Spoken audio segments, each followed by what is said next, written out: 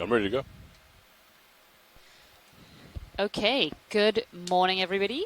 We are live from the Okeanos Explorer on our penultimate dive of the Gulf of Mexico 2017 expedition. We should be touching down on the seafloor in about 15 minutes. So, first, let's find out who do we have on the line with us this morning. Stereo stop, 40 meters off bottom. Sounds good. Auto head in. Well, here's Bill Keeney in Galveston. Hi, Bill. Good morning. Good morning. Adam Starkey's Alpha here. Delta. Hi, Adam. Auto head in, inverse U. Auto Thank you. depth in, 20 meter delta. Pushing back. Morning, Diva. This is Mike Ford. Good morning, Looks Mike. like you're looking at me on your Titan. I can see myself. I'm Titan. Pushing the stern. Yeah. And I know Scott France is also We'll line joining up on us. He's northbound. listening in, but Do you he's wanna- just joining via Stern chat to this port or morning. starboard? So, with that, thank you all for joining us. Aren't we heading Just a little north? recap of what we're going to be doing today. We're diving at Dauphin Dome. This is dive Which way number do you want me to 16 of this expedition. And this area falls within a proposed expansion zone of the Flower Once Garden you get, Banks Marine National Sanctuary. main There have been Zeus view. several dives done in the area. One by Okeanos, one by Alvin, 3 by Nautilus, 1 by the Falcor, Shouldn't have and to 2 back up camera that far. surveys. Those, however, were about 2.5 kilometers north of where You're we'll in be my diving fish today. eye So the camera. area we'll be exploring There it is. is, Oh, you're again, there not untouched, but Go ahead and unexplored. start your spin. So we are doing a deep dive today, about 1,924 meters, I think, is where we were proposed to got for touch uphill down. now? Last night we did an overnight pass. We chose a general track last night, and we ran over it, one pass this morning. Mike's going to tell us a little bit more about that. There are a number of Boehm seismic anomalies in the area, as well as we detected a number of bubble streams last night. And after the Copy. benthic portion of this dive, we're going to have, of course, a midwater portion, which should start between 3 and 3:30 Central Standard Time, Serious local on the 350. ship. And from there, we're hoping to do 4 I'm pushing transects, forward. 900, You 700, can bring it 500, rotated and up to like 300 45, meters somewhere depth. there. And then I'll Of come course, down the and- usual aims apply for the bottom I like part to of this descend at. this dive. That's going to be exploring collecting baseline information on the distribution and abundance of benthic fauna, particularly chemosynthetic communities, which we're expecting to encounter quite a Alright. lot of, Ready to come down? as well as corals that may be living on sir. orthogenic Alright. carbonates or extruded asphalt. I'll leave my auto head We're in. also going to be Push it looking down. at the geology. I know the geologists on the call and who will be joining us via the chat are pretty excited for this dive. I'm not sure if any of you want to jump in and contribute anything about the geology now. Does anyone come down to the bottom anymore and then get information? This is Adam. I think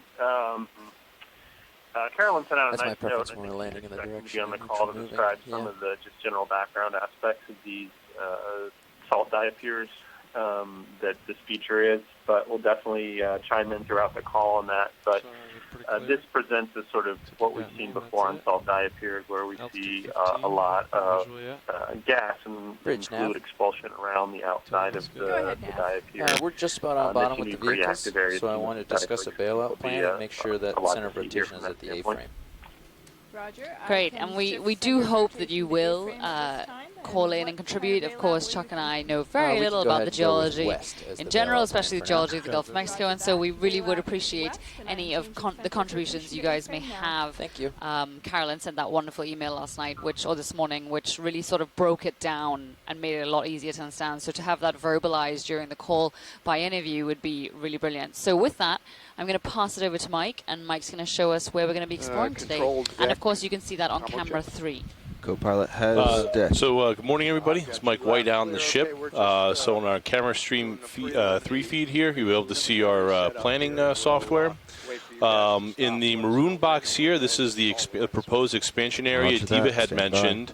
Up to the north within this box on this salt dome, which is the blue feature right in the center, there are a number of previous dives, including one by the Okeanos back in 2012.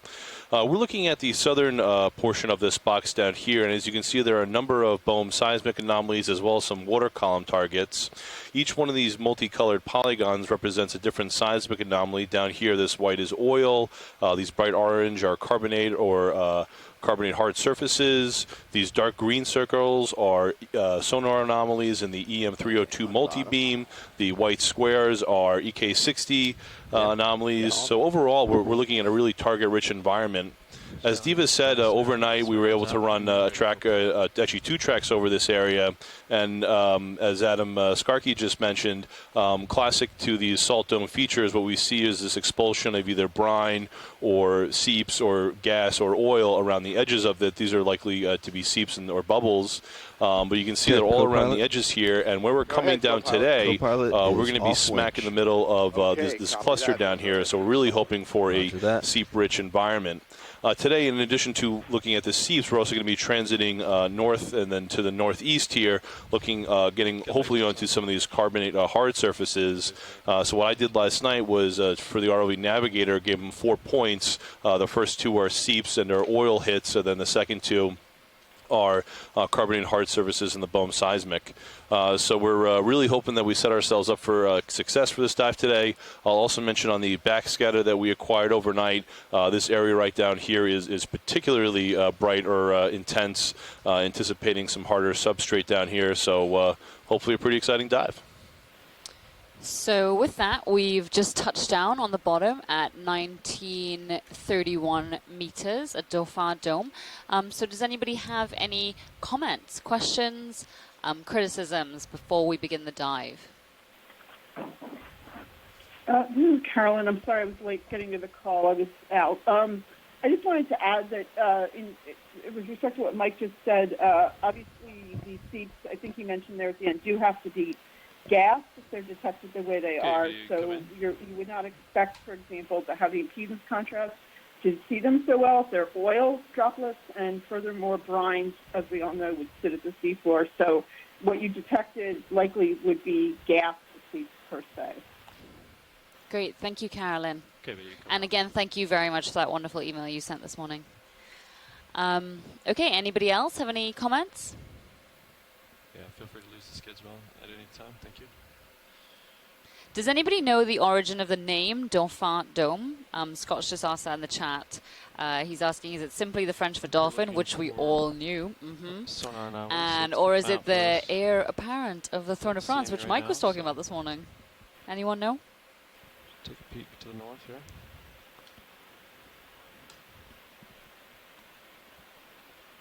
Okay, well, we'll just leave that as one of the mysteries for the dive then.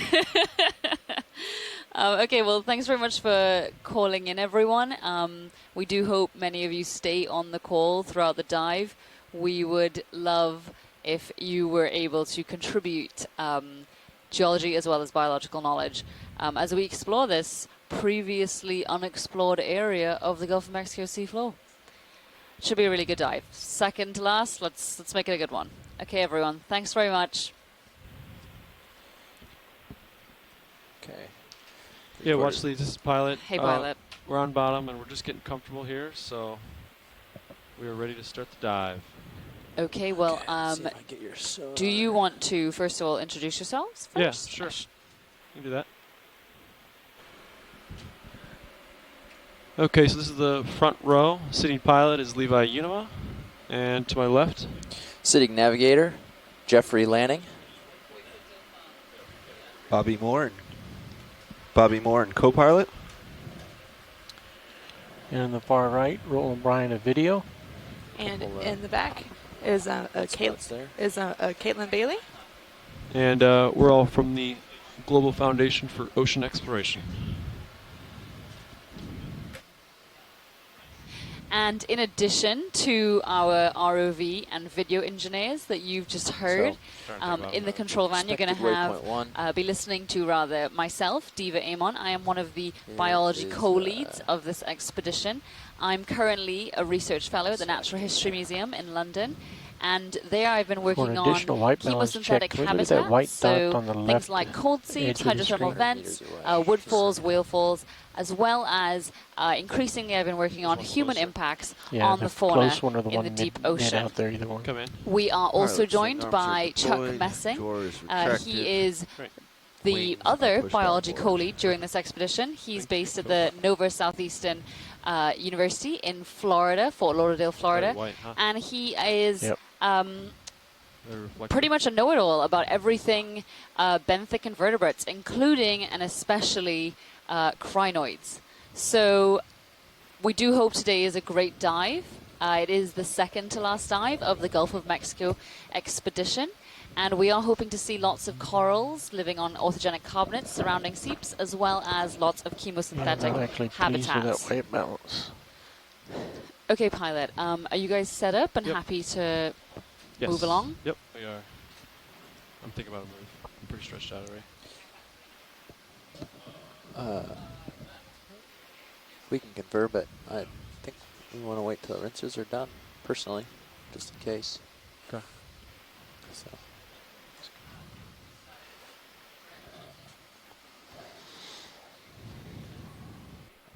I'll take a look.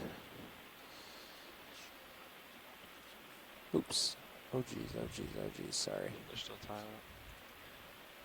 Oh, what?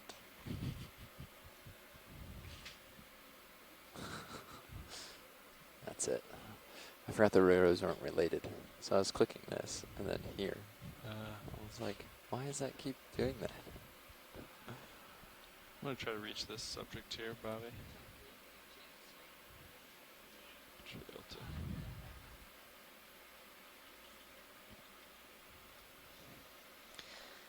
Okay, so we've touched down this area. We are about how many meters are we away from waypoint 1 nav? We landed a couple hundred meters south of waypoint 1, but it's about 100 meters south of time for that. Targets that we saw last night. Okay, perfect. Well, if we could just proceed to head north towards waypoint 1 target, and hopefully we'll hit up some seeps along the way. Yeah, absolutely. We're currently doing a tiny bit of maintenance on our cable. Oh yeah, take your time, of so course. We just want to have those guys clear before we get moving along. It should only take them another minute. Frame this up that sounds totally fine. And just something to note, we want to be keeping an eye on the sonar throughout this dive to look for bubble targets and hard substrates. Absolutely. Thank you, guys. Center it up for you. Right in front, or one end of it, I guess. Okay, so today, everyone, thank you for joining us ashore. We are exploring a site known as Dauphin Dome. This is our second to last dive of the Gulf of Mexico 2017 expedition. This is the first time that the Okeanos Explorer has been exploring the Gulf of Mexico in 3 years. For the last 3 years, they've been working in the Pacific, doing some fantastic exploration there at various monuments and U.S. territories. And now they are they've made their way back into waters surrounding the mainland. So this cruise, as well as 2 more next year, one in March, which will be a mapping cruise, and there's another ROV cruise in April, which will be exploring the Gulf of Mexico. As well as after that, there's a cruise or 2 cruises, or 3 cruises potentially, they're going to be working their way up the northeast coast of the U.S. So first they'll be working in the Atlantic Bight area, and then after that in the northeastern canyons areas. So those should both be really exciting cruises that we are going to participate in next year. Additionally, we are utilizing something known as telepresence, which I'm sure many of you know and hear every day when we talk about this. But it is not just myself and Chuck on board as the science leads. We are connecting via telepresence, this amazing technology that uses that streams all of our data that the ship is Pay out gathering, faster. as well as the ROVs are gathering, back to shore, including all of this high definition stop. imagery. Scientists ashore are able to access that within about 3 Roger that. seconds. Deck And so is it means clear. that we can work with teams ashore who join us via either Let's get a it moving. phone line or instant messaging service. 5-0? And they can help 5-0 to meters? How's direct that the sound? dive, make decisions, 5-0. point out Fine things with that me. we may not be seeing, And we'll do lend their expertise to us the to target's try and bearing explain and 355 understand things a as little we're bit or better. 350 from So Sirius, so we're today, set up, so I'll I'm do not that. sure if we have anybody on the That line sounds with alright us. to you? Do you want to introduce yourselves? If so. Sounds good. You said 350 or something like Yes. Bill Keeney's here Video, what camera are you from talking NOAA's about Office now? of National Marine Sanctuaries. I'm based in I'd set up your Galveston, deck Texas camera. at the Flower Garden Banks National Marine Sanctuary Office. Thanks, Bill. that? You could frame up possible subject here. This is Carolyn Ripple. I'm a geophysicist with the U.S. Geological Survey based outside Boston. Good morning, Carolyn. This is Adam Skark. I'm a marine geologist with Mississippi State University. And for those of you that may not realize, Adam is actually going to be the Bridge geology nav. lead during the April expedition. So he's a good voice Can we to get a get ship familiar move, with. please? As Very well. much looking We're forward to going to being do out there. 50 meters, bearing And he also, Mike White's 350 telling me now, degrees, used to be a speed member of the decimal 2 mapping knots. team on board the Okeanos Explorer. So he is more than familiar with the setup on board the ship. Correct, Adam? Got any more Zoom video? That's Small true. fish, Good top copy. I Thank you, used to Bridge. Mike seat and be the mapping lead. So I'll Talking about have this? a little bit of background coming in. Okay, Great. guys, 350. Anybody else on Off the we phone go. line? Copy that now. Very small. Hi, Diva. This is Mike Ford. I'm a biological oceanographer from NOAA's National Marine Fisheries Service, and my expertise is in just the delight of animals in this environment. Thank you, Bridge.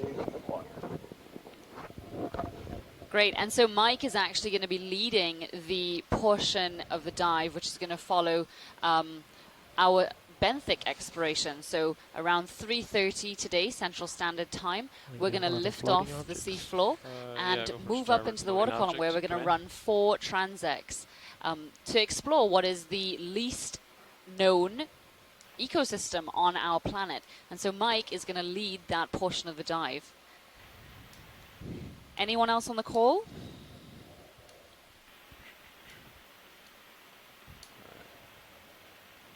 Okay, well, additionally, we are also joined by Andrew No Schuler, interest. Heather Judkins, Megan McCullough, and Bob Carney and Scott France, who are all scientists and stakeholders Video nav. joining us from ashore in the U.S. mainland. Looking at So the thank you everyone for starboard taking your time this morning SD, to the starboard HD deck cam connect there. with us on the Okeanos there Explorer, you could and we do hope this is going to be make an it so the exciting dive. bucket Our is plan less is silhouette to and more move northwards from more this detailed. area through a Spread it series up of maybe, or bubble targets, which we detected last tend to night know during what the water right column thing to do surveys. is, but- And those indicate areas where gas bubbles, methane gas probably, are Perfect. escaping from the seafloor. And Thanks. of course, We can go for those fish. areas are powered by that methane-rich fluid and Grand other view. hydrocarbon-rich fluid, which Shiny fish, I'll approach it. essentially lends itself to fueling chemosynthetic habitats, so things like seeps and so on. And just on screen right now, we can see little patches of white bacterial mats and a couple other indications that this area is likely geologically active.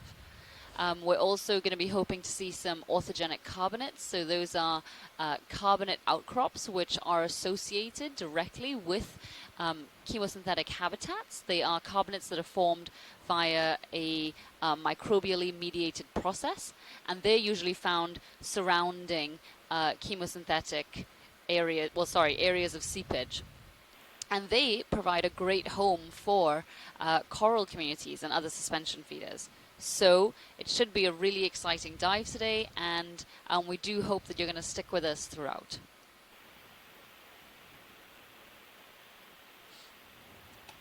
Control deck.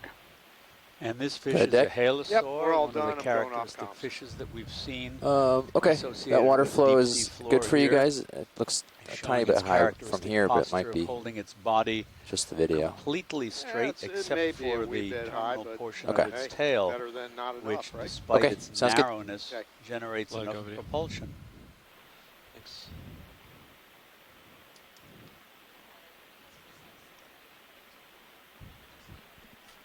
Watch lead ship is underway. Sorry, I didn't let you know. We're heading towards the north. We're maybe 20 or 25 meters into it already by now. So We're doing a little bit of maintenance on the cables, and so now that that's finished, we have begun to move north and begin our exploration. Okay. Just a Target reminder off to your that port this side. area of seafloor which we're looking at right now has never Hit the been way seen forward. by anyone before. This area is completely unexplored, Sonar target or and that Sonar is target. extremely exciting because you Copy never know that. what you're going to see. 45 to port. That's absolutely correct. 30 to port. And yeah, we're going to spend a lot of almost time every dive we eyes see, locked on sonar on something this that we've dive, never seen before. looking for Anomalies.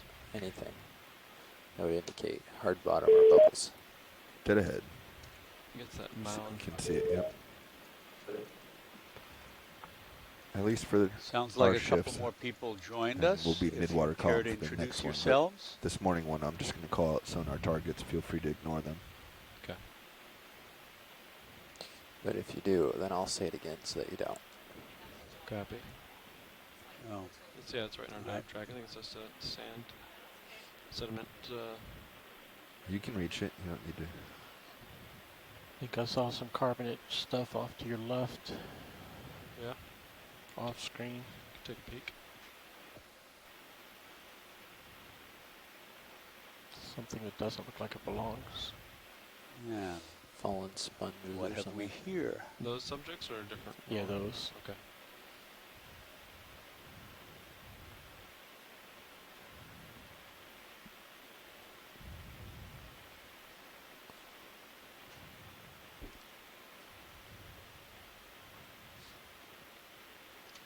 These look like sea cucumbers. 4 of them, at least. Yep. I'll go for the pair, I guess. Yes, please. So these look like Pararhiza palens sea cucumbers or holothurians. They've got these very obvious tube feet as well as a sort of rugose appearance. And this is actually the species of sea cucumber or genus of sea cucumber that I've seen the most mid-mating or So about to small. mate or generally in a Connecting mating overlap. aggregation. I've seen these guys, or the genus again, I'll get that red subject next. looking Yeah. cozy during some exploration in the Pacific as well.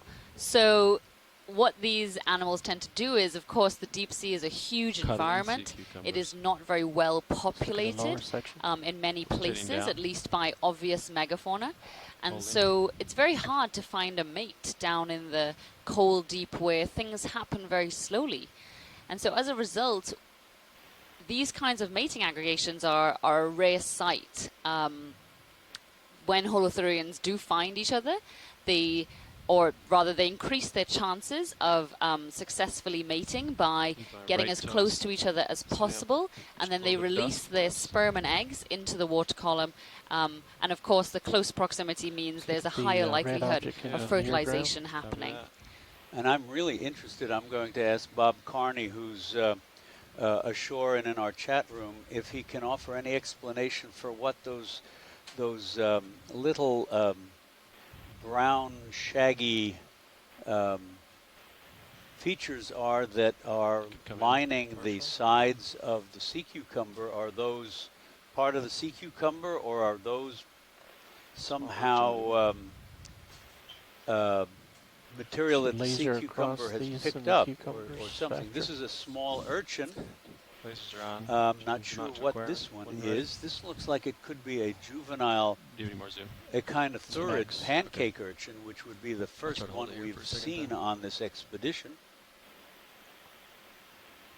I've never seen one that small. Can we have the lasers on this for a moment, please? Absolutely. Yeah. I'll get lasers right next to it here. So that the lasers are 10 centimeters apart. So that's about 4 inches. So this sea urchin looks to be about cucumbers? 3/4 of an inch across. Copy. According to sea cucumbers with lasers. A newbie to the environment. I'm looking down, 70. Video's clear. Thank you. And pilot's clear. Thanks, video. So move's almost done, so let's do a good sweep around this area and see if we get any targets. If not, we'll keep it coming. Sounds good. Nav? Interestingly, it is also suspected that this genus Thank you, Bridge. or species of sea cucumber is hermaphroditic, and so that means it will have both male and female sexual organs. Okay. Interestingly.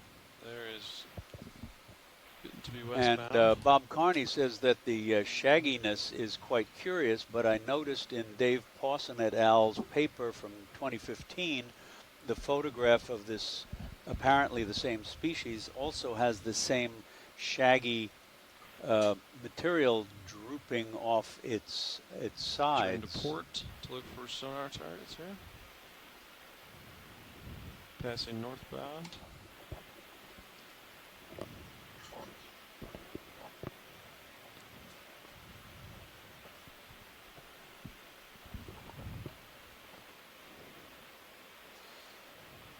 Do a sort of a driving, mowing the lawn scan too, not just turning of head. Get some extents. Do that. And it has Dan been said collected last time we landed before, up, so we that thought, we you know, on a potential need sea not target collect ended it up being again 100 meters south of what they expected. for this So Okay. could be expedition here sooner than purpose. we And think. it, we're deeper than that dive was too. So I'm not sure if that changes our accuracy. Small shrimp. Is that likely a Camera's at 54. Nematocarcinus?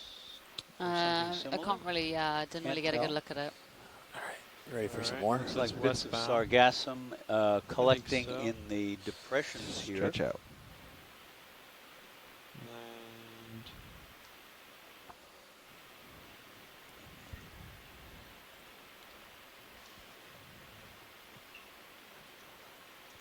Ready for an additional? yeah. So as we're 5-0? cruising You up can also go to further than the our extents first of bubble Armadillo, target, I'm you're not sure comfortable. whether any of the geologists on shore wanted to When I'm at explain some of 15 the altitude, geological background 45 of the with the area. This camera, may be a good time real before short distance, so it feel gets free to really stretch out. exciting and we see, you know, Okay. some out amazing there. chemosynthetic habitat or so on. Copy that. Just a little bit of background on the Gulf of Hey, Mexico. guys. A few little bumps Geologically, coming out. sorry. Go ahead, Up back Carolyn. there. It's something. Yeah, so Wait, not. Gita, I said I assume that's my cue that you'd like me to say something along the lines of what I sent this morning. So we're diving today on a dome. It's called the Dome feature in the Gulf Fish, of Mexico, and Like we've a talked a lot Go for over the fish. past few dives about the salt sheet that's at depth in the Gulf of Mexico, and that salt becomes mobilized. It's buoyant relative to the surrounding sediments when you get these thick piles of sediment on top of it, Bridge like we nav. have due to the outfall of the Mississippi Another River ship move, carrying large please. quantities Very of dark, sediment. isn't it? Repeat of the So last. one We're of the going to do fastest 50 ways meters, that salt bearing can rise to 350 the sediment degrees, is there's a speed kind decimal of 2. little Should be mushroom approaching. cloud, and it can do various things, but that's one of the morphologies. Good copy, These thank you, kind of Rich. long, elongated droplets, essentially. A Can you get dome his face? forms above one of these elongated here. droplets, and when So you you have to that's keep it in what's called view a as I remember. diaphere. And this dome that we're on is over Ship underway. 2 miles American statute miles really get it. across, not nautical miles, statute miles, across, and it rises Thank you, above Rich. the seafloor. So it really looks like a big circular structure that rises above the seafloor. Because the salt rises the sediments have to move out of the way. And when they do move out of the way, you need salts and other things just to make space Just keeps to turning away allow from the me. salts to rise. Turning in the And direction you so are. salts and other features Okay. can therefore That act as shows wrong. conduits for the fluids at depth. And we 50, know 50. we have a lot of fluids at depth in this area. This is a world-class petroleum basin, so we have oil, we have gas. A lot of that is This might below the salt. We have brine, Tilt. which are Yeah. basically from the dissolved salt, and the fluids become very salty. We can have other kinds of fluids, mineral-laden fluids that come out. And so if those of you who were on some of the pre-dive calls last night, the Okeanos Explorer imaged seeps, gas seeps, coming around, kind of circling the feature, and that's classic because there are fault structures moving fluids from depth around. And in fact, a lot of what we're diving on today actually is in those areas where these fluids would have seeped up to accommodate the rise of the salt up through the sediment. So I'll stop there, Steve, in case if anyone's got any questions. Thank you very much, Carolyn. That kind of geological context is really what we've been missing during a lot of this expedition because Chuck and I are both biologists. So we really do appreciate you calling in and contributing that. And that was an interesting midwater fish we just zoomed in on. I'm not sure what it is. If anyone can take a look, and this is a, well, that's a different one. What is that, a halosaur? This is definitely a halosaur. Okay, but a different one. This is not Aldrivandia, I don't think, or at least not the same species that we've seen. It's got a large parasitic isopod on its back. And I was looking up about those white holothurians, those sea cucumbers. I was looking up what information I could find, and the likeliest member, unless it's a new species, is Pararhiza pallens. The photograph of it in Pawson et al. From 2015, showed those shaggy features along the flanks of it, and I'm looking to see if there's any comment about that. In the move. You're going to start feeling it soon. Copy that. Probably won't stick with us too much longer video. Yeah, I think we already got good stuff. Okay, we'll let it go then. Anything else would be less. We're going to scan the sonar for anomalies. This is such an interesting contrast to our dive yesterday, which of course was much shallower, but the seafloor in our dive yesterday was very bioturbated. There were lots and lots of burrows, there were lots of mounds, whereas here a lot of the seafloor seems to be much flatter, less disturbed, apart from the tiny little areas that you can see some reduced sediment in, as well as a couple tiny little mounds. We are approaching a larger mound feature now.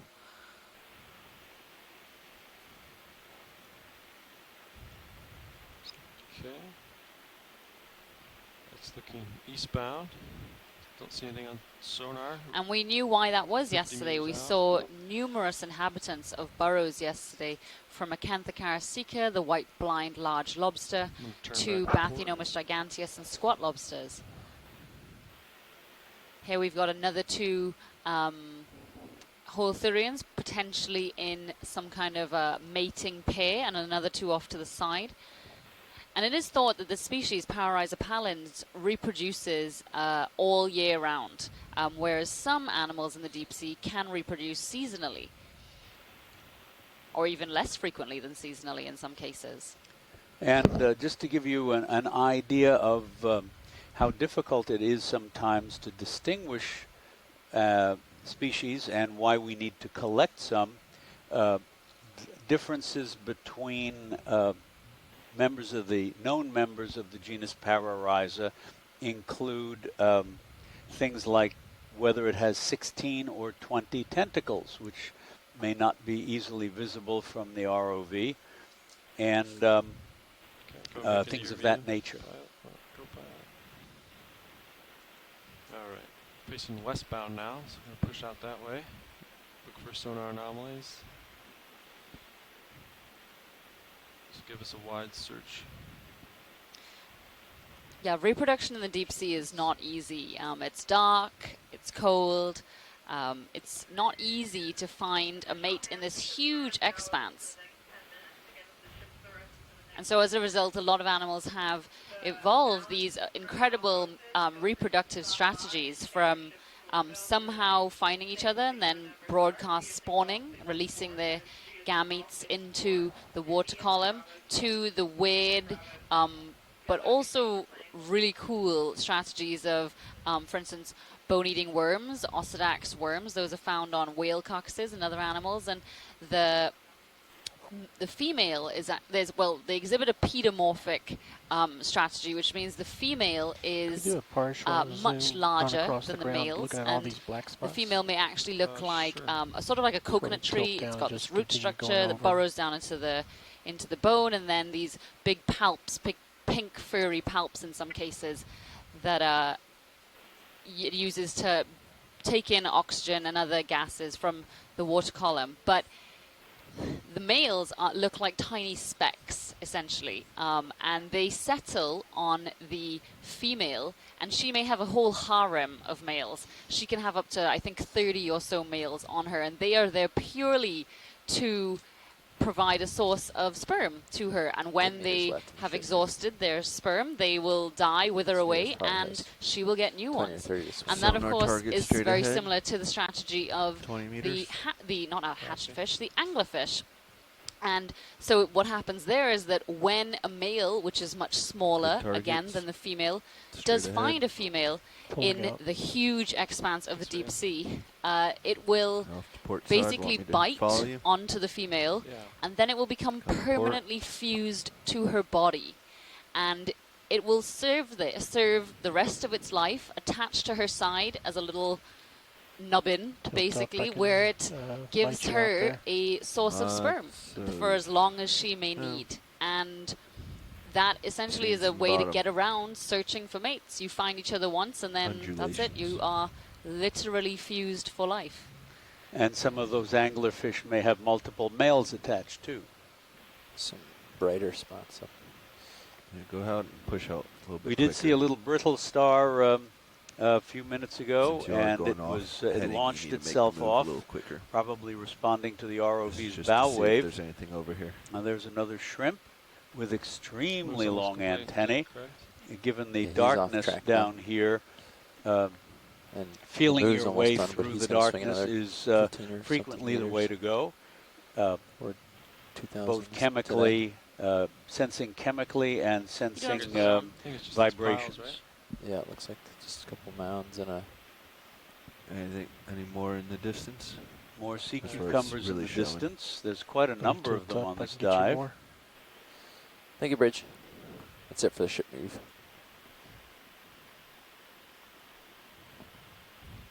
Just checking out some sonar targets in the distance. Got range 12.5. And Nav says we are picking up some sonar targets in the distance. Not seeing any shells or any what other portends. Common characteristics. Just kind of sediment out wide, sediment piles and waves. Thanks, video. A great deal of marine snow in the water. These fine particles that look like we're in a blizzard, of course, represent material that has descended, sunk from the upper waters where productivity is much higher. And so these are the remnants, the dead, the discarded, the detritus. And these all contribute to the nutrition of the deep sea organisms. In many cases, these particles are recycled nutrients. If they are colonized by bacteria in the upper waters, the bacteria digest what they can and release organic material, and then the bacteria are taken up by organisms as well in the upper waters.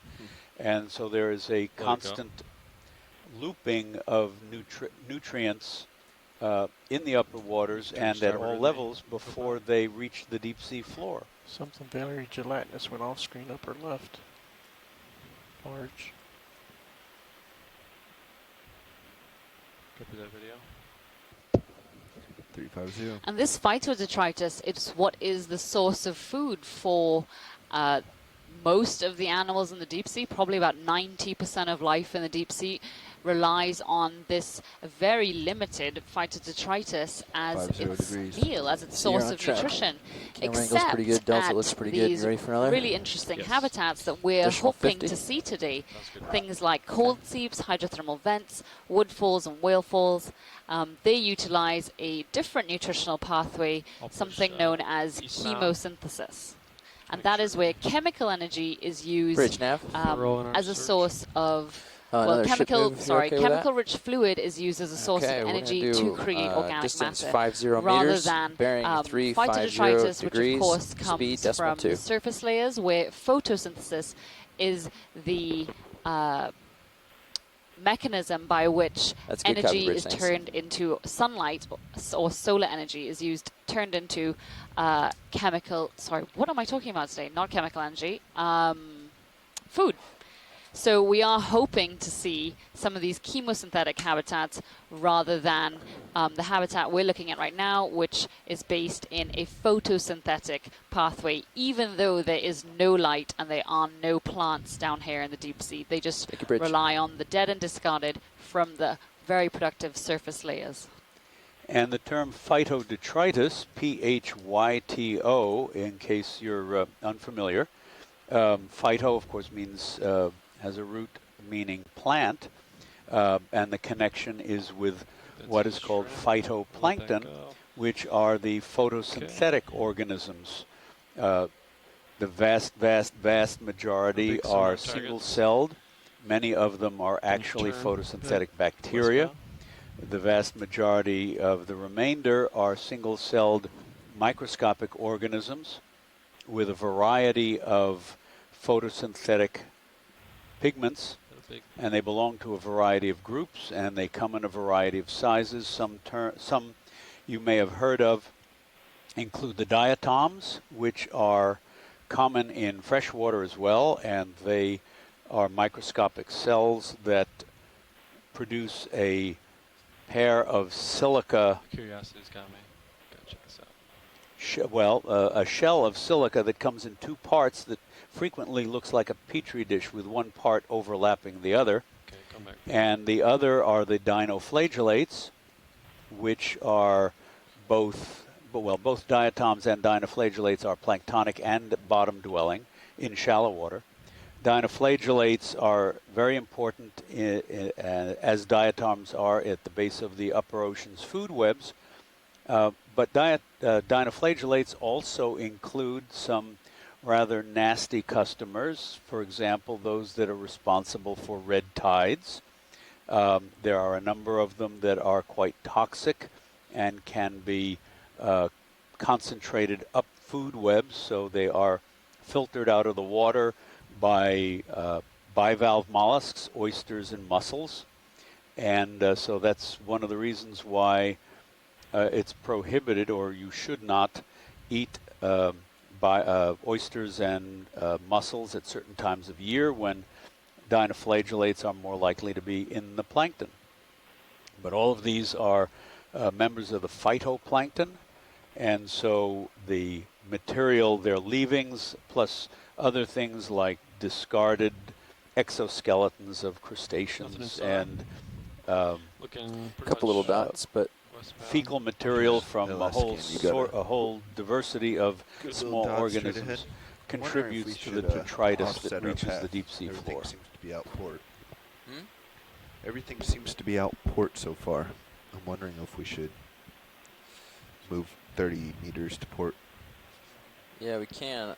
Carolyn, if you are on the line, do you know if these sort of mini domes are likely trying to get us to the geological features, or they are, or more likely biological?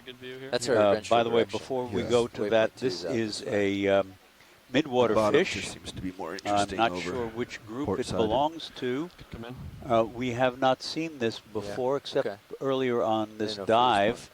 Completely black, as is typical of many midwater fishes. I don't see any obvious light organs, except perhaps around the eye. Mounds and stuff. And so if anybody can weigh in. A little more interesting then. At any rate, Carolyn, just keep- they're if within you're there, reach. none of these mounds look Yep. biologically active. They Point look 2 is right obsolete if here. they are biological. These aren't So necessarily I don't supposed to be know. done in any Can order, you have I guess. that sort of activity making But such if you do small line up, features? Probably will. Okay, I do see the sonar target. Well, So so the kinds of things we I'd talked hit about the- before, this you're on our right, target. it's really It's about large 45 to starboard. activity Yeah. with salt pushing up underneath. 10 to starboard. There are places where one sees 10 to pock starboard. marks, which are places Yeah. where Straight the ahead. gas actually We actually pushes saw this itself guy from the seafloor. Usually last that'll time be we were a out pit this way. surrounded It was by super low far from the relief. distance. Yeah. Straight ahead, And 20 usually meters. we don't find these to be active right now. The other Coming thing around we don't, left, we're not really seeing follow that you right out, here. just gotta get eyes on Sometimes it. also, I think we saw this more in the northern part of the Gulf. Sometimes these mounds in the Yeah, Gulf of we can find Mexico are underlain right below the sort of Okay. surface We also layer got- and Oh, this the movie is still just going. below the Wait, surface check. chemical Video, reduction this is dark zone subject by here. hydrate. With white dots. But we can't say without sort of punching into one of these things, which I don't Well, we advocate can our promise you. doing, Right. what's really down below them or what's causing them. And we have no way of knowing whether they're Thank you, Rich. geologic. Yeah, and let's by the break way, it to a Lots stop. of, Now, To stop, you want to head lots that way? of worms. Yeah. Thanks very Well, much. actually, just Thanks said they very want to much. stay here for a It'll, little while. I guess, remain a bit of a mystery. We've Bridge got nav. some hard substrate here. Can we go ahead, come to easy stop It looks right like here, please? a little pool And once this settles out on with our a end, we'll probably raised, get a little very short move. craggy rim I'll be right back with and that. numerous clusters of the chemosynthetic Those worm tubes on the left. siboglinin tube worms. very Are those fluffy. lamellibranchia I'm likely? not sure yet, but Carolyn, while you're on the phone, do you want to explain how Right this sort now of I'm looking concentric feature with orthogenic carbonates 285. lining it might Maybe form? get Do you have some any drifts, idea so of that? probably what 255 or something. Oh, you think that Well, far? I'm sure we'll have some activity in the chat room and others can get you, in Bridge. as well. But it's interesting Okay. that I Think you'll just drift did that something far? about pockmarks. This is And 260. here we're looking at a feature where we have This this is- very yeah, I'm rough, on 255 exposed now. I don't carbonate think that would hurt. around 260. central depression. Or So, 255. One of those. I mean, obviously we can't know for Come sure, down a so little we bit, should always Kevin. be cautious. But it's possible Yeah. that My this leash could right be now. some sort of He's Pull mini tight. there, huh? feature, but You kind got of more. one of these pockmarket type Don't features pull where you have the tight. fluid flow in the central area, That's how and it broke around it fiber. you kind of Go a little more. disrupted the strata. I don't want to use the Heave is word low. blown out in the sense that it was catastrophic, but that might Videos is good produce view. something like It's this. a decent view. And I'm you trying can to get see closer. the sort of jagged edges. This is carbonate rock, autogenic carbonate rock, all around the edges of this central What do feature. you think? So 30, the seepage 40, is 30? clearly more 30. active still 20 because or we have 30. some live organisms here. I'll let the biologists talk now, please. 20 to 30. Thank you, Carolyn. It's just such an interesting shape, and the fact that it's a little depression rimmed by these Laterally orthogenic left, carbonates was just turning really right. interesting. So I wanted to get your perspective while you were Adjust my headings. with give you this. some more tethering. So it does look like these are lamellibrachia, as Chuck said.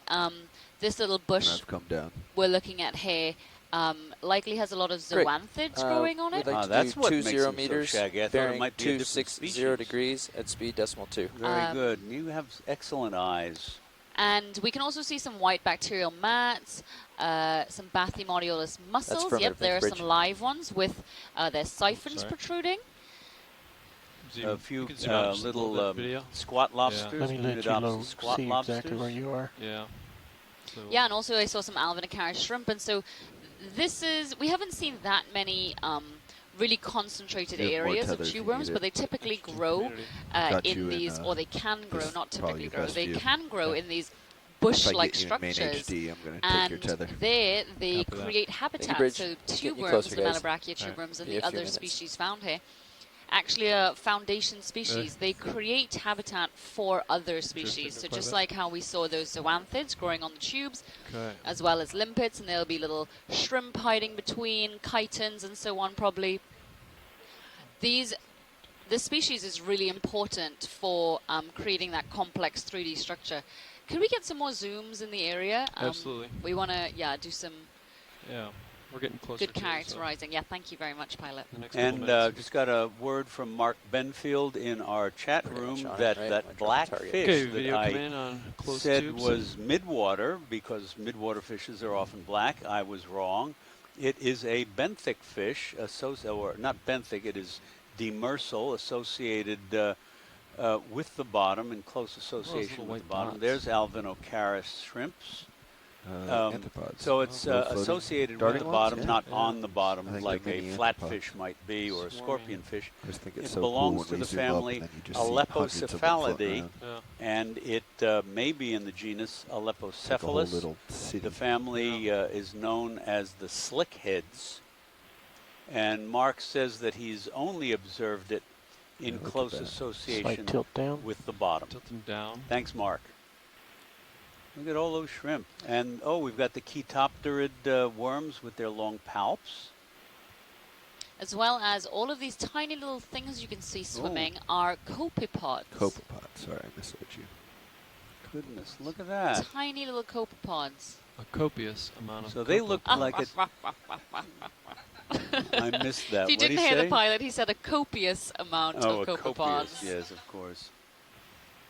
That looks different. Of course, it's difficult to see without looking at them under the microscope, but they have these little oval bodies with a short Let's go ahead and tilt up. abdomen.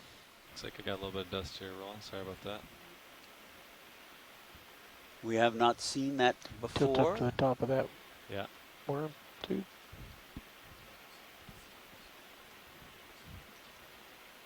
Reflection.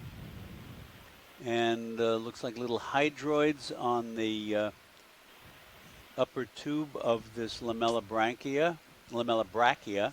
And you can see its lamellae, its pale red lamellae sticking out, surrounding the finely Change divided series setting to find tentacles out. with their hemoglobin Okay. inside that brings the oxygen down, and that worm pulled back in. Thank you for the sound That effects. white cap, Navigate it. Let's go to the white called the section up here. obturaculum, Looks acts like as an operculum, is a trap stained, door to bluish white in close color. the tube opening and Possible protect the worm when it bacteria. withdraws. So there may actually be two species of tube worms here, or they may just be juveniles. I can't quite see. But the larger ones we were looking at before, well, the chemosynthetic tube worms at least, the large ones we were looking at before are probably Lamellabrachia spatu. So they are a known species, but not a described species from this area. And they occur pretty much in the Gulf of Mexico, below 1,000 meters, and also in the southern Caribbean.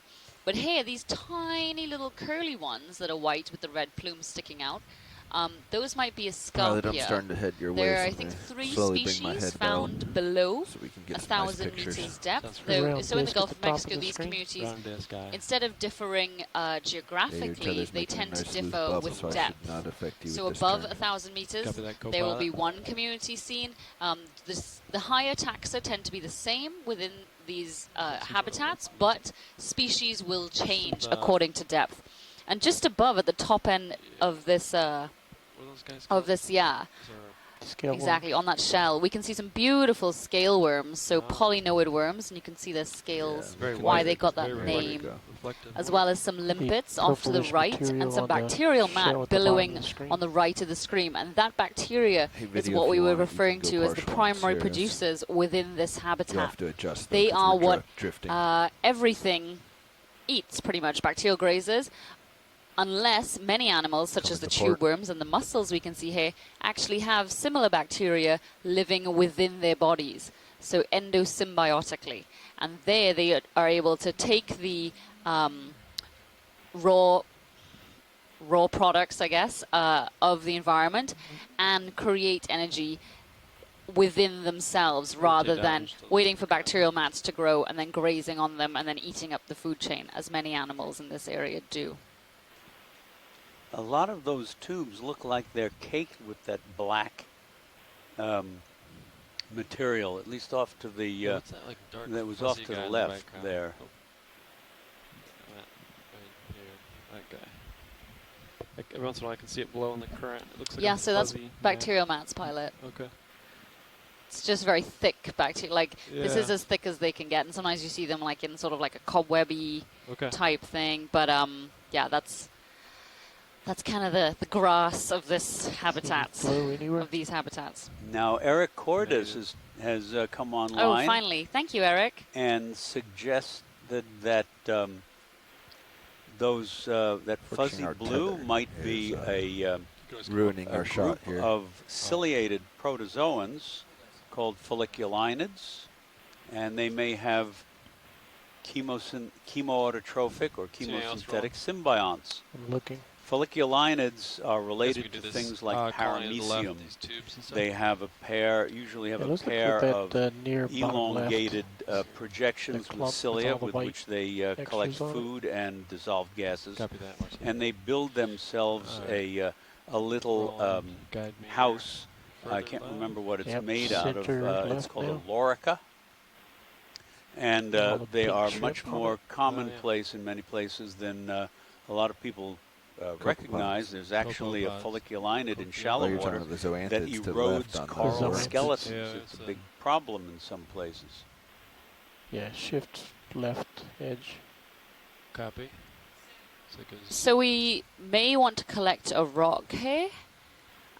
These orthogenic carbonates are being collected by colleagues at USGS as well as at the British Geological Survey in England, and they will be dated to see when this activity that formed them actually happened. Okay, they want to rock. Video, come wide. We haven't quite imaged this yet. Okay. All right. When you're clear, then we'll come wide, and then Could we look around and see if we Yeah. see any Could we loose visit- rocks, please, pilot? yeah, we can do that. Hi, Carolyn. Yeah, after the shot. No, video, David, that's we're what gonna I try was to going find to a ask. rock, I guess. So my colleague in Britain is I think there's, unfortunately on the seems like there's the some few hard minutes behind us here around the on the edge. stream, so he's emailing with me now. Yeah, so I think it would be a really good place to get a rocket Full wide. to explain to those on the line why. Yeah. Yeah. Because we have, this is a place where we have really nice imagery. We know there's got to be active seepage or we wouldn't have these live Yeah, chemos. it's just right on the And edge. so it'd That's be what- very interesting to find out where else, rim of this. what the dates are on these rocks for Oh. methane emissions. Fish lower right. Thorium dating. The experts are the British Geological Survey colleagues with whom we work. Could frame it up. And then video, is another that thing that's very interesting about settle this, in here? the steeps today is we're very deep. This is we're about 1,900 meters, a little or 1950 in the Gulf of Mexico. So we're very deep, Cool. 1,000 feet. So these are very interesting steeps for a lot of different reasons at these water depths. Carolyn, do So you I have don't know a if there's a good place I'll get lasers on after for you're a done with second. this fish, if there's a good place, Go but ahead, turn them on you for a guys second. probably have a better view there. And then we'll kill them, right? So go ahead, Yeah. Diva. does it have to be in such? Okay. Can it just be a small rock which is within this area? Is there anything in particular, coloration-wise or composition-wise, you're looking for? Well, we want something that's might as clear intact video. as I think it's a possible. small cloud that'll So blow over. we were looking just now in the foreground at Current some should take that this looked a little away. weird actually. Maybe. So I can't see a broad view. I would have to back out to the other camera maybe. But if there's maybe the pilots can tell better whether there's some sort of rubble in this area. Getting a sample off the Get upper outcrop right corner is is a probably good going to be pretty sample. difficult. Yeah. Okay, understood.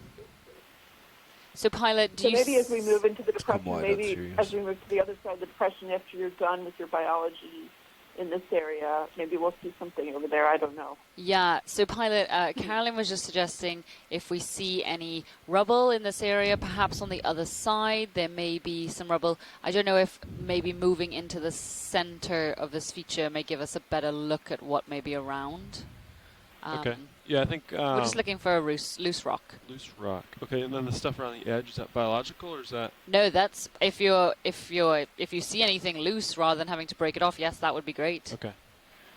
And I believe that is that fish Catatix? I think so. Catatix laticeps. And we've seen a Probably. couple of those lurking around these chemosynthetic habitats, and I'm not sure what the Bump that. exact See what that is. food of these is, but Yeah, those pieces many on the large far side fish look and like large they're crabs and ready large to go with a lobsters and good- so on do drift in opportunistically. They do not live at Yeah, cold seeps all the time. They are not Deceiving that endemic razor to blade cold one, I seeps. They do remember. not have to be found at cold seeps. But this is these are areas of high productivity, high abundance of food, given the amount of animals here, and so it could be a useful place to Or it's gonna hang fall. out around if you're looking Yeah, you for a might quick wanna meal. knock it with like your inside, put it between your toes, knock it with your port skid so it falls out rather than in. Really quite interesting. The localization or you could of probably just some reach of crab down in the there. sort of micro communities here. We have that one cluster full wide on of these? worms Yes, you're full left wide. of center, which appeared to have lots of zoanthids on it. those little going for this one in bunches, front of you or those the little one schools on the of right? Starboard wing. tiny white copepods. At least that's what they appeared to be. We had some conversation about that on the chat room. There is a family of copepods staying high. associated with hot vents, hydrothermal vents, and along the mid-ocean ridges. But there's one species in this family that was associated with the lamellibranchia that we've seen here, but off the coast of California. So they are apparently unknown from any shallow water vents or seeps, whale falls, and wood falls. The name of the family is Diravoltidae. That's certainly a new one on me. We're gonna watch lead pilot. Need to put this. Go ahead, pilot. I don't know if you noticed, but I took my right toe and I kind of bumped that piece off. Oh, no. I mean, I saw you bump something, but I didn't realize it came off. But Yeah. if you want to collect that, we'd be happy. Okay, great. I'll should fit in our starboard wing. Do you want to put it under the cover? Okay. Hydraulics are up. Oh, yeah. Whoa, that's a big piece. Okay, so Caitlin Bailey, our videographer sitting next to me, just replayed it for me. So, yeah, this looks like a really good chunk of rock here. Okay. You want port wing in? And this is likely Port wing in. orthogenic carbonate.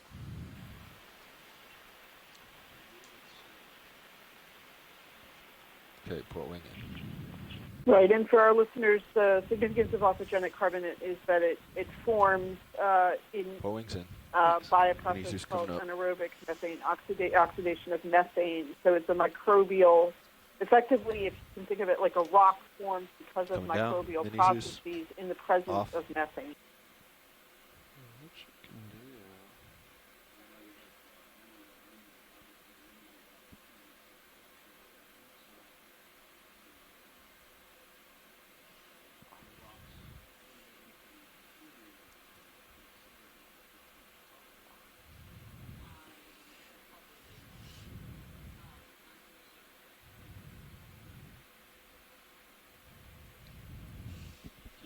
Mini Zeus right. Mini Zeus right, up.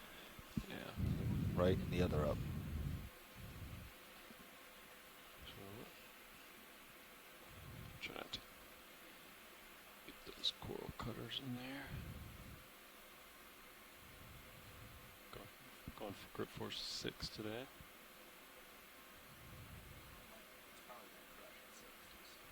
Hank? Yeah, I probably just want to cradle it. Okay. When I hit part of it with the toe, And you just touched a little bit and it started to crumble.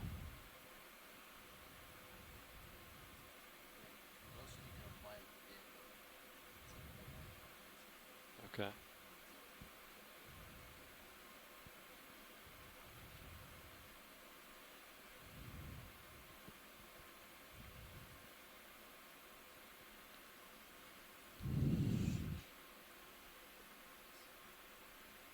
You want to do any close-ups?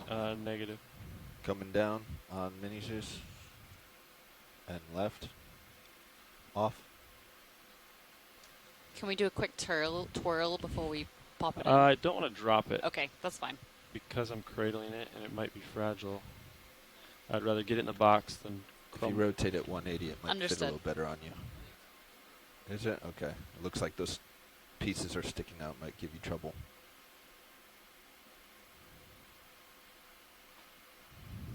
Okay, there you go.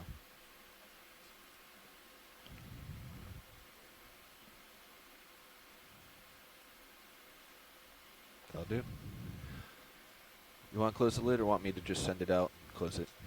I'll close it because I don't think Shilling will do the trick today because of its position.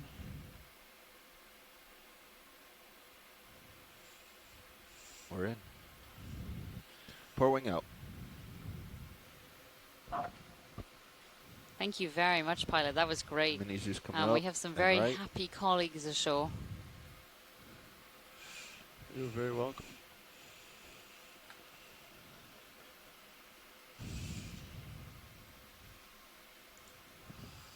Mini Okay, Zeus if we back. could just if we could just get a couple more zooms in this area, Yeah, sort is of there get a any good look specific- around, and then we can head off on our way. Absolutely. Was there any specific subjects you wanted to zoom on, Watchley? Let's take a look at the carbonate stuff. Uh, Right in front of us. Video? Yeah.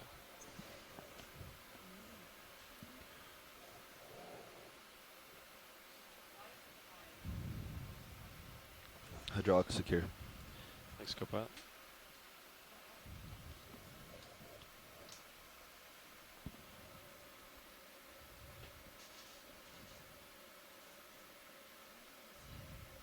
Yeah, when you're clear video. We'll see if we see anything else. We didn't get a good zoom on. The texture here is really interesting.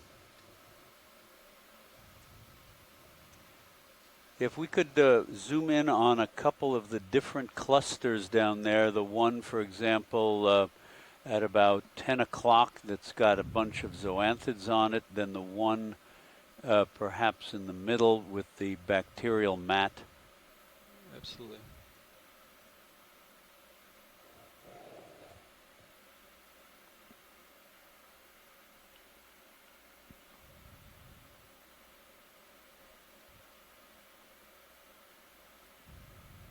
Very interesting. And the worms seem to form an inner perimeter, irregular, of course.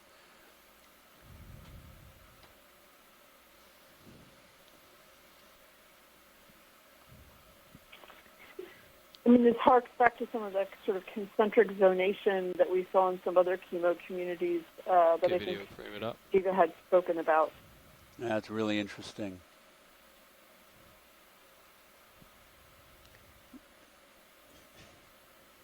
See, some of those tubes are red blackened up disc at at the the tips bottom. and fuzzy. Maybe that's the that could be the folliculinid that Eric was talking about. Not sure if I see it.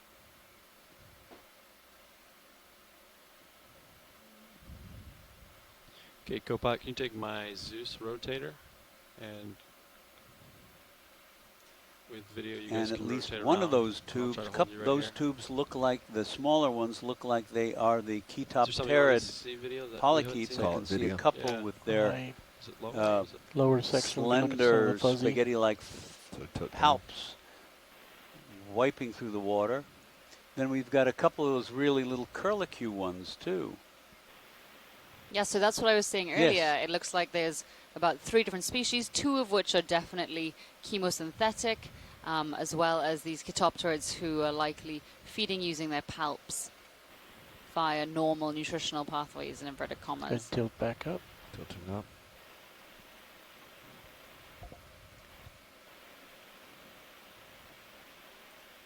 And something's, are those scale worm, at least this one scale worm on that big I don't know what we're going for. worm Roland. tube. Yep. Yeah, I'm trying to go for the central worm.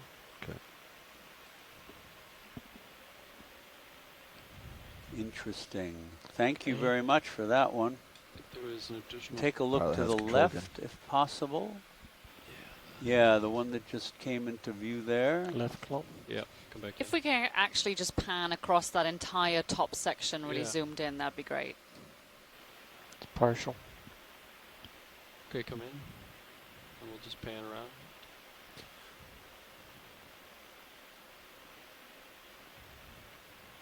Bring you left.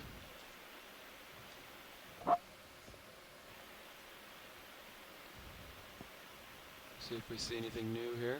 Something crab walking back there in Could the we get back. it? Is it possible to get a little bit more zoom Ooh, there's when crab. we're panning, please? Yeah, Yeah. go ahead So and it put looks in. like there's a Chasian feneri, one of the golden crabs, just above, and that again will be one of the major predators in this area. They are known to eat Bathymodiolus mussels, and so of course it will have a very plentiful food supply here. Can we But bring they you- do not necessarily right. have to live in these think they chemosynthetic wanted seeps, just a as we've seen throughout this nice close expedition. view like this. They have been found think there must on be sedimented looking for smaller bottom, on subjects. carbonate outcrops by corals. They are not restricted to these areas like these tube worms are. So the tube worms, these lamellobrachia we're looking at right now, most of their body, or a large portion of their body, actually extends down deep into the sediment. And that you go, end Roland. of the There's the tube shot you is want able on to Copilot. mine the sulfide-rich fluids seeping out of the sea floor. So, hey, Carolyn, I think probably mentioned it. We get this chemical-rich fluid and gas, which comes much closer to the surface in these areas. And so basically there's a lot of that throughout the Gulf of Mexico, and you get this sort of leaky plumbing. And in areas like this, there may be a little leak through a fissure where these fluids get to the sediment surface or just below the sediment surface. So the Lamellobrachia and other tube worms can actually extend their one of their ends down into the sediment and mine this sulfide-rich fluid, which could be much deeper in some cases. And there they use that fluid, the chemicals in that fluid, to, well, the bacteria within their bodies do use it to create food for that organism.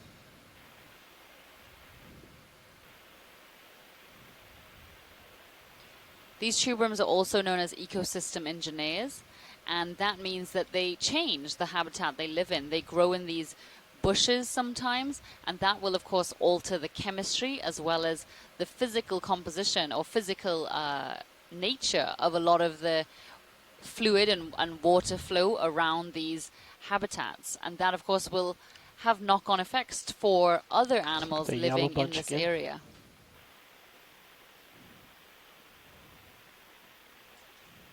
I'd rather do transects later, if that's cool with you guys.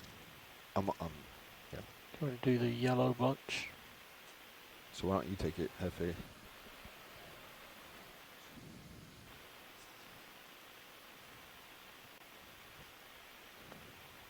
And so Eric Cordes, who's worked extensively at Gulf of Mexico cold seeps as well as in Gulf of Mexico coral communities, suggests that this Bathymodiolus species may be Bathymodiolus brooksii. These are some large. And so this is one of the 3 Bathymodiolus species found in the Gulf of Mexico.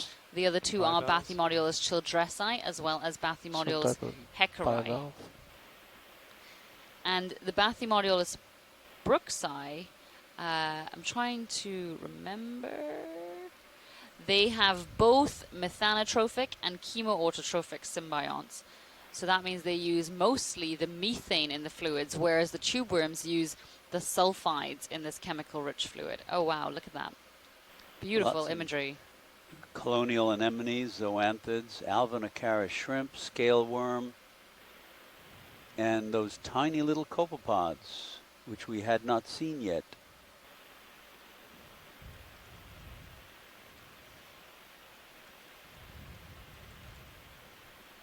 After this, did we see any other sonar targets, or probably just move northbound? Continue north. Video's clear. Okay.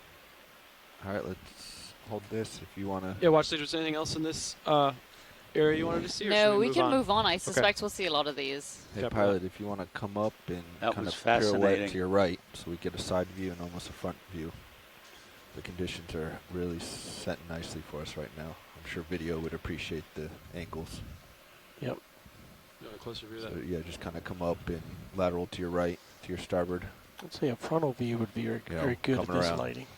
And so here you can see these cold seeps are very patchy environments. The cement. I want you to go starboard. Look towards the sediment, just a couple of meters either way, do not host these kinds of environments. They appear to be more similar to background sediment. And using a couple highlights this expedition. If you look at the Sirius view, which is on camera 2, you can see this area, this cold seep, is probably about the size of D2 roughly. A very small area, and it really is just this oasis of life on the seafloor here. Now that's really neat. You can the view in camera 2 is really extraordinary. Both of them are. All right. Video, I think when you're clear on Sirius, let's come wide. All right, and I'm going to pull back up. And let's get into heading north. Okay. All right. Saying goodbye to this one, and we're going back on track. Thank you, pilot. I'm sure video will appreciate that Yeah, shot. the camera 2 view, thanks for pointing it out, Chuck. That really brings home the idea that this is a relatively circular feature, similar to sometimes what we see pock marks or more All right, I'm classic currently features where gas has probably been west. expelled. But we don't know what's been expelled here, but Once I clearly get there's my height, enough I will of come the back to chemicals starboard. below the surface here to still sustain this chemosynthetic community, even though we don't see active bubbles coming out of it. Thanks very I haven't much, seen anything Carolyn. on sonar. All right, there's my height. I'm 300.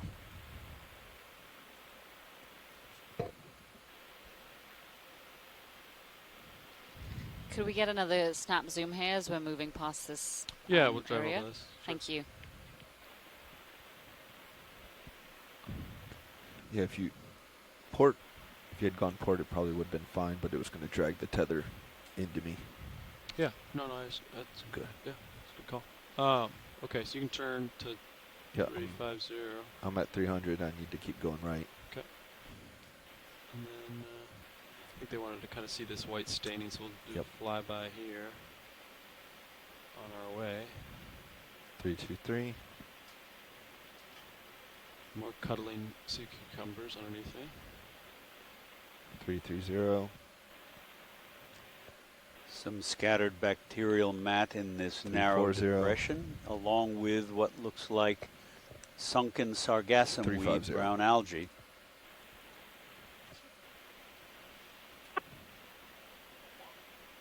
Co-pilot's ready.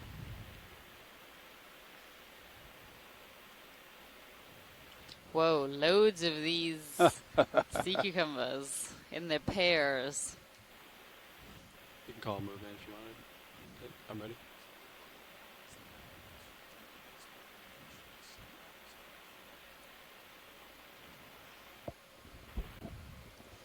They do seem to prefer the high ground.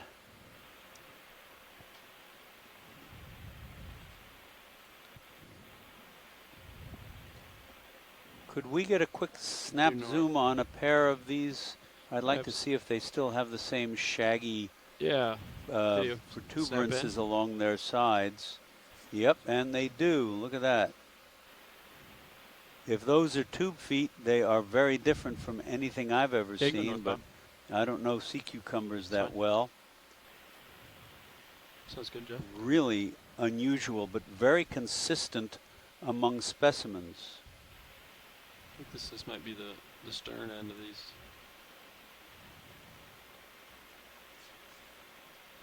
Maybe you can come wide when you're clear, I guess. Good. You do these? Thank you. Yeah.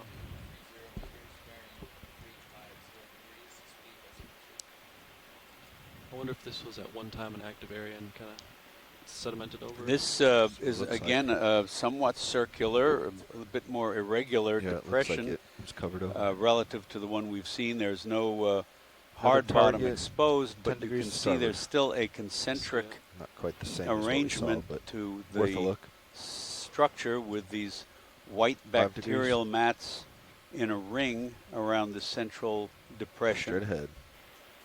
25 meters out. Bob Carney suggests the shagginess of those sea cucumbers might be some kind of attached epizoan organism, not part of the sea cucumber itself.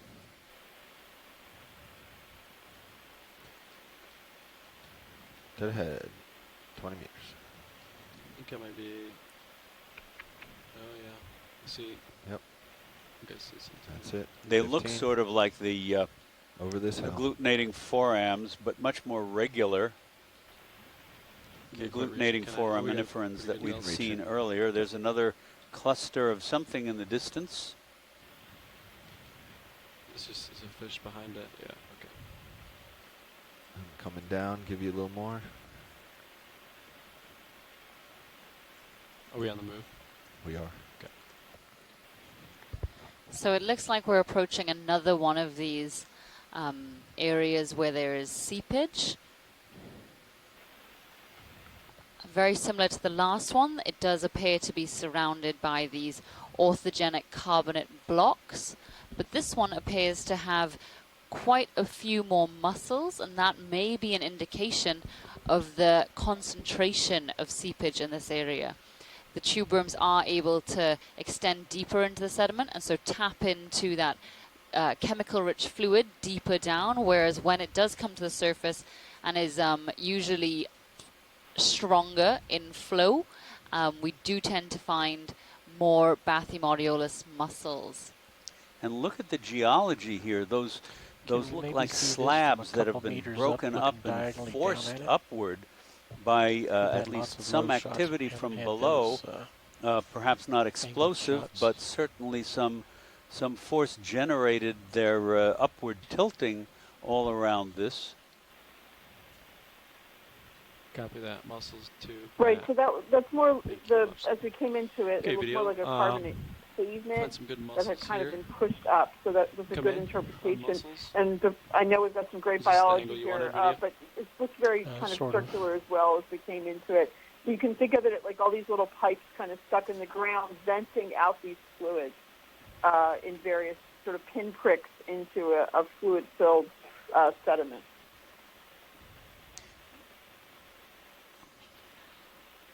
Thank you, Carolyn. Do we have any more zoom whatsoever? We're a little bit puzzled by these tiny little white things we see floating around. There's some debate whether they are amphipods or copepods.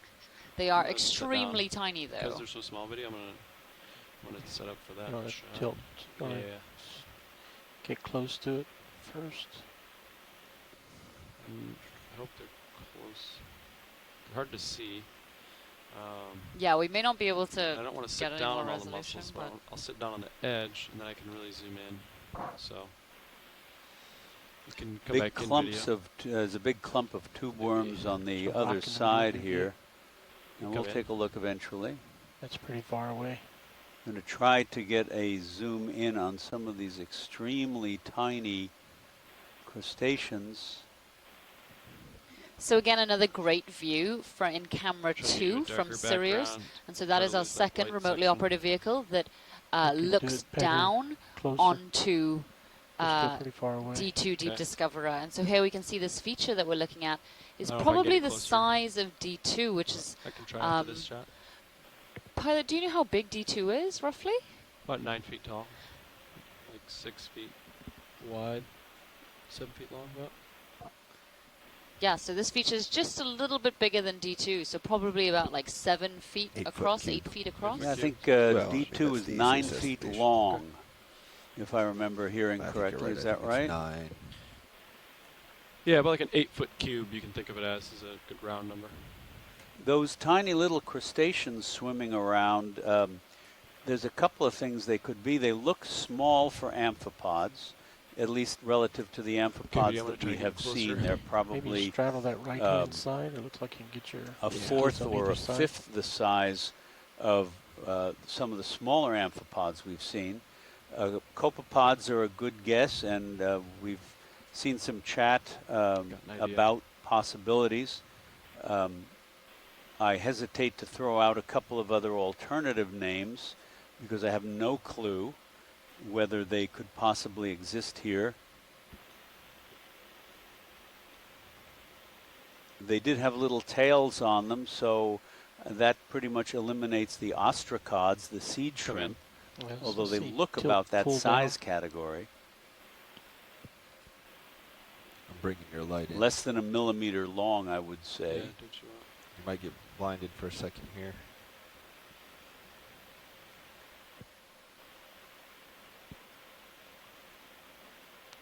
Smacks in. They're oval with right short, on us. narrow tail. I don't know what that family more down tilt of copepods that was mentioned earlier, what group of copepods that belongs to. Let's see if I can find it. They are definitely copepods. They have the 2 characteristic antennae coming off the front. Okay. They've got the oval body and then the tail extension coming off of them. We're getting some really good shots here. Yes. So these look like they might be cyclopoid copepods rather than the typical planktonic calanoids that we normally get. I don't know if that's the family of that Eric mentioned. See if I can look that name. So we can also see some Alvinicara shrimp here, that beautiful scale worm just at the top of the image, with those pink elytra, which are the other names for the scales on the back, and these are very fragile. Once you collect them, they tend to drop their scales, which is one of the ways you identify them. And these Alvinicara shrimp tend to be found in chemosynthetic habitats, although they are not chemosynthetic themselves. They do rely on bacterial mats as well as tiny myofauna and so on, and they do also form a large part of the food for eel-powered fish and other animals living here. Cool. Really amazing. That polynoid is probably only a couple centimeters across, and it was didn't seem that way in our image because of the great zoom. Here we can see an example of these Bathymodulus mussels creating habitat for other animals. Here, this is an anemone growing on the shell of the live Bathymodulus mussel. You can see all the live tissues within those two shells.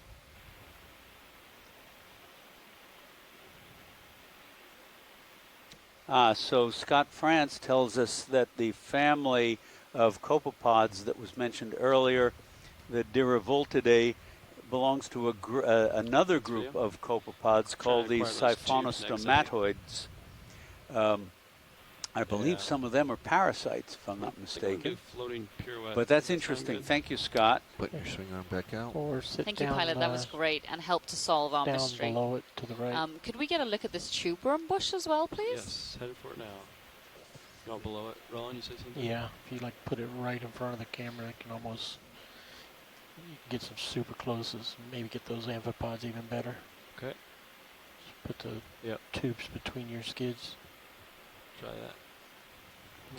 Do I got enough tether? Yeah. Yes, you do. Oh, yeah. I think this is the colony. It's got to be. Yep. Diva, does anybody know about the settlement behavior of these worms, whether they do tend to aggregate on a pre-existing tube after a pioneer comes in and starts growing? I am not sure, but there is a massive barnacle behind on that carbonate. But no, I'm not sure. Maybe folks ashore can help with that. What's the settlement pattern of these tube worms? Yes, frame it up, I guess, and then see. And look at what they're covered with something. Those look like hydroids, perhaps. And again, a great example of how these tube worms create habitat. And look whoa, at that look at the amount of copepods.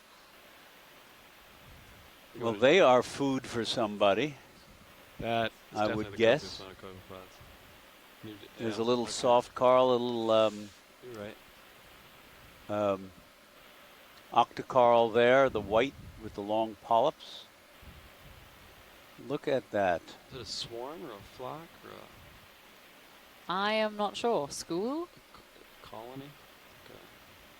Yeah, but And we can also see here some stoloniferans, I perhaps? think so, yep. Octocoral. How are we looking video?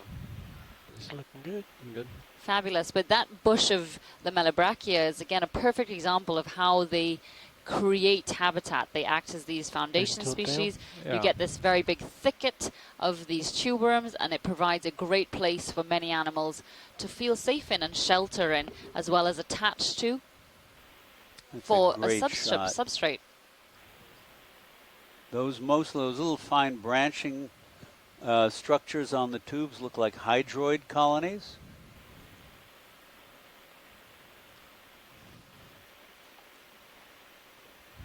But many of them look overgrown with sediment. I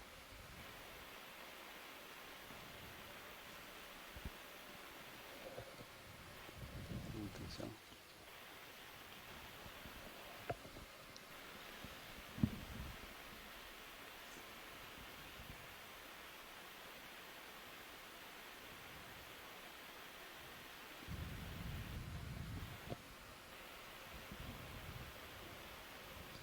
Thinking near the ends of these tubes, they looked a little different to me. That's a crowd. Acquire the ends of them here. So if we could zoom back out, I thought I saw a couple of the smaller species, or at least juveniles of this species, down at the base of these tube worms. Copy Once that. video's finished getting what they need. Video's clear, the tight. Okay, pilot's clear. You can come wide and try to find smaller subjects at the base, I guess. Yeah, there are the palp worms, the Ketopterids with their pair of long spaghetti-like palps waving in the current. Just to acquire the, maybe it's in the zoanthus. And colonial anemones, Get a full pale set. little polyps draped over the rock at left.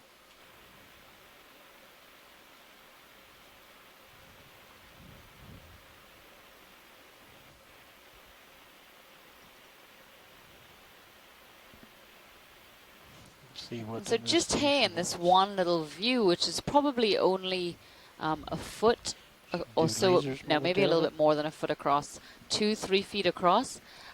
We can, okay, 10 centimeters has just popped onto screen. Thank you, pilots. Yeah. So probably about 70 centimeters across, this view we're looking at now. And there are probably hundreds of species, individuals, just within this little area. And that in itself is a cold seep habitat to a great degree. A huge aggregation of life because of a large abundance of food in this area.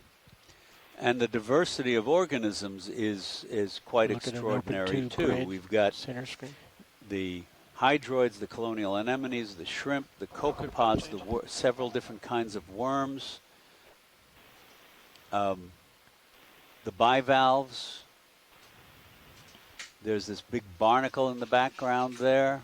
Yeah, could we have a view on that barnacle soon? It looks like it's attached to that upright slab. I think they wanted to see the the soft corals, the stoloniferan.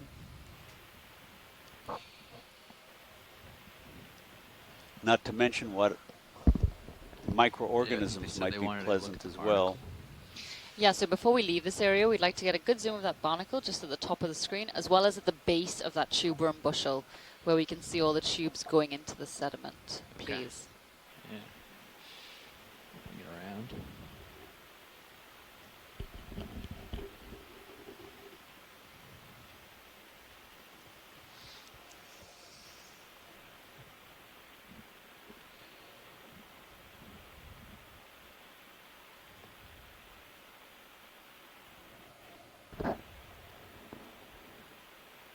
And in camera 2, you can see, from Sirius, you can see D2 hovering over this pool of life in the otherwise empty, largely empty sediment. Of course, there's organisms in the sediment as well, but the pool looks to be a good 9 feet across. And back there's a squat lobster there.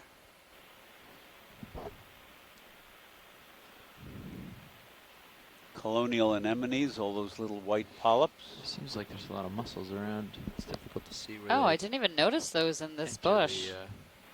It's hard to see where they enter the sediment because these mussels are sort of in the way. Oh no, so above this, there was if you zoom out, continue to zoom out, just above, so you can see there's an area where the tube worms appear to go into the... The little coiled, those area of coiled tubes just to the upper right. Take another second here, and then I there can you go. Yeah, look at that. That's perfect.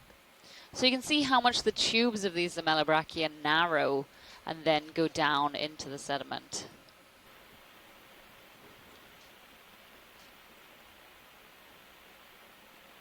Eric Cordis noticed, I'm not sure we can see it here,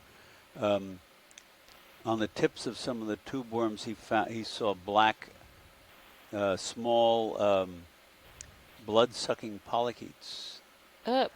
Eric, what family are those in? Those little blood-sucking polychaetes. I did not know that was a thing. That's so interesting and disgusting at the same time. You can see the tube of that palp worm, that Ketopterid, lays down growth rings at intervals. Just amazing. This Hi, everybody. Got a great view of an albinocarid shrimp, too. Hey Mary, so that's Mary Wixton. She's joining us from Texas A&M, and she is an arthropod expert, but specifically with shrimp. So Mary, do you think this is Alvinocaris miracola?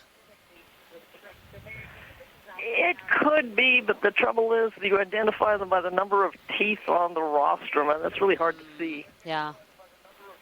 And what would be the other species if not Alvinocaris, do you know? There's one called Alvinocaris lusca. Okay, thank you, Mary. Okay, Pilot, if we can Notice those funny pincers. Look at that. They use their pincers like a spoon. Yep.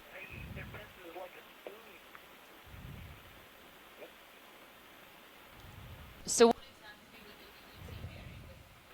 exactly would they be eating, Mary, with that spoon-like Just gonna get a little closer feeding mechanism? Bacterial pudding. Sounds delicious. Is that large thing is on the vertical stone? Barnacles. So this barnacle is, again, a great example of suspension feeders making the most of this hard substrate formed by the orthogenic carbonates. Suspension feeders such as barnacles, corals, sponges utilize the substrate as an attachment, as well as because of the amount of productivity in this area compared to surrounding areas, there's an abundance of food sometimes. All this activity and so on kicks up bacterial flock and other particles into the water column, which can then be eaten by these barnacles as well as corals and so on. And this is a huge barnacle. And Mary, this looks different from Archoscalpellum regina, although it's still a scalpellid, I assume. That's over 10 centimeters long. Yeah, I came around. I'm pointing.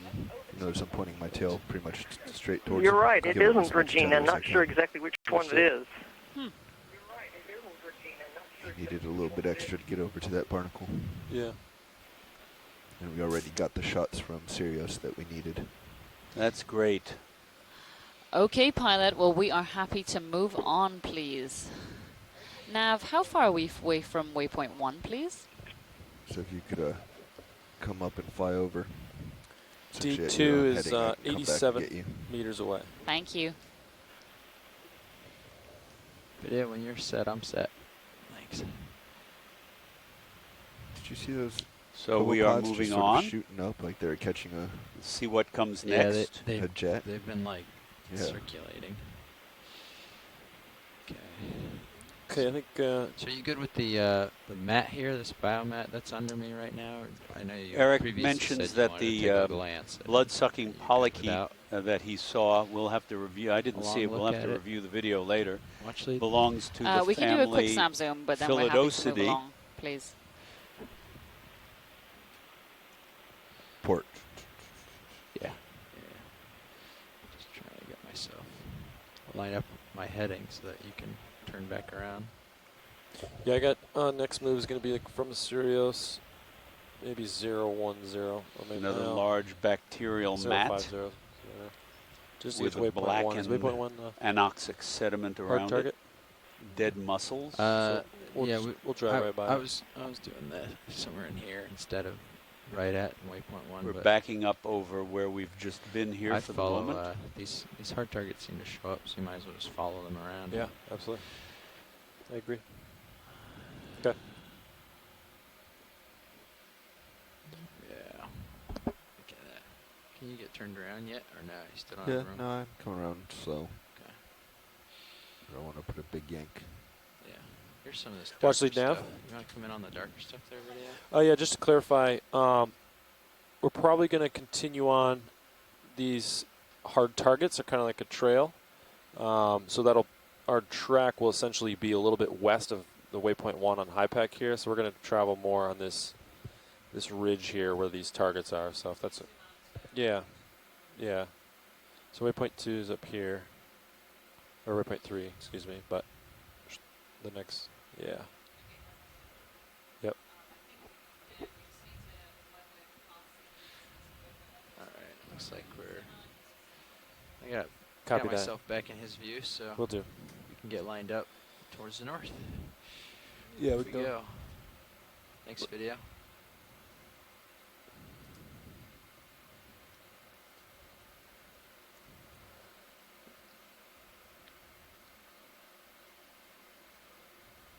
Okay, guys. Let's see what we got for sonar here. Is that a piece of junk there?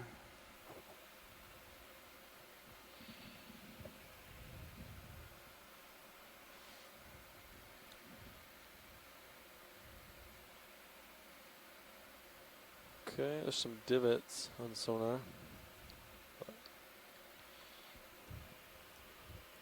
045. Okay. That may be Nematocarcinus, that big red shrimp that we've seen before.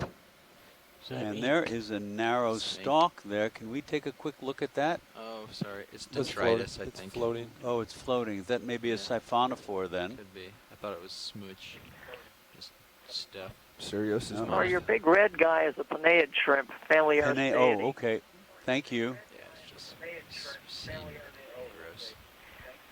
And the way you can tell them is that their abdominal segments have legs that stick out at the right angle to the body instead of right underneath it. Oh, okay. Okay. So is that an Aristeid? Yes, it is. Okay.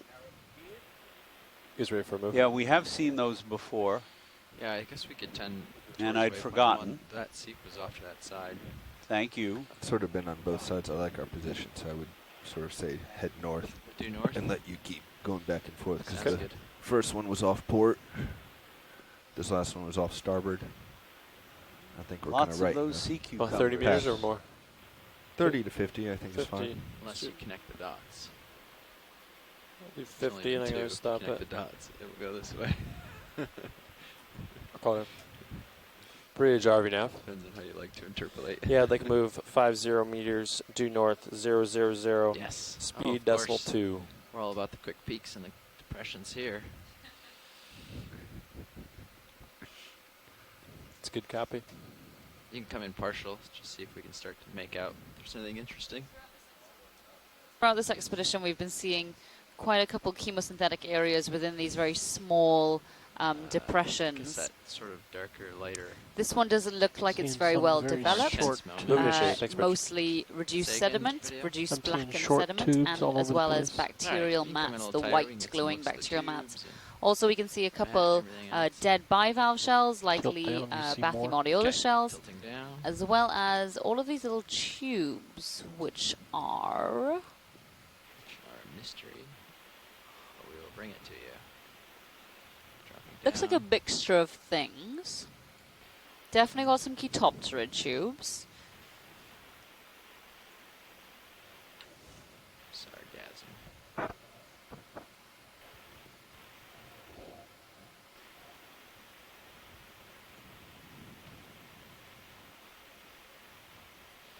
Just scanning about here, video.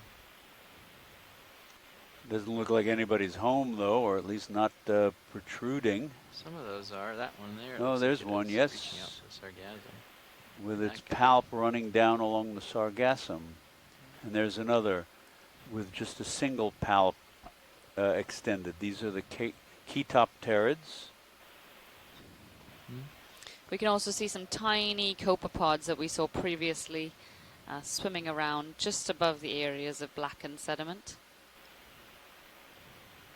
For those unfamiliar, Chaetopterids are segmented worms, and the spelling is Chaetopterid. Chaetopterid. There's a few little colonial anemones there as well. You got targets ahead of you. So one of the reasons, of course, that we're throwing out all of these scientific names here is because they are standard throughout the world. It's important to remember that whether you are in Japan or Russia or Kenya or the United States or Paraguay, everybody uses the same scientific name for the same organism. You have to be careful when you start using common names because they change from place to place. And a great example of that is in Australia, there are these large fishes on the reefs that are called coral cods. In the Caribbean and Florida, they are groupers. and they have nothing to do with the codfish of northern waters. So you have to be very careful when you use these informal common names because they change from place to place. They may even change from region to region within a country. So although the scientific names may seem difficult and leave you tongue-tied at times and not understanding what they mean, they are the standard means of communicating about these organisms around the world. I'll take a peek real quick. Yeah, you're above it now. It wasn't that deep. Okay. Yeah. It's just, that scattering that's out there. Come back around to the one that's those little white spots on the bottom look like they may be mounds of sediment, small mounds kicked up by organisms living in the sediment and feeding on the sediment and the organic material in it. Got another little biomatted depression here. Doesn't look like a whole lot going on. Yeah, so again, another little small depression with reduced sediment, bacterial mats, and what looks like a lot of sargassum that's been trapped in this little low here.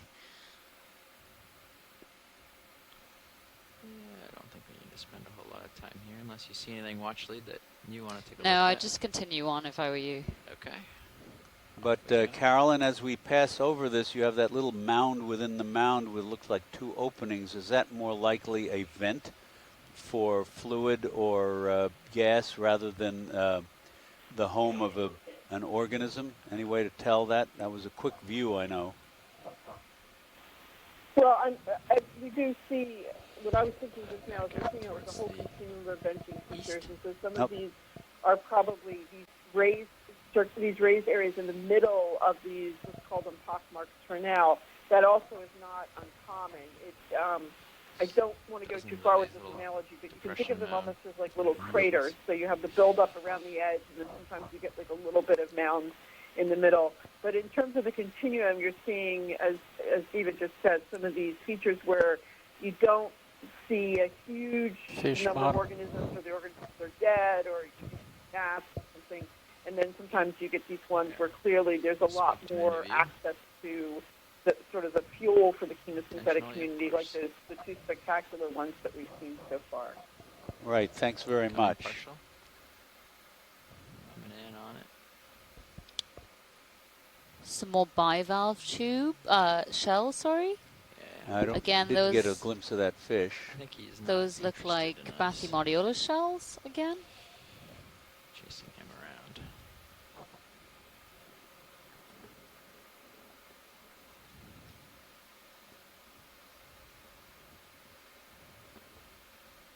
Yeah, so straight ahead should be, looks like it's building to be something interesting. Great. It's really interesting when we go back and write up the full report for this cruise. It's going to be very interesting to compare the organisms that we've seen on the different dives at similar depths. So we know that there is extremely important bathymetric zonation, variations in the distribution of different organisms with depth. Some organisms preferring much deeper water, some intermediate and some shallower, and so on and so forth. But here today we've seen large numbers of these white sea cucumbers, Pararhiza. We've seen some before, but we've dived on at depths, similar depths to this, that at which we did not see those large numbers of that same sea cucumber. So it'll be interesting to compare and contrast the depths and the distribution of the different organisms. And that's a lot more activity. Yeah. It's really interesting how similar these features are, though. We've been seeing a lot of these very circular, small areas of seepage where chemosynthetic communities are found. This one looks, again, a little bit more developed. You know, the first one we barely saw mussels, a couple tuberums here and there. The next one we saw some mussels and a couple tuberum bushes, and this one appears to have even more mussels. So perhaps that means we are moving closer towards areas of more of higher activity and seepage. Yeah, one at a time. Definitely got some bacterial mats. You can see the mussels are about half buried in the sediment. Pardon? The seep? Do you yes. see it? Okay. Oh, no, I did not notice that. Oh, thank you. So we have found an area where bubbles are leaking from the seafloor. That's likely methane gas or hydrocarbon-rich gas. How much left in that move, Nav? And this bubble stream, even though it may seem very tiny, one bubble every couple of seconds, that is what we are able to detect using our shipboard multi-beam. So last night we ran a multi-beam line over this area, and while also detecting how the seafloor looks, we can also look at features in the water column, in this case bubble streams. And that indicates to us potential areas of seafloor seepage. Looks like that move is complete. I got a little room video. I'm going to sneak in closer for it. Copying, tracking, focus. So here we can see there are a couple of ophiuroids within this chemosynthetic community. Those are likely one of two species, either Ophiuraces or Ophienigma spinlibatum. No. Spinlibatum, sorry. And those replace the snails and other mollusks, many of the other mollusks we see in shallower seep environments in the Gulf of Mexico. We can also see again some of these alvinicarus shrimp, Chaetopterid tube worms, which do not tend to be chemosynthetic like the Ciboglinid tube worms, the Lamellibrachia and so on. Lots more of these copepod swarms all around if you look closely. Hit the brakes. Some tiny, oh, those look like more copepods. No, so on the sediment in between, there's some little worms just above the bright white patch that looks like a little worm. Oh, yes. That could be an Ophiotrocha worm, which is a Dorvaleid polychaete, and those are bacterial mat eaters. Oh, and there's one of the worms that like freaks out. Interesting. And pulled back into its tube. That's the behavior we've seen before. So quite a couple different species of polynoids here. We've seen Ciboglinid tube worms, the Lamellibrachia, Chaetopterids, polynoids. I think those waving worms might be amphirettids, perhaps, as well as potentially Dorvaleids, Ophiotrocha, and those are many of these species may be. They prefer to live in organically rich habitats, such as these seeps. That's so weird. These are possibly some of the fastest moving things I've seen down here. Yeah, that's a good point, Pilot. That must be so much energy to expend for these animals. What is the purpose of that? And I've seen, I guess, similar worms doing the same thing. Oh, there's one before it's freaking out, right in the middle, reddish color. Seen similar worms doing very similar things at the Grenada seeps off Grenada in the southern Caribbean. Interesting. Well, I guess I'll keep scanning around, see if we can find any more bubbles here.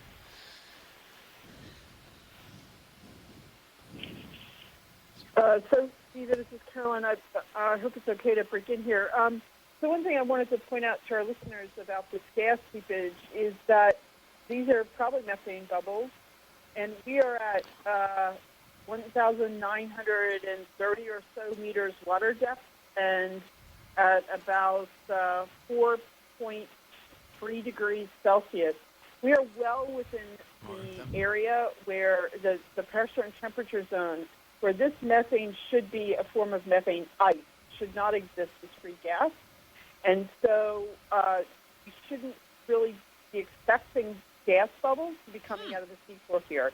We would instead expect the gas to be frozen as methane hydrate, a methane ice in the sediment.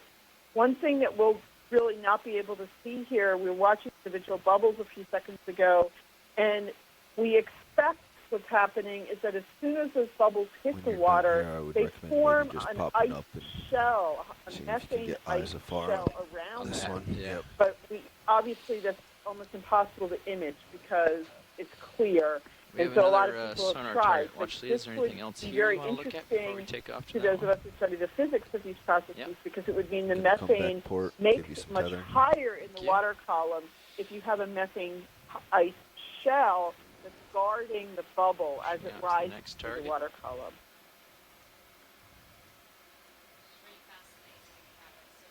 Really fascinating, Carolyn. So do you think that if we saw any overhangs, we would see that methane hydrate or that methane ice effectively forming? Sticking out there. Yeah, for sure. At these water depths, if we see a carbonate overhang with a steep underneath of it, definitely we'll see sort of one of those inverted snow cones under it with methane hydrate forming. And, we have a few hours left here before we leave the seafloor, so we have a very good chance of seeing that given the kinds of uranium and the kinds of features we're seeing today.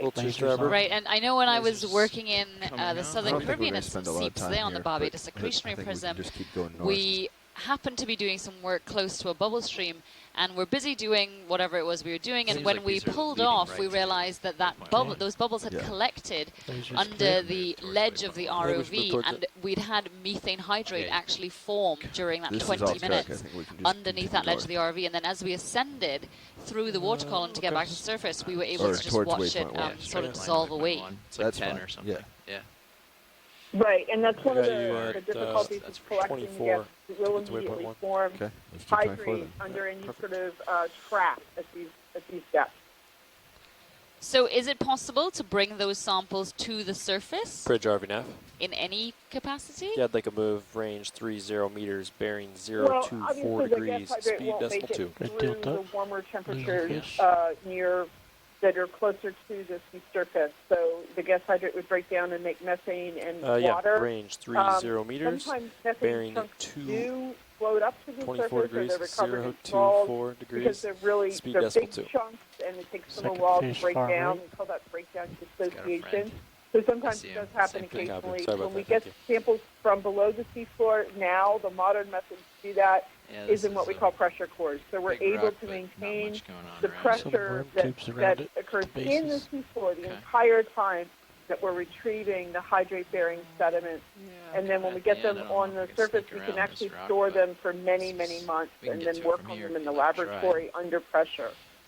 And so, Carolyn, biological questions segueing into this discussion. How often, working on these hydrates in the Gulf of Mexico, do you guys see the ice worms? Are they always found on methane hydrates? That in the chat room, good copy. Thank you, Bridge. Plenty of shrimp.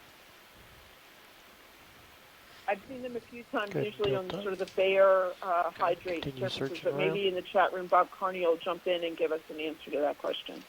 Just kind of great. Thank you again, Carolyn. This is all so interesting, and I do hope we see some methane hydrate.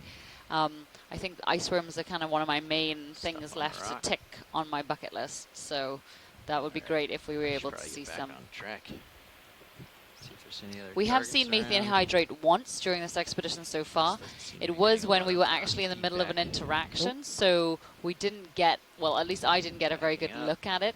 But looking at the video after with Annie, one of our video engineers, she was able to show me that there were some ice worms there, so I was pretty upset to have missed that. Tilting up to get some view out in the distance and a little bit barren section here. Keep a look at the sonar. I don't see too much yet. Yeah, I'm gonna mosey towards the west and see what we can find. Another halosaur fish off in the distance. Just a little divot with a hard return, 45 to port. That's the second catetics fish we've seen during this dive at cold seeps. Oh, third then. Thank you, Roland. And we've seen a number of them again at other seeps during other dives during this expedition. So I wonder what the association is, whether there is more than just drifting in for food. Whether they do tend to make a sort of a home in these habitats. Should be 15 meters out. There it is, dark subject with white. Yeah, I got eyes on it. There it is, right ahead of you. It's right. I think it's right there. Copy. This way.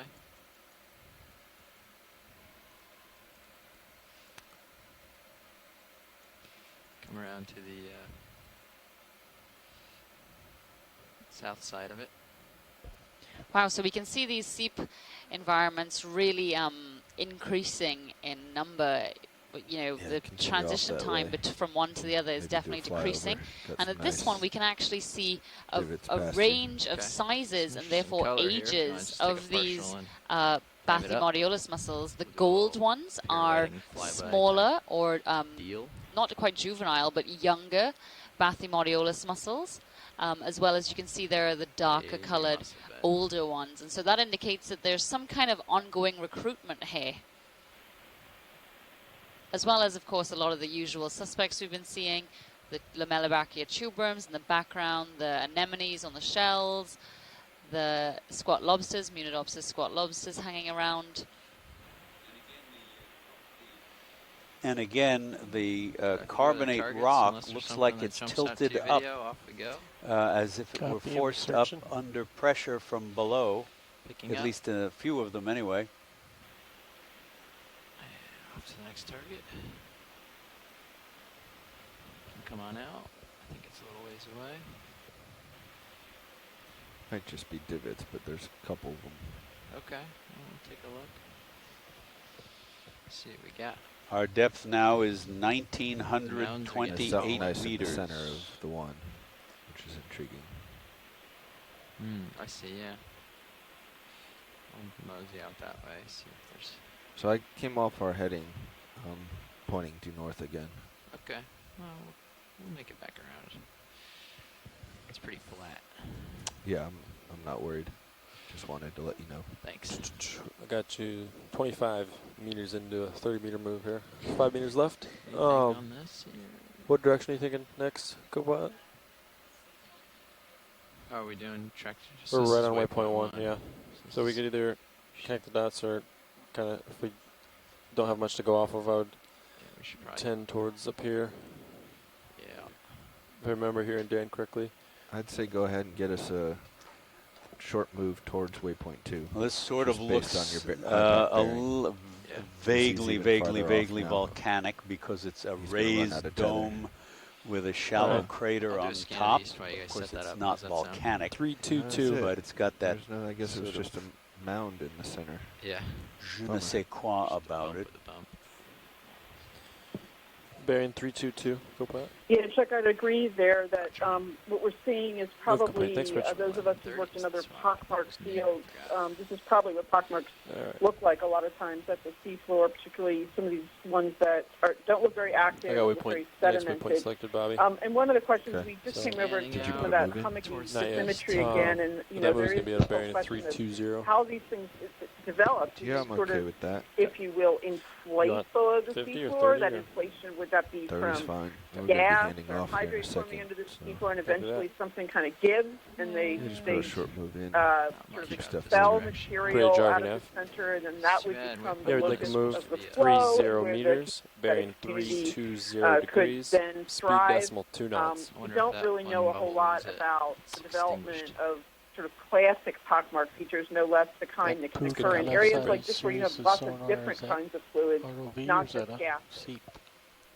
Yeah, that's really interesting stuff. It's a completely different world for me, never having worked in these kinds of environments before. So it's really fascinating. Out in that direction. Move initiated. Thank you, Bridge. Come around, line it up. 320. Yeah, I mean,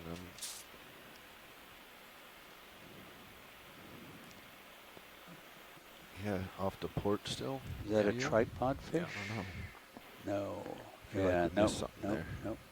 There's another elevated substrate there. That was that first one you went over, right? Surrounding another depression. With the young mussels. Take a look. Pretty sure that's what that is. If the navigator was dropping targets, like I asked him, then I would know if I was here. Yes, so in future, can we drop a target at every single chemosynthetic area we see? Absolutely. Thank you.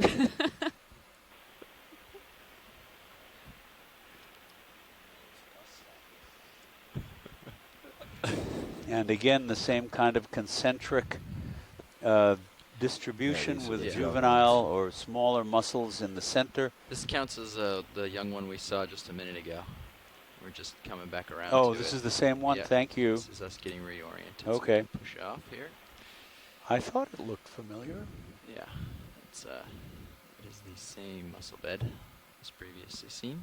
I don't see anything else. And if you look at the D2 camera, you'll see that this little depression that we're passing over is just about the same size as, or at least the muscle area, the muscle bed in the center of it is about the same size as it was just D2, which is bubbles. about, what, 6-something feet across and 9 feet long. Sonar seems pretty empty. Sonar's empty of targets. Yeah, we can get that going. I'm on 320. I'll scan around. Ship is moving at a bearing 320. Roger. Looks like it's moved 13 out of 30 meters. 17 to go. We have a Christopher. So I looked at this, and there's a just ring of seeps right here. Just like unmistakably large number of seeps here. So I think that coming up to something again. So I think the next watch will probably most likely find some of that. Find some stuff. Good.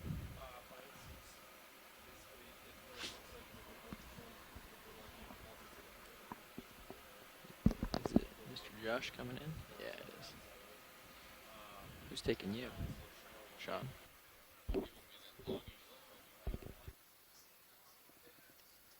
Is that a cluster of worms, Diva, right there?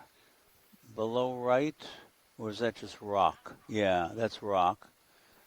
And we've got this elongated depression with bacterial mat and sargassum accumulating. Not much else.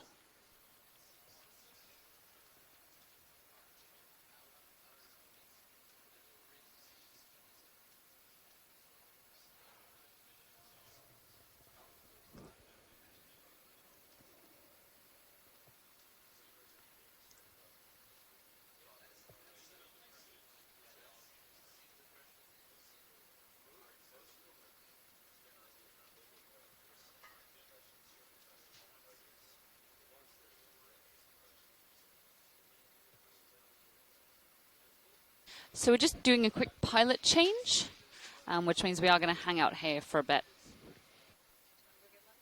Okay. Yeah, this is...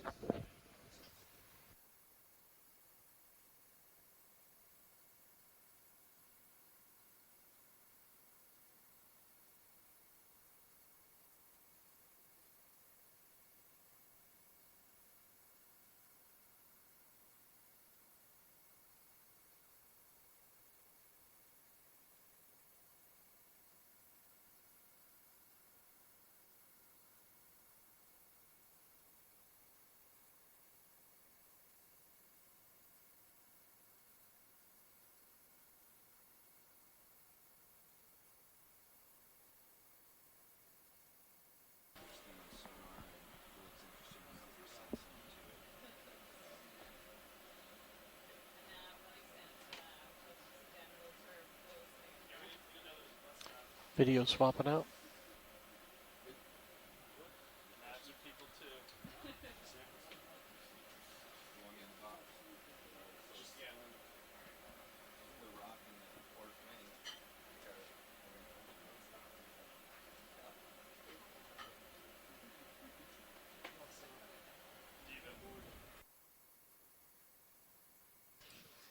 I can. All right, pilot. Yeah,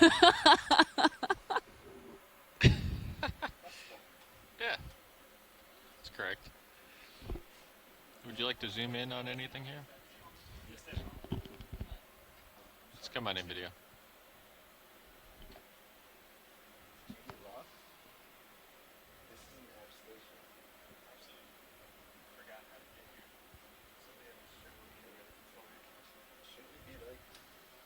Copy, bridge.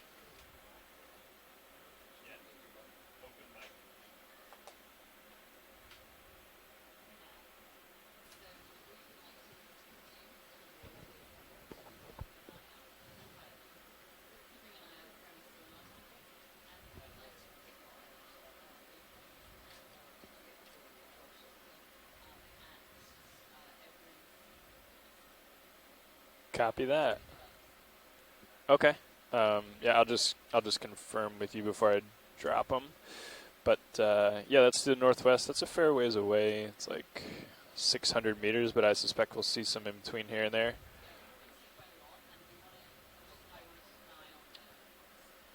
Okay. Yeah, copy that. Okay. Yeah, previous nav kind of described what they look like in sonar, so we'll keep an eye out. You got it.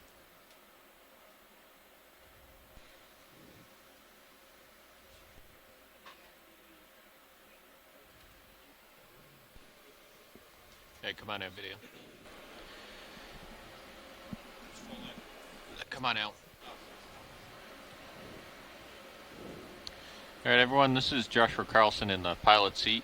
To my right is Sean Kennison. To my left is Chris Ritter.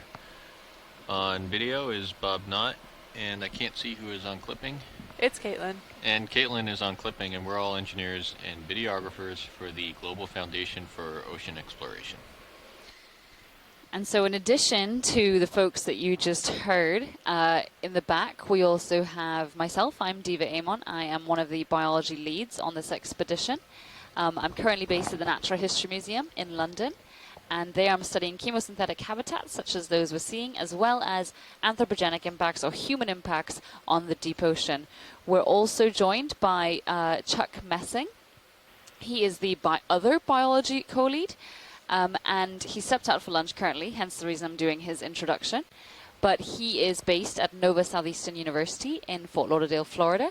And there he studies a range of benthic invertebrates, but is most knowledgeable about the crinoids. Just come on in, video.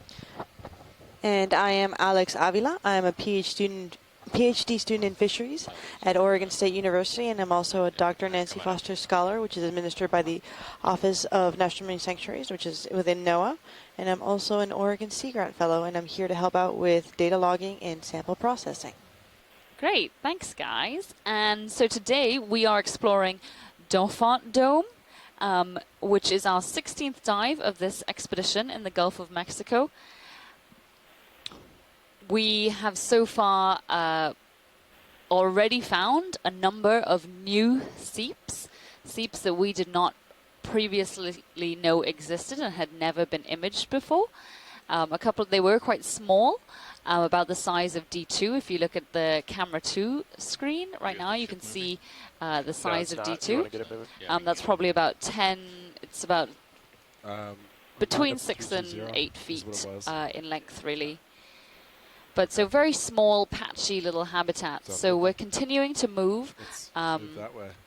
Along a ridge-like feature, which we suspect is going to have a lot of hard substrate in coming up. And we do hope that we're going to continue to see a lot of chemosynthetic communities, these big mussel beds and tuberum bushes, as well as quite a couple deep-sea corals living on the carbonates surrounding these chemosynthetic communities. We are also joined by a number of scientists ashore. I'm not sure who is still on the call, but if there is anybody, would you please like to introduce yourself? Do you want me to rotate it off for you to investigate that for a little? Sure. Hi, this is Carolyn Russell. Go ahead. Go ahead, Carolyn. Come on Hi, in, it's Carolyn Russell. I'm a geophysicist with the U.S. Geological Survey based in outside Boston. I can rotate if you want to get closer. Hi, this is Adam Starkey, Marine Geologist with Mississippi State University. Copy. It's interesting. Or Operation Peak. Copy, Bridge. Okay, guys, that Hello, move is Diva. in. This is Mike Ford from NOAA's National Marine Fisheries Service here at the Silver Spring ECC. Great. Thanks, guys. So in addition to those voices you just heard, because of telepresence, this ability that we have on board the Okeanos Explorer to stream all of our imagery as well as data to shore with a very small time lag. I think the scientists ashore get it in about 3 seconds. They are able to contribute expertise as well as help direct the dives. Chuck and I obviously are very far from knowing everything, and their knowledge is essential to making this expedition and all of the Okeanos expeditions a success. So as well as the voices you may have just heard on the line, we are joined by a number of other scientists who connect with us through an instant messaging service. So those include Andrew Schuler, Asako Matsumoto joining in from Japan. She's one of our regular international contributors who's an expert in cnidarians. Eric Cordes, who has worked extensively in the Gulf of Mexico on both coral and seep habitats and is based at Temple University. Jim Masterton, Les Wadling from the University of Hawaii, another coral expert. Mike Ford, who you just heard from on the line, and will be leading the midwater portion of the dive at about 3:30 Central Standard Time today. So in about 4 hours, we're going to be coming off the bottom and doing some exploration of the midwater. Additionally, we're also joined by Paul Larson, Bob Carney, again, someone who has worked extensively at Gulf of Mexico deep sea habitats, Robert McGowan, as well as Scott France from the University of Louisiana Lafayette, who is playing a pretty integral role in organizing a lot of these upcoming and current Okeanos Explorer expeditions. And he's from, as I said, the University of Louisiana Lafayette. And then lastly, Tina Molotova, our other regular international participant. Tina is based at the Shirshov Institute of Oceanology in Russia, and both she and Asako have to stay up at all kinds of hours in the night just to be able to contribute their expertise. Yeah, thank you, Sean. So we've seen a number of these chemosynthetic habitats, and we expect to see that probably increasing as the dive goes on, but we will see what we find. Again, this is an area that has never been explored before, and that's really exciting.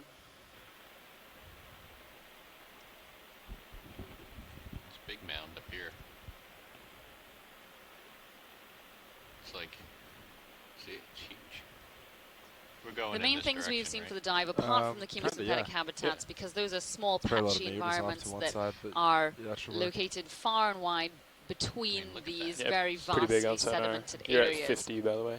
That seem in this area to be colonized by pararhiza holothurians or sea cucumbers. We've seen quite a couple of them potentially in mating pairs or mating aggregations, as well as some halosaur fish. And there was another potential species of holothurian we saw that I cannot remember right now.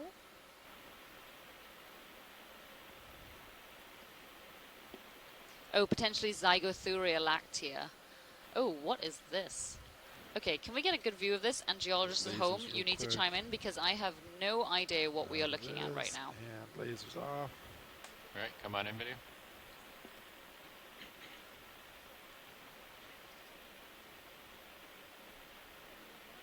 That is some very lumpy rock. It's a rock surface encrusted with biology, actually. No, but all those lumps, is this like asphalt that's solidified? It does look like it. It looks, if you think about the asphalt seep we saw the other day, this is very much like, it's on the side obviously, but it looks like a solidified version of all those individual tubules that we saw the other day. And by the way, we just had, NOAA OER just posted something this morning on the website that described that asphalt site on the Ocean Explorer webpage. Yeah, it does look like that. Good eye. Great, yeah. So as Carolyn was saying, a couple of dives ago, we came across an asphalt seep, and this is an area where asphalt was being extruded from the seafloor in droplets, and it was almost like molten, I guess, and it looked like these elongated droplets stretching off of the seafloor. It was really, really bizarre, and something that both Chuck and I had never seen in person before. But yeah, that definitely looks like an asphalt rock on its side from where it would have been probably positioned when it was created. And of course there are a number of anemones growing on it. And what's kind of interesting about this rock is that top edge seems to be a pretty clean fracture, which isn't necessarily something you'd expect here, but may suggest some things about maybe the energetics of these systems. Is that Adam? Yeah, this is Adam. Hey, Adam. So I'm just saying the top edge looks like a pretty clean fracture, which you wouldn't necessarily expect from a solidified asphalt, but might suggest sort of what we've seen with the same things we've seen with the upturned carbonate, where there might be some pressure from below. Very interesting. Thank you, pilot. We can move on, please. Come on out. Oh, is there something buried there? Come in quick. Copy, bridge. Okay, guys, that move is complete. Let me know if you want another one. Copy that. I think there's a fish under there.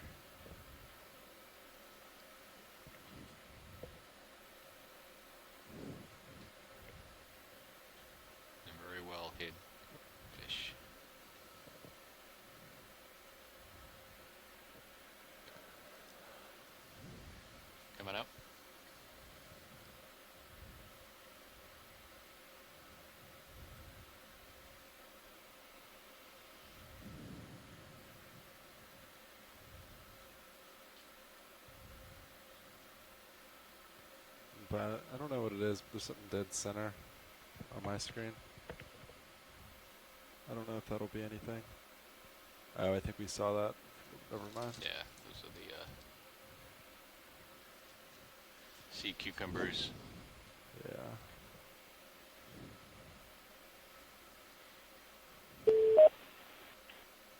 Again, some more of these Powerizer sea cucumbers in the mating pairs.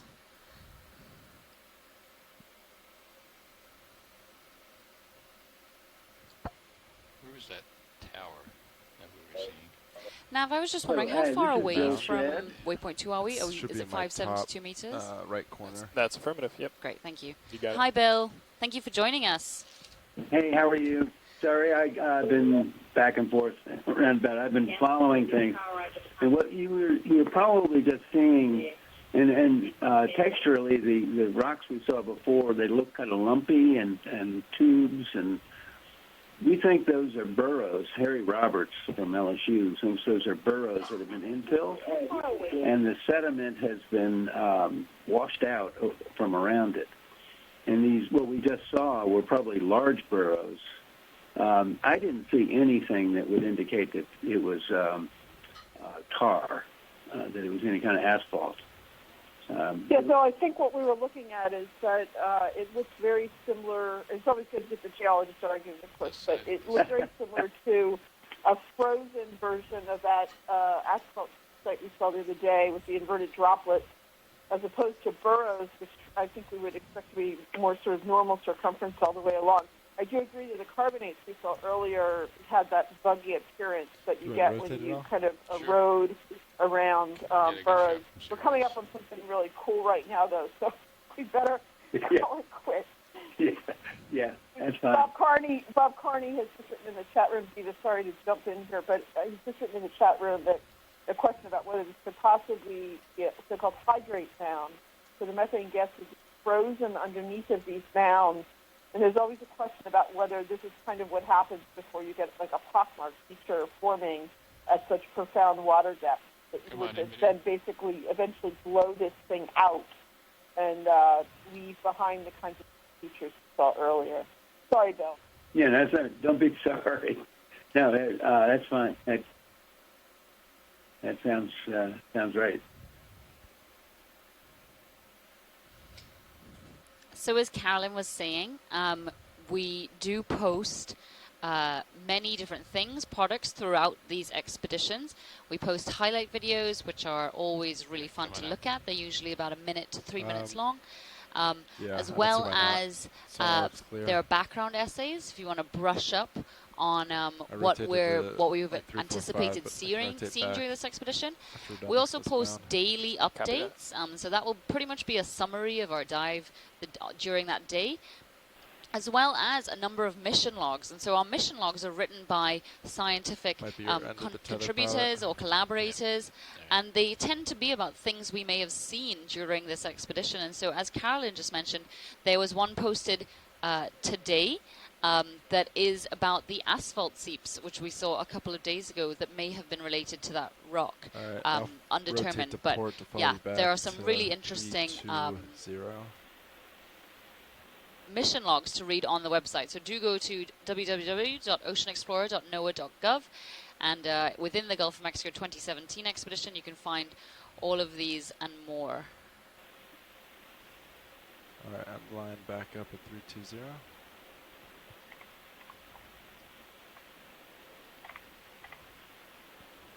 Roger, Bridge.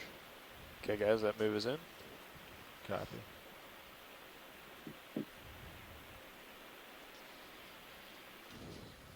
So we've just passed through waypoint 1, and we are on our way to waypoint 2. During this segment of the dive, we anticipated passing through a number of the bubble targets which we detected last night, as well as several that were detected in 2014 and 2012 on previous Okeanos Explorer expeditions in the area. So we do hope to see a number of more chemosynthetic communities along the way.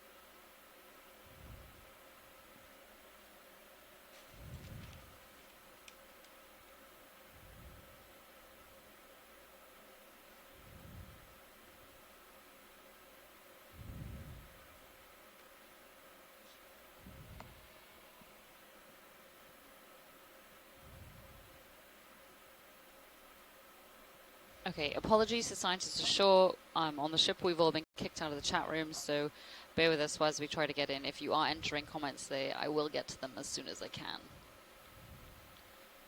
Here it looks like we've got another one of these Catetics laticeps fish. This will be the third one, or fourth one we've seen during this dive. Come on in, video. No, you can stay where you are if you And want. yeah, they seem to be found in these little depressions. Previously, we'd assumed that it may have been sort of like a birthing pit, but the frequency with which we're seeing in these depressions makes me wonder about that.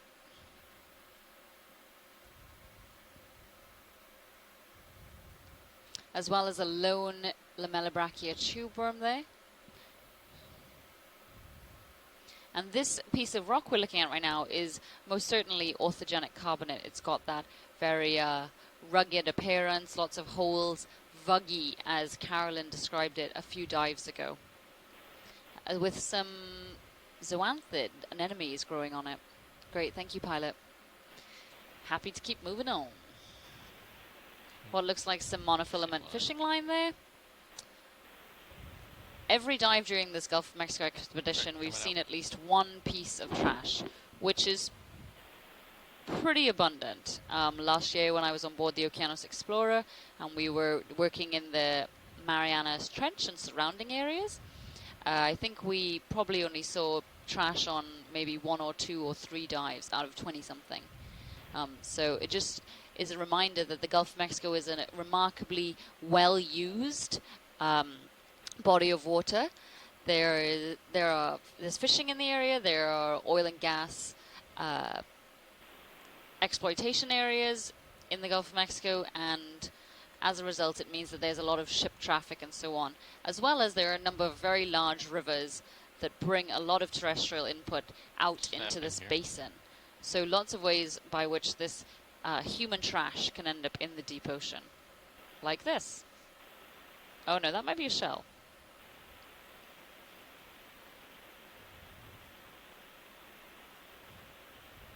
Alright, coming up.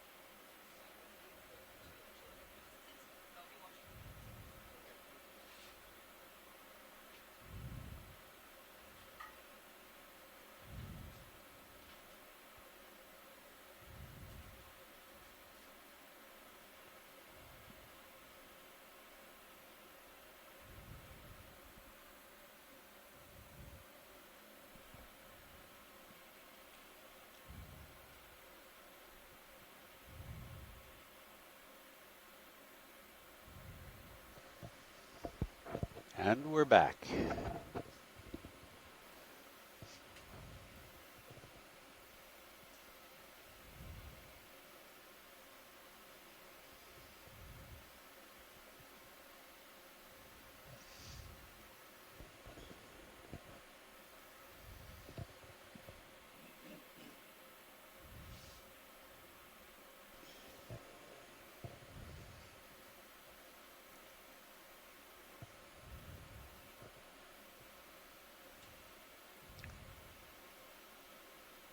Now we have another depression with white bacterial mats. discolored dark anoxic sediment and scattered clumps of sargassum weed.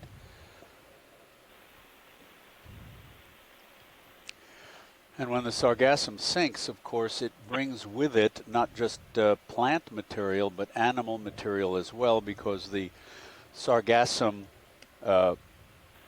is the basis for an entire little community unto itself. There are a bunch of different organisms that attach to the sargassum weed or cling among the branches. The ones that attach, of course, such as bryozoans and hydroids, and some serpulid worms with their little calcareous tubes, would of course sink with the sargassum. Some of the larger organisms, like the sargassum fish or the portunid crab, that lives with the sargassum, and there's a mussel shell. They would, of course, have the opportunity to bail out before the sargassum sank.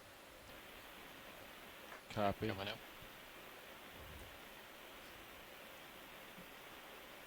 And the tan coloring of the sediment here is all this phytodetritus that we've spoken about before, the material that sinks from the derives from the plankton in the upper waters and sinks to the sea floor. Yeah. So. And the whiter areas are the sediment kicked up by infauna from below that do not have the same content, more mineral. There is looks like a cup. There's a solitary, that's an anemone, I believe, that orange one, and then on either side of it are a couple of colonial anemones that are paler. There you can see one, and perhaps another on the other side of this little tiny rock. Any old port in a storm. You can see also how lightweight the organic flocculent material is on the sea floor when it's the ROV stirs it up with its bow wave. Not sure what that is. Could be a small piece of shell. Can't quite tell. Yeah, come on out.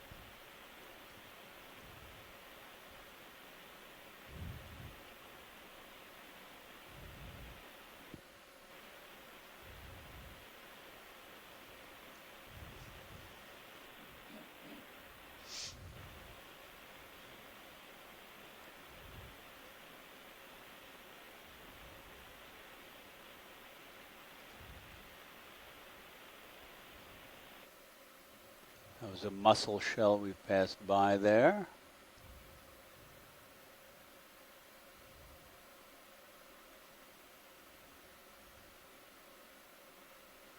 We're thinking about how that got up where it is, and one of the ideas was that because it wasn't obviously growing where it is, it may have been picked up and dragged by one of the larger predators, particularly the large red crabs would be candidates for doing that. We've seen them eat the mussels.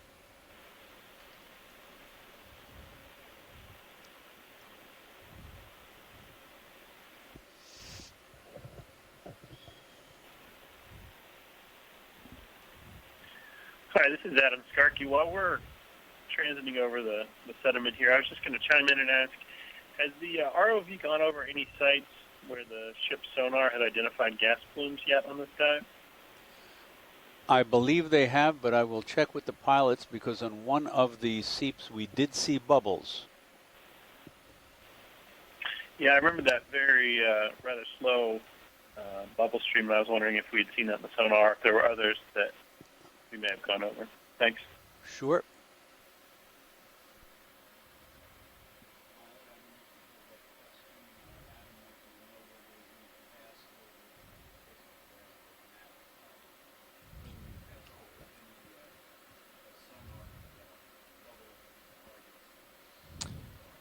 Hey, Watchley. Yeah, that's a nav question. We have, but we are not quite in the middle of the majority of the seep targets that we found on sonar last night on multi-beam. So we're actually. Let's see. If you're looking at HiPAC now, it should be in this general area that we saw those targets. So we've seen a couple, but we're not to where we think the majority of them will be. Close, though. Sure.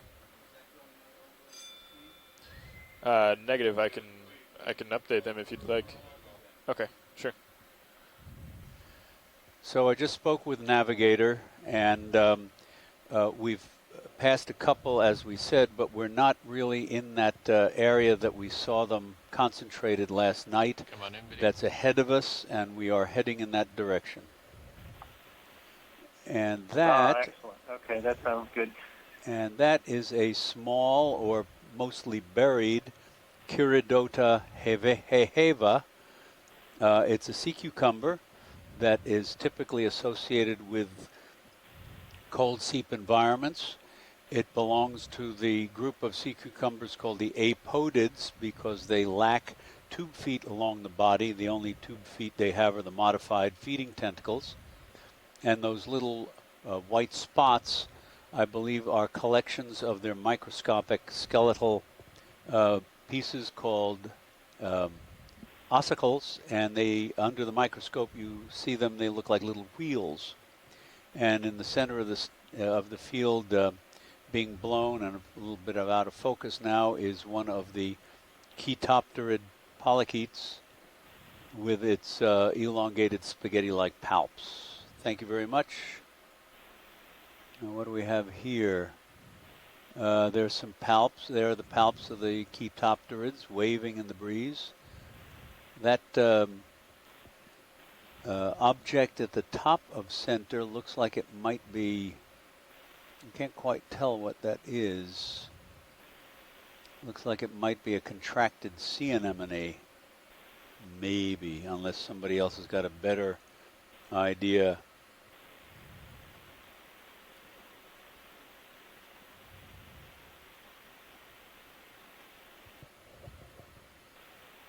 Thank you, pilot. Come on up.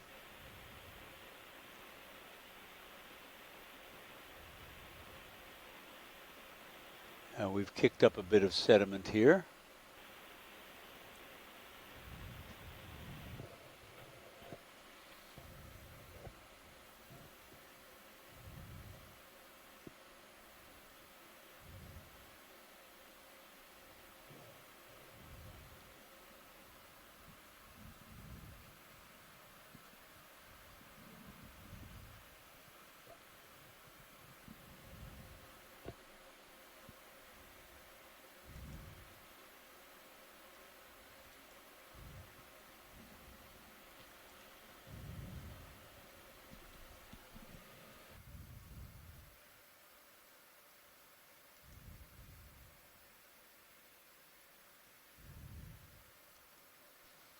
Copy, bridge.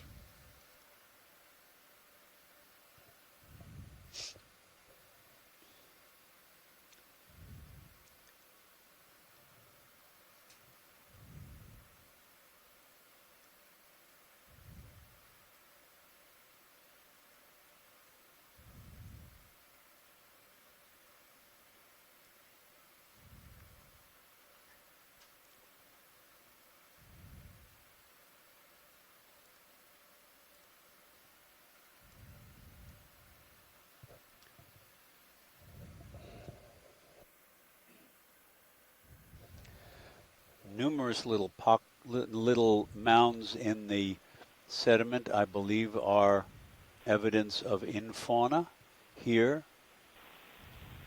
Quite widely scattered, but abundant. And coming up to another large depression.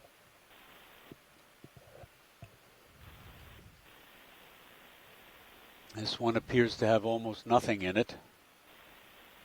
Some sargassum off to the right. but no evidence of worms or even bacterial mats in this one. A little bit of discoloration of the sediment. And similarly for an adjacent depression here.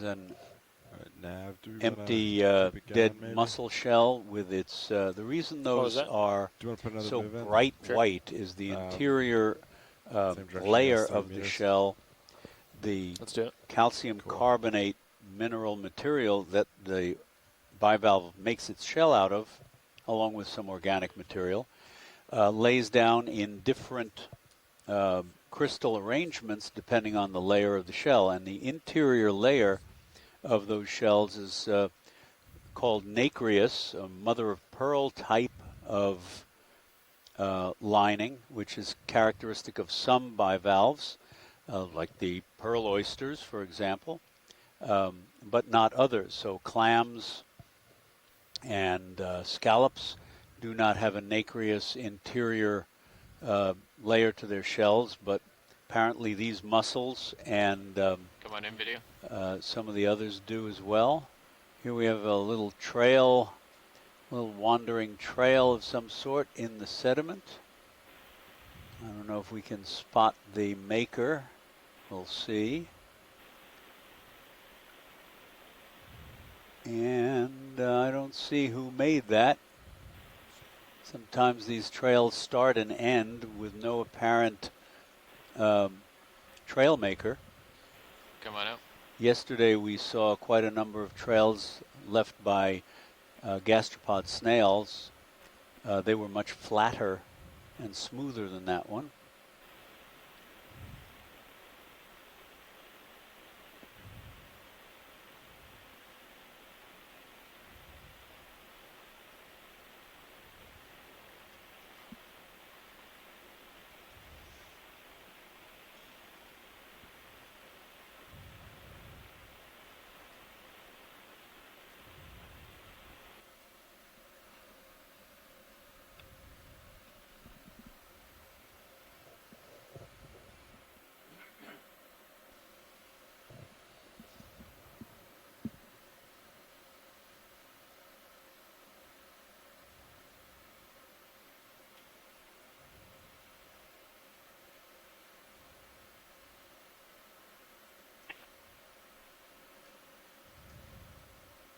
Come on in on the shrimp.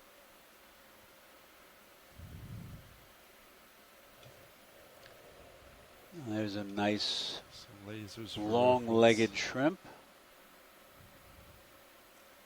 Oh, that's not nearly as long-legged as some of the others we've seen. I don't know, Mary, if you're on the line. Maybe you can help us out with that one if we zoom in on it. Come on in.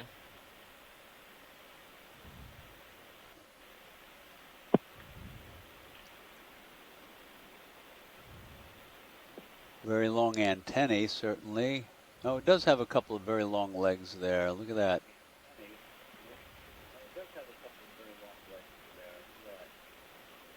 This might be a genus called Plesionica.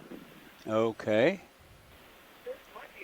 Yeah, this is a Penaeid too, isn't it? Or not? No, I don't think so. Okay.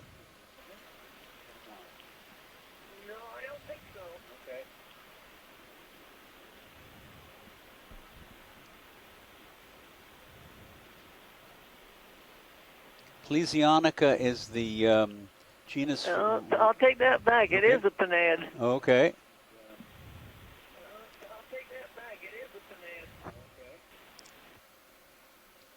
One of the ways we can tell a Penaeid from the other major group of shrimps, the Caridian, is the side of the second abdominal segment overlaps both the first and the third, and this one does not appear to do that, so Dr. Wicksten is correct. So this more likely belongs to the group that includes the commercial shrimp, the pink shrimp, brown shrimp, and some others.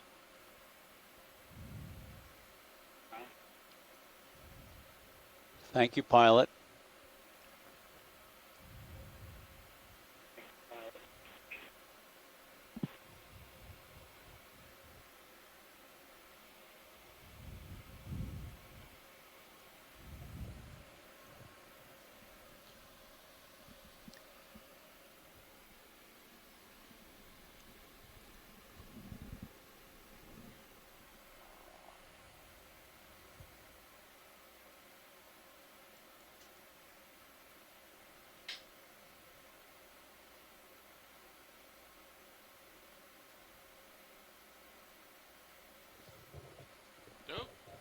Oh, there we go.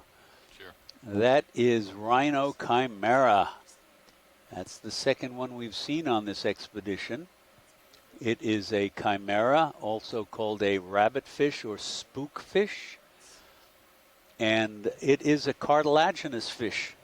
And, of course, most of the cartilaginous fishes you probably know about are the sharks and rays. Their bones are largely made of cartilage rather than bone, or their skeleton, I should say, is made mostly of cartilage.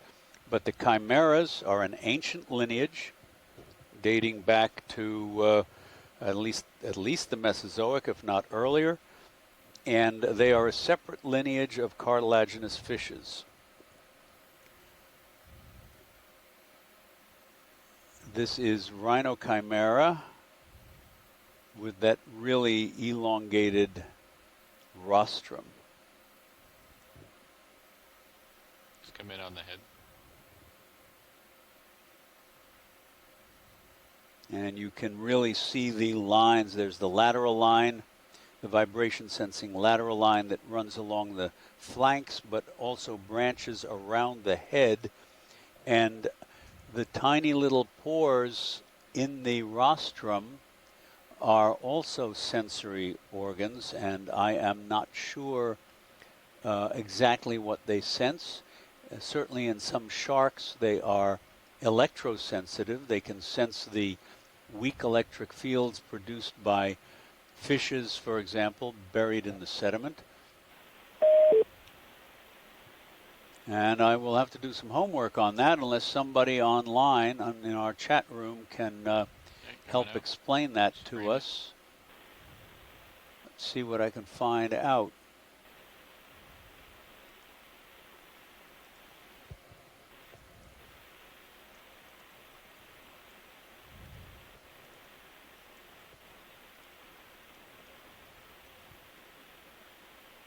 That's magnificent. This is a female.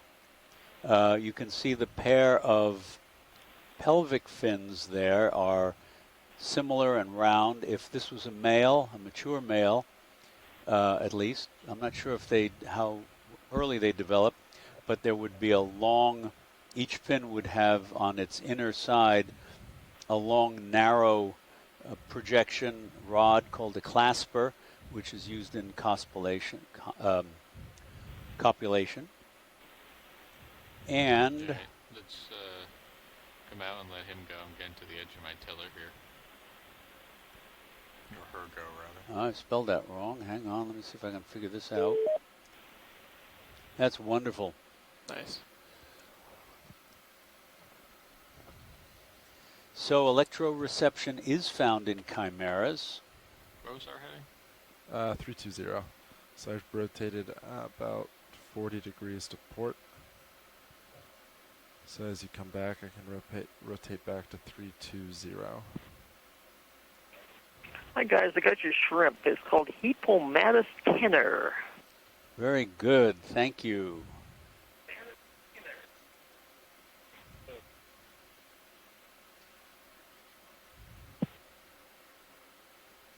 And that ship moves probably down or close to down. One of the reasons that organisms in the ocean can use sensory structures that are electrosensitive is because salt water is a much better conductor of electricity than air. Copy that.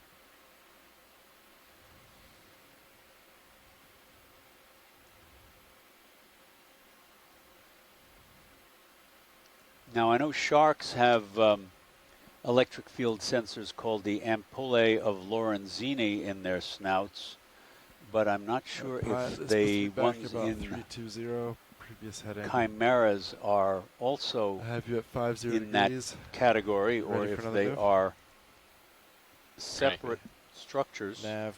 Okay. We are ready for another move. Copy that. Let's just do another 30.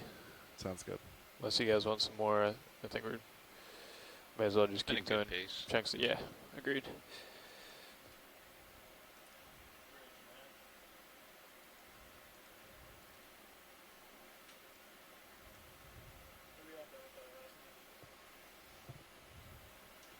And looks like a bunch of sea cucumbers again, mostly Pararhiza, which we've seen in large numbers on this dive.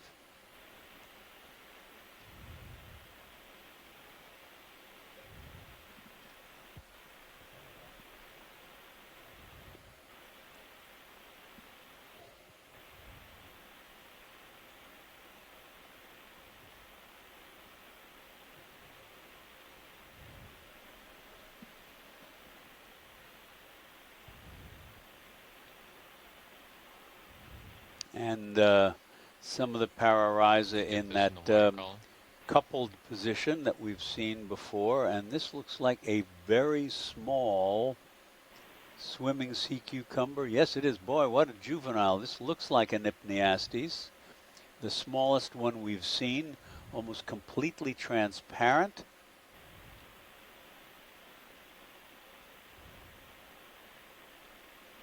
That was neat.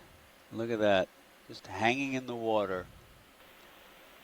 Neutrally buoyant. That's tiny. Despite its gut full of sediment. There it goes. This gentle sweep of its oral papillae fan. And you can see the tips of its tentacles around its mouth.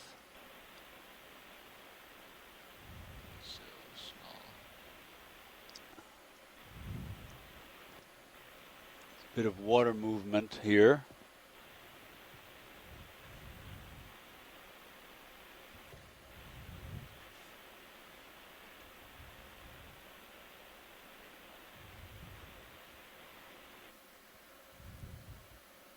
Just about count those tentacles.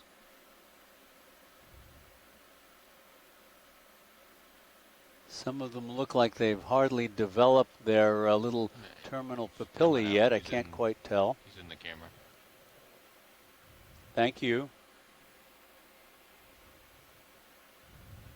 He's about a centimeter long. It's tough.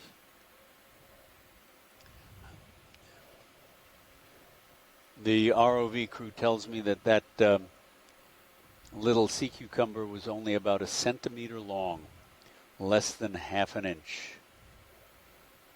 Quite remarkable video. There's a big rock, big carbonate rock in a depression with some sargassum, and here is a polychaete worm, one of the scale worms, swimming through the water, stroking with the combination of its parapodia, its little paired unsegmented appendages with long fans of bristles. Here's a brittle star, mostly buried in the sediment, except for its arms.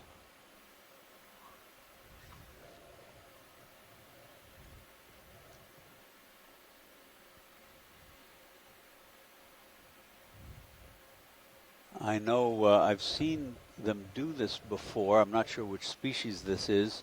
You can just make out a little bit of the purple sort of lavender colored disc in the middle.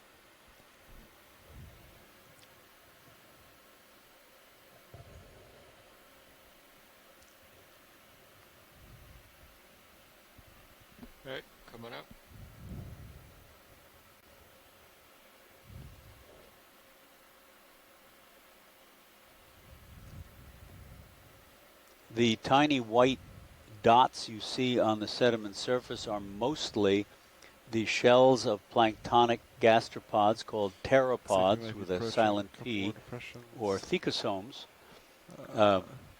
They are gastropods related to snails and conchs and cowries and so on. And there goes our little sea cucumber. And their shells are very thin, calcium carbonate. And the foot, instead of being modified as a typical snail for crawling, they're modified as two broad paddle-shaped structures, and they basically flap their way through the water, so they're called sea butterflies sometimes. Could we zoom in on that muddy sausage next to the sea cucumber and see what that is? I can't tell that. I guess that is fecal material. Yes, that does not look like an organism. That looks like a fecal cast of some sort. There is a sea cucumber that covers itself with mud, as well as those little pteropod shells, but that does not look like it, although it's the right size. Thank you. Come on out.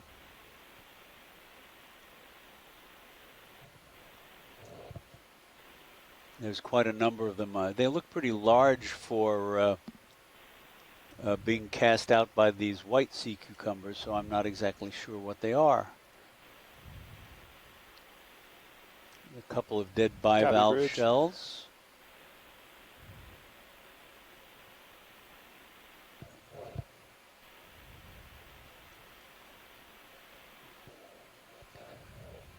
And our depth now is 1918 meters. We're moving slightly upslope in general.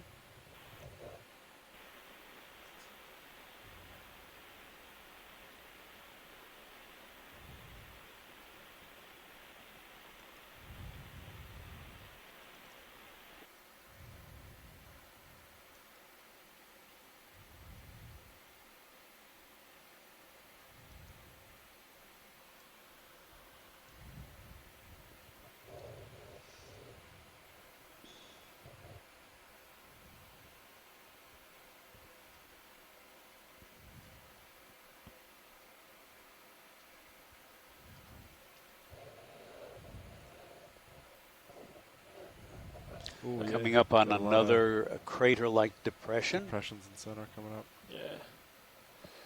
That move is done. You guys want me to get another one in? Yeah. Sounds like a plan. Copy. Bridge nav. Yeah, let's do another move, please. Same one, range 30 meters, bearing at 320 degrees, speed 0.2 knots. The mud here, the seafloor is quite smooth. In some areas here, it does not look like there's much bioturbation. Relatively little or a smaller density of organisms, larger organisms buried in the sediment than we've seen on many of our other dives. And again, these depressions look largely inactive. Some of them have no bacterial mat or anoxic sediment to speak of, just clots of sunken, drowned, sargassum brown alga. Yeah, how's our bucket look? It's looking good. I'm checking on it every now and then. Cool. Unchanged. Yeah, for those of you who Noted. who couldn't hear quite, Dr. Wixton's identification of that orangey red shrimp that we saw a few minutes ago was Hepomatus tener.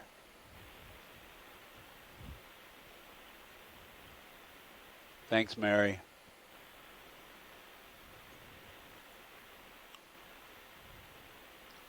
A lot of marine snow here.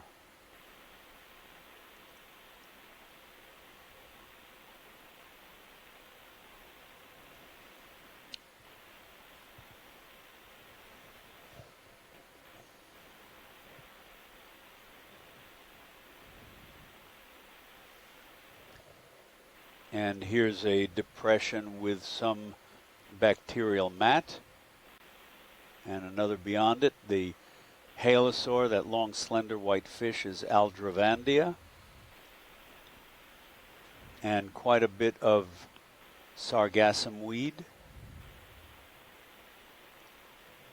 but little else in this one.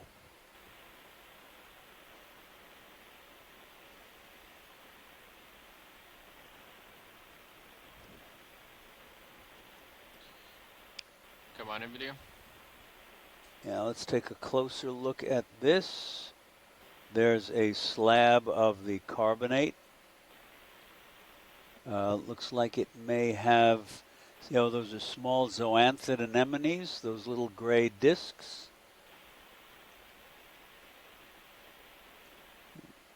Very convoluted, lots of little holes in this rock, which are called vugs, V-U-G-S, by geologists, and so this rock would be called vuggy. Also, there are old worm tubes on this rock, look like serpulid worm tubes.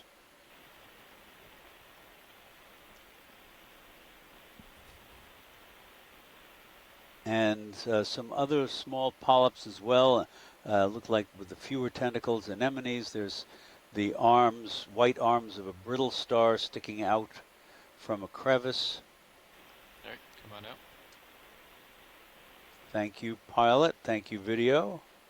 And a bit of terrestrial plant detritus. That those branches there are from water hyacinth, which is the most abundant terrestrial plant debris that we've seen in the deep sea here on this expedition. It's washed out of the Mississippi and other southern rivers. It's an invasive species. It was introduced, we were told, in the 1880s and can create quite a problem in clogging smaller waterways.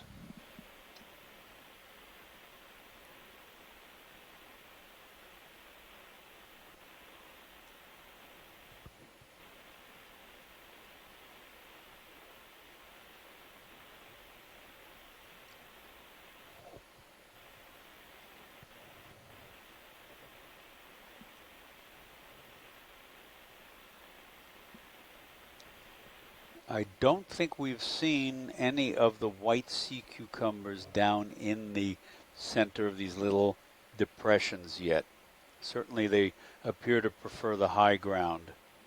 And again, small bacterial mats, fragments of shell, and sargassum weed. Could we have a quick snap zoom?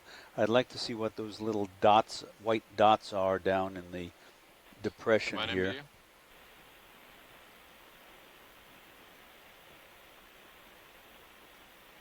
So I'm not sure what that one is. Can't quite tell if that's just a clot of bacterial material. If anyone on shore could help, we could see a couple of the others of those. Tiny little zoanthids clinging to the sargassum weed.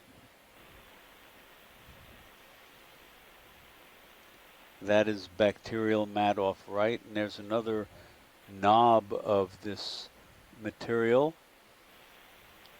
Not sure.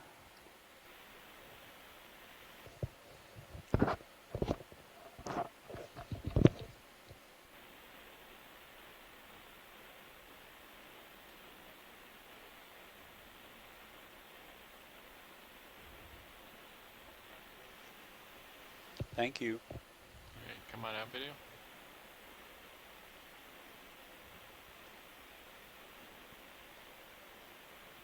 Let's get the opioid up top. Go ahead in. And there is another brittle star. All of these appear to be in the same family, if not the same species. The disc partly buried in sediment. Right, come on out. Brittle stars differ from sea stars in the major group of the animal kingdom called the echinoderms. We have 5 major living groups or classes. The sea cucumbers are one, the sea urchins and sand dollars a second, the brittle stars a third, the sea stars a fourth, and the crinoids, the sea lilies and feather stars, a fifth. And brittle stars differ from sea stars in a number of ways. Their guts are blind. They have no anus, although there are some sea stars that lack an anus as well. And their arms are constructed of a series of skeletal pieces that look more or less like vertebrae surrounded by plates. So they're basically solid arms. Whereas a sea star's arm is hollow and contains extensions of the digestive glands and the gonads. There are lots of other features that distinguish them as well, but those are two to go on. And sea cucumbers, of course, don't look like other echinoderms. They're sausage-shaped or variously shaped. But imagine if you took a sea urchin, which has its mouth in the center of the bottom, and its anus up at the top, and its shell or test is composed of interlocking, usually rigid plates arranged in rows like lines of longitude.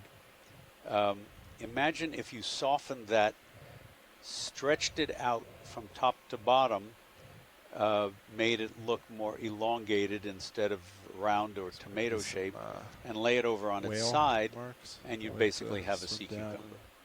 So they're derived from the same basic five-sided symmetry, but of course they've been modified. Oh, to the left. Barnacles, perhaps. And one of my professors described crinoids basically as starfishes on a stick. It's different than the other depression. If you took a starfish, turned it upside down, gave it its arms, made its arms skinny, and gave them side branches like a feather, and stuck it on a stalk, you'd have the basic, really the very, very basic working structure of a sea lily. All right, I see clams. Come on in, video. And it looks like we found another one of these small seep habitats. Again, a great perspective can be gotten from the Sirius camera, camera 2. And you can see this area is about the same size or just smaller than D2, a very patchy habitat. This one inhabited by Bathymodiolus brooksii, some Chaetoptera tube worms. You can see the orthogenic carbonate outcrops there that they are growing on. Some polynoid scale worms. Sorry, go ahead, Chuck. No, that lump of carbonate looks like a pile of old shells, doesn't it? Don't those look like clam shell? There's a clam shell in there. So what sometimes happens at these carbonates, and Carolyn can probably explain this a little bit better, but you do get the shells of old clams or mussels being incorporated into the structure as well. And your timing is excellent. We've been seeing nothing for a while, and you came back just in time. I know, but I saw, because I was watching from the library, I saw that I missed a Harriota. Yes. Chimera. Yes.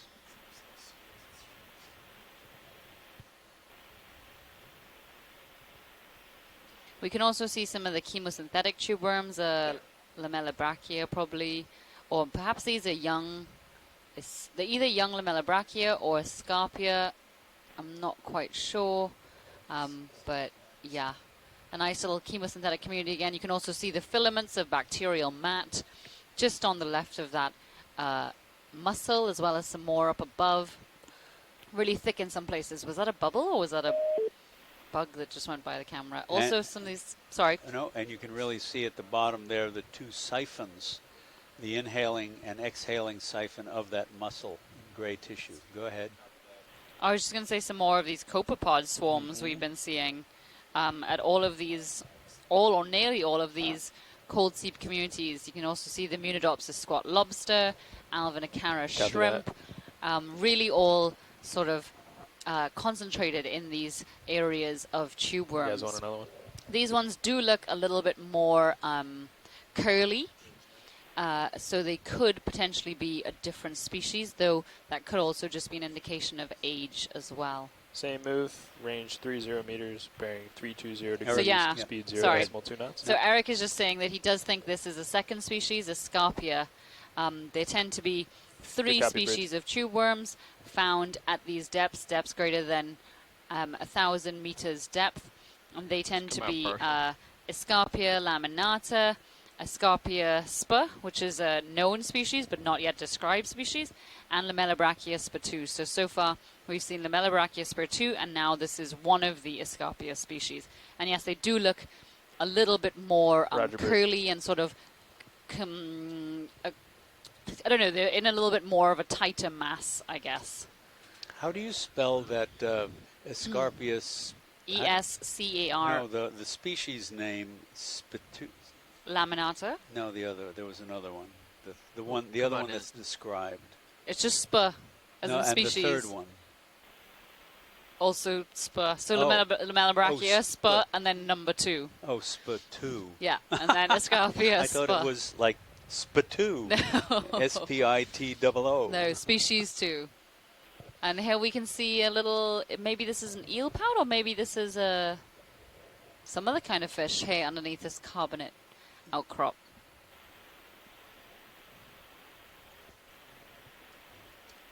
Might come out partial. See if we see any bubbles.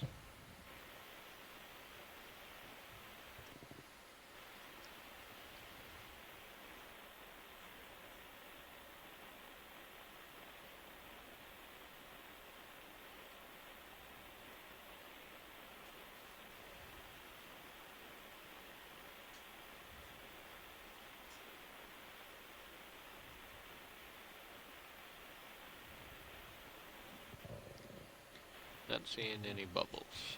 Yep. One of the things I'd like to remind you folks, as Carolyn Ruppel has mentioned to us as a reminder, is that we are through this incredible, first of all, the incredible technology of the ROV itself and its companion Sirius, allowing us to see what is on the deep sea floor over a mile down at this point in brilliant living color, but also our ability as we stream this video out over the internet to basically points all over the world, and we have this group of scientists from literally all over the world who can comment on what we're seeing in real time. Let's see what else is around. We've had people, of course, from all over the United States, as well as Japan and Russia and Paris at different times, contributing their expertise, because Diva and I, as well-rounded as we may be, have of course huge limits, as any scientist nowadays does, because of the enormous amount of literature and information that's out there. So we've got people like Eric Cordes, who has worked on these deep-sea habitats of the Gulf of Mexico for years, as has Bob Carney. And we have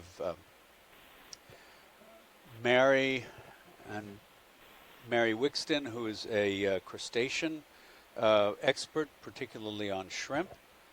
So it goes on. Carolyn Ruppel is a geologist, because Diva and I are not geologists by profession, although Diva has a lot more experience with these chemosynthetic environments than I do.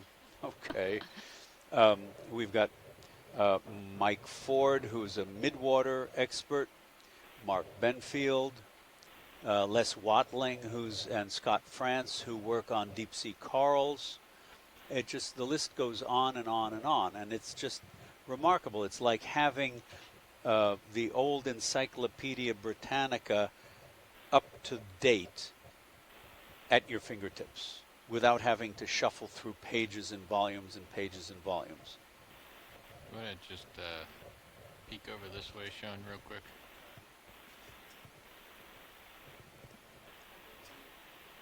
Whichever is easier for you. There's a hole over here. Can we get a quick zoom on that skate coming up, please? Absolutely.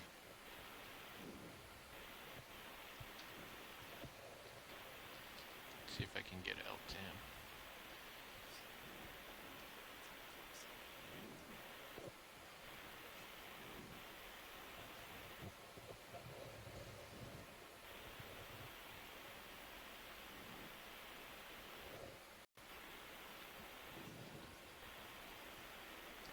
So this is a skate. I'm not sure of the genus. Right, come on the in, genus video. name probably ends in Raja, R-A-J-A, as a lot of the skate names do. And you can tell it's a skate instead of a ray because it has those two, among other things, because it has those two fins at the very end of its tail, the caudal fin and dorsal fin, I guess. Plus you can see this one has numerous tooth-like scales running down in a pair of lines down its tail. And this is appears to be a female. You can see the big broad wings are the pectoral fins, and then behind them the two smaller oval fins are the pelvic fins, and if this was a male like the chimera, it would have two elongated projections, one tight. on either fin, If you have any more, and the interior side that would be the claspers that would indicate it's a male. That's a wonderful shot.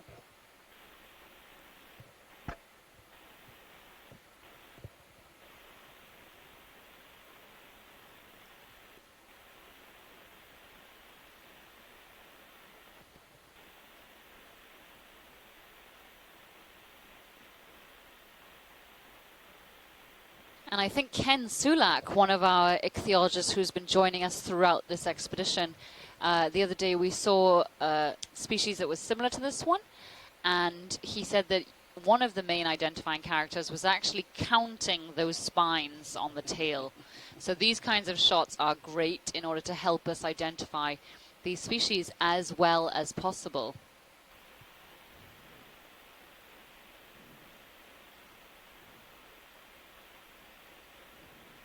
Wonderful.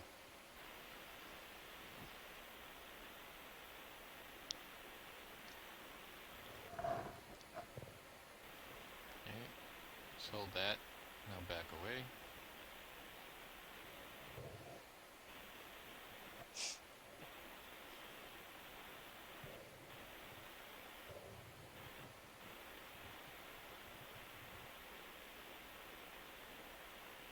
All right.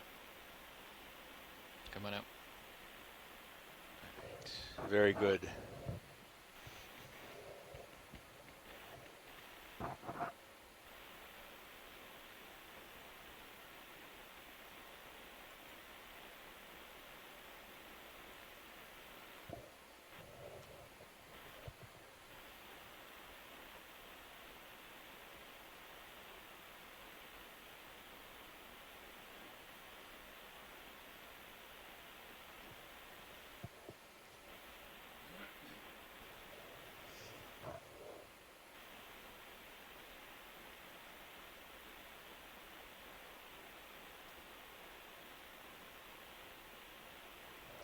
Yeah, these sea cucumbers.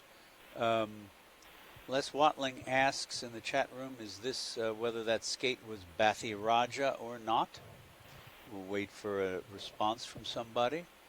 And those sea cucumbers, Pararhiza, are clearly far and away the most abundant of large organisms on the sea floor during this dive. Just all over the place. Let's get the shrimp as I come by.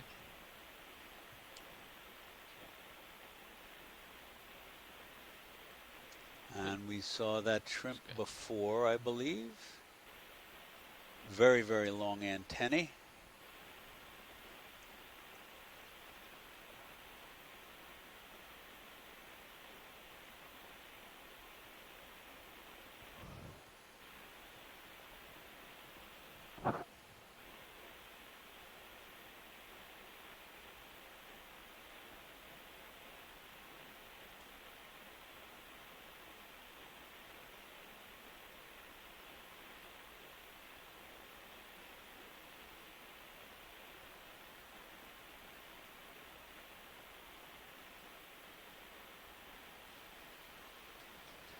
Okay, guys, that move is done. Want another one?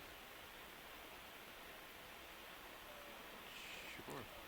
Closing in on it, I wouldn't be surprised if we start to see some more sea features Coming here. across another depression, again largely empty. Okay, I'll get another one in. Some sargassum weed.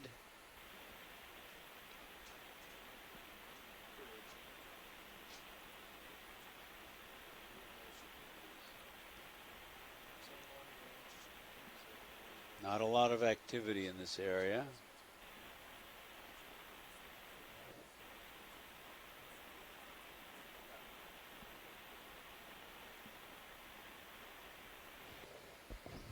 So that feature just to the left, about to go off screen, that looks potentially like a marine mammal or beaked whale scour mark. It's probably about 20, 30 centimeters deep, probably about a meter in width. Can we get the lasers on for a second, please? Roger, British. And beaked whales are known to dive down to these depths. We're at nearly 2 kilometers depth, and even deeper. And it's thought that they run their lower jaw along the seafloor, and that could be to potentially get food, to digest stones, to help in, well, to eat stones to help in digestion, and or potentially to scrape parasites off of their body. It's not sure. This actually, I don't think has ever been recorded, but it is suspected. Thanks, pilot. You're welcome. Let's get, there's this little thing right here. I think it's just upturned sediment, but let's take a snap on it.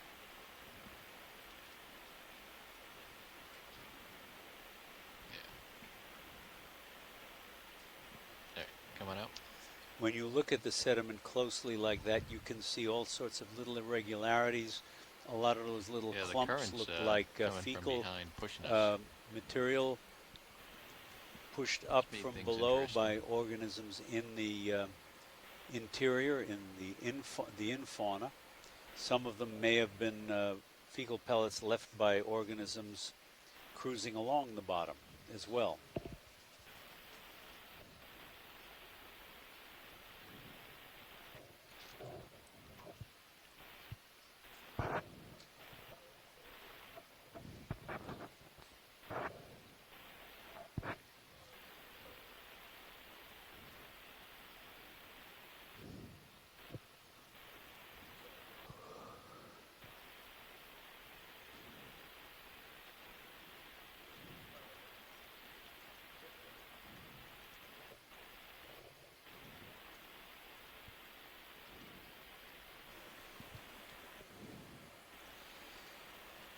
It's interesting also about those troughs that appear to be gouged by the beaked whales, that virtually all of the ones we've seen look obsolete, like it's been some considerable time since they were actually gouged.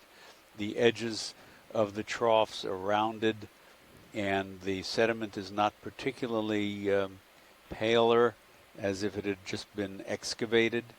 So really interesting. I wonder how long those troughs last before bottom currents eventually fill them in, or the activity of bottom dwellers.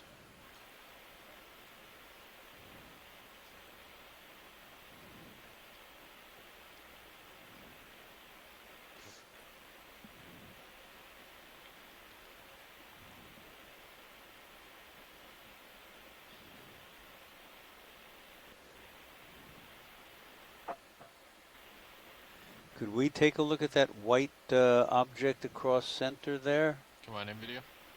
Maybe just a shell. I think that's exactly what it is. Yeah, a dead mussel shell. But with some colonial anemones growing on it. And growing on the other shell, it's even more buried to the left.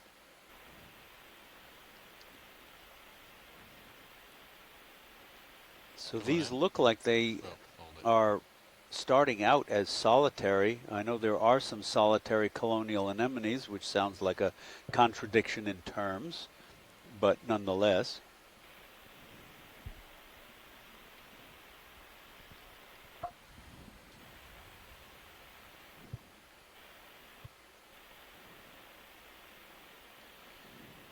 All right.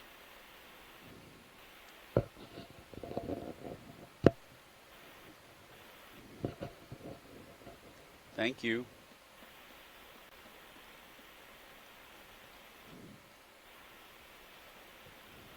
Really, those sea cucumbers only like the high ground. Even though these depressions don't appear particularly active with discolored sediment or bacterial mats, we don't see the sea cucumbers generally down in them.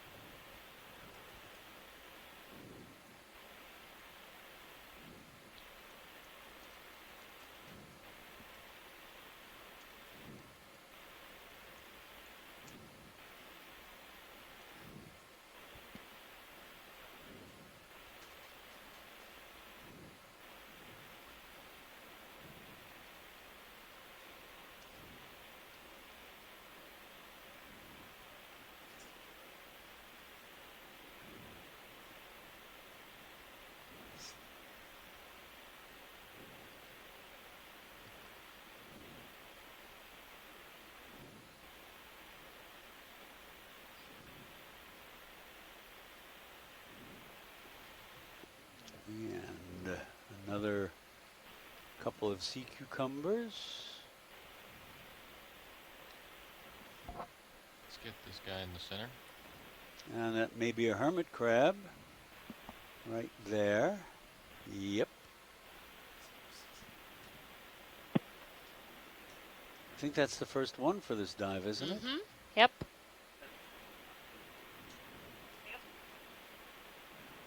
This looks like a different species from the one we saw yesterday, the Pictus species with its enormous claw, but this one doesn't have the broad brown band on its legs. Mary, if you're still there. This is probably Parapagurus, and it could be Parapagurus palosimanus, which means hairy claw. Okay. Does that have a wide depth range? Because I've heard that name before. Yes, they do. Now, there's a Pacific species or subspecies depending on whom you ask, but this is the typical one here. Thanks very much. And Diva, is that gastropod? That's one of the seep-associated gastropods or not? Maybe. It could be a Phymenorhynchus, which is one of those predatory gastropods we saw in the seeps. Was it yesterday or the day before? But I'm not sure. It's pretty beat up. Yeah. And you can see some of the different pteropods or thecosome shells. There's about 4 of them, obviously, in the sediment here. One round one near the hermit's legs, one in front. That looks like a Cleo. A slender cone-shaped one, 2 slender cone-shaped ones behind. I have a number of generic names I can think of, but I don't remember which shells they go to.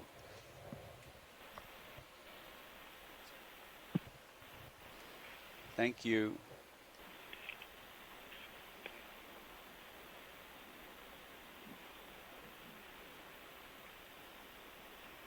You might have noticed the long antennae that had the CD on them. In hermit crabs, that's the area that's equivalent to the sense of smell. And I can never remember, without looking it up, the little short ones with the brushes that are constantly going up and down, and versus the long, slender ones. Which is the first and which is the second antennae? I've forgotten. The first of the short, the second of the long. Okay. Thank you. Yes, crustaceans, unlike any of the other joint-legged animals, insects or arachnids or millipedes and centipedes have 2 pairs of antennae. Nobody else has that. The insects, of course, have, and the centipedes have 1 pair, and the arachnids, the spiders and their allies, have none. And there's Aldrovandia again, the halosaur, in a characteristic position. All right.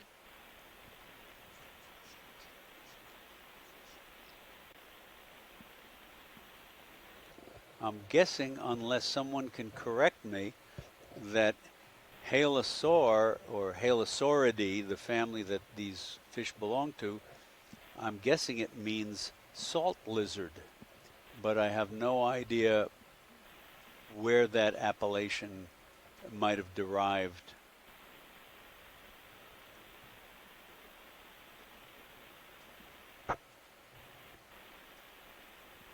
And Tracy Sutton, one of our ichthyologist friends and a colleague of mine at Nova Southeastern, has joined the party, and he said yes, halosaur means salt lizard, even though I think the person who originally described it did not think it was a lizard.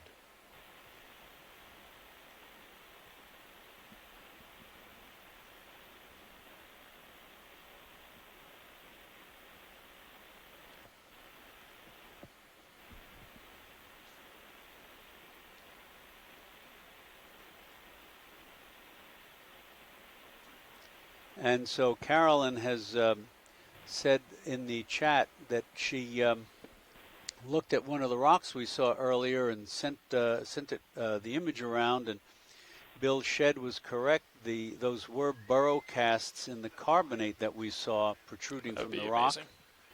Yeah.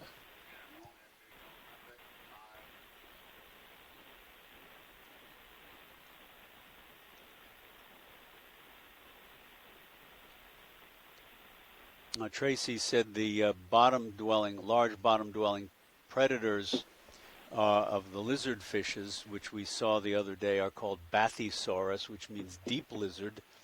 So maybe they confused them as being related originally, when relatively few deep water fish were known. This is Bill Shedd. Thank you, Carolyn, for checking that out.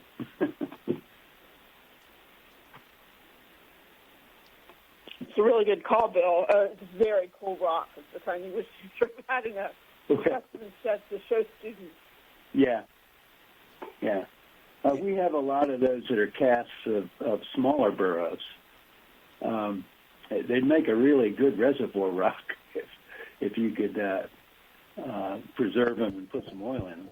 But these are interesting. The casts are so large.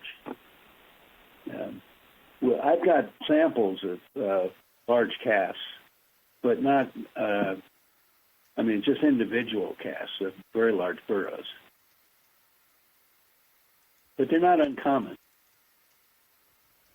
And Scott France has posted that we were talking about the feeding of the beaked whales and the troughs that they dig. Patty Rosell of NOAA Fisheries says Baird's beaked whales have been recorded to contain a variety of fishes in their guts: saury, rockfishes, skates, rat tails, and squid of several different genera.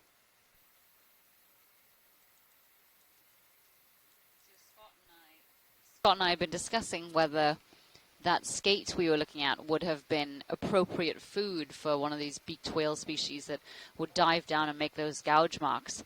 And he proposed that that was the case, and I found that hard to believe. But he has confirmed with experts that, in fact, as Chuck just said, Baird's whales do come down into the depth and have been known to eat skates. So perhaps that skate we saw a little while ago was a potential meal, or could be a potential meal for those whales.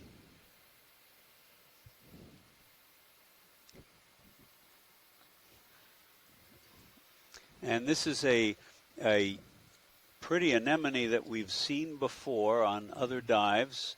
I think we may have seen one of them earlier today on a dead mussel shell. It's got this lovely smooth exterior yellow column with white tentacles around the margin. And another example of any old port in a storm, when you need a hard substrate and there isn't much around, you'll take what you can get.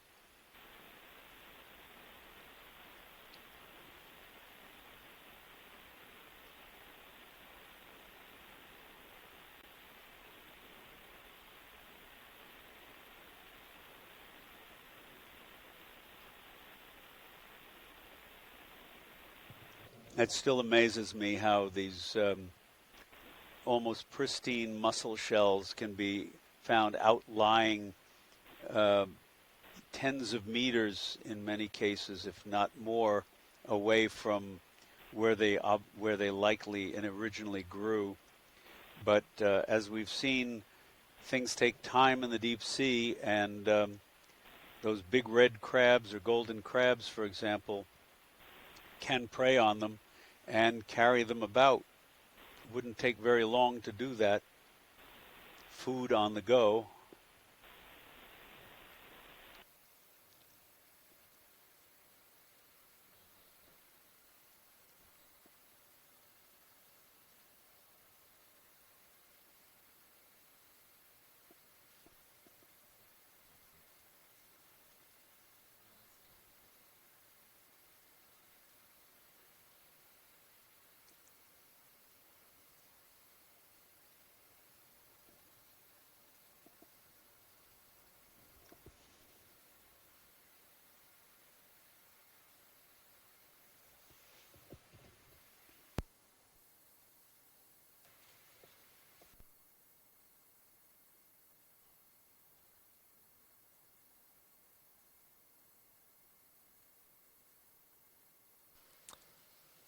We should be in that general area. I know, I think there were more to the north. So we're getting close. We should be at least.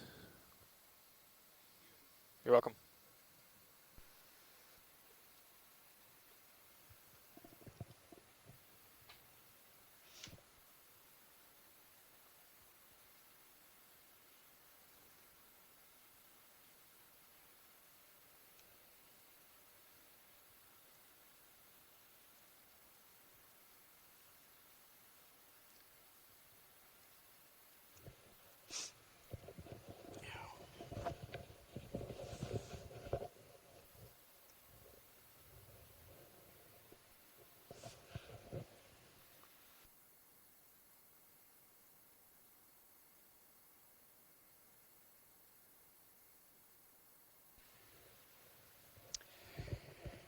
Here's a bit more bacterial mat, but not much else. Sargassum weed. Can we have a quick snap zoom to see if there's any small scale activity here?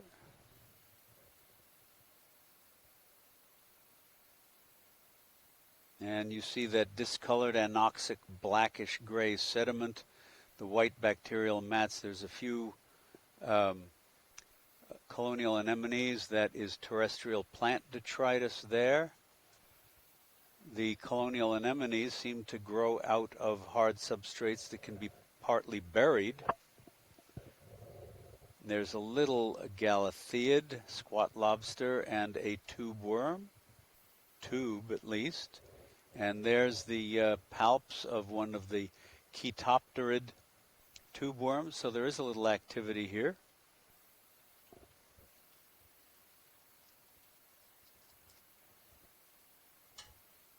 Several squat lobsters.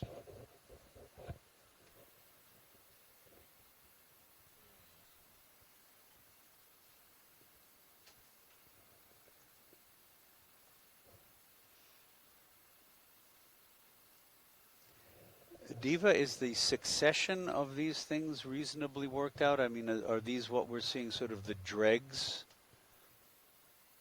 Yeah, so it could be the dregs or it could be the beginning of. Oh, okay. It really depends on how much fluid flow there is. I see.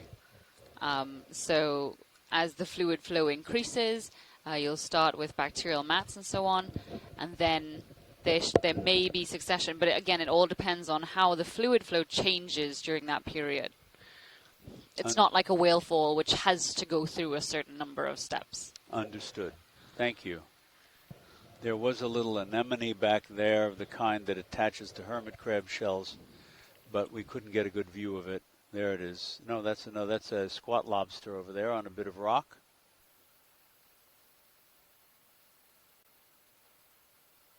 That's okay, pilot. Thank you. There's another squat lobster.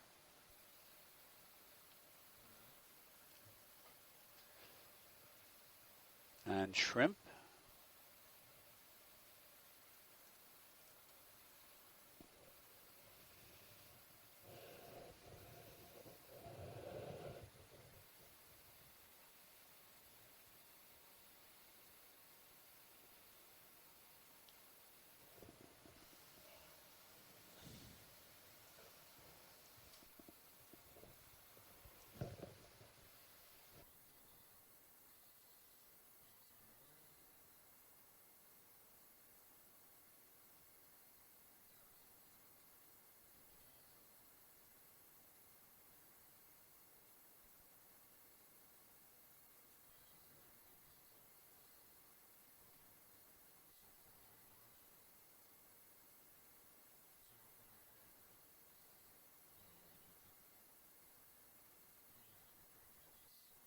As the ROV turns, we're stirring up a bit of a cloud here. More plant detritus on the sea floor.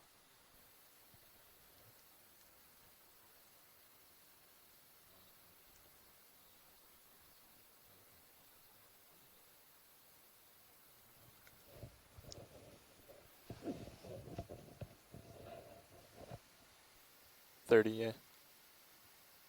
Right? No?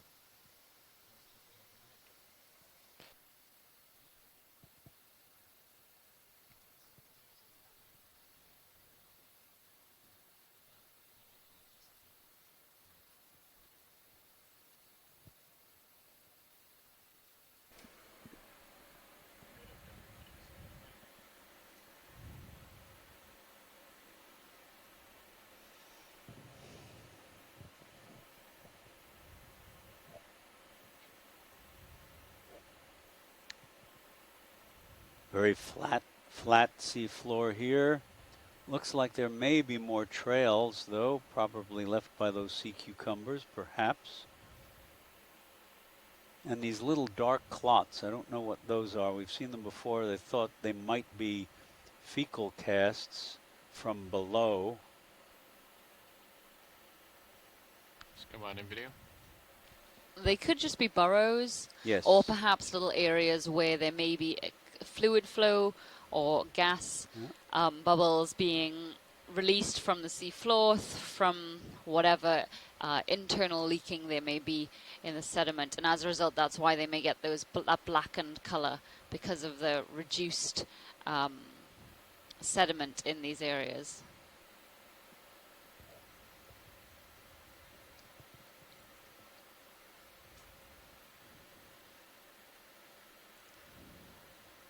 Thank you, pilot.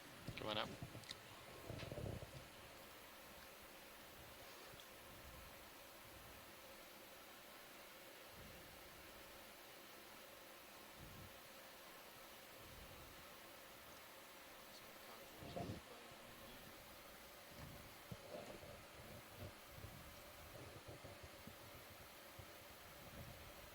Well, one thing's for certain, these sea cucumbers don't have much in the way of competition.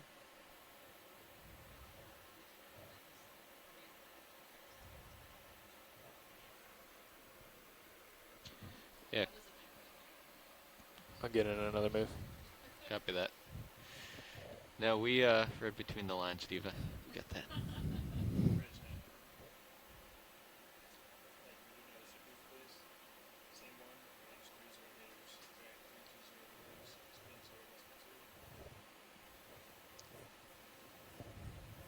So for this dive, we've got about 2 hours left, 2 hours and 20 minutes.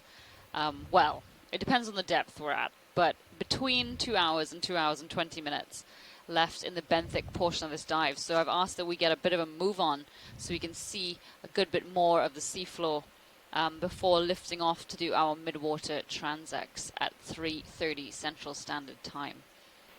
That looks like a newer scour, but we don't need to take a very long look at it. Well, we gotta wait for the ship anyway, so come on in video.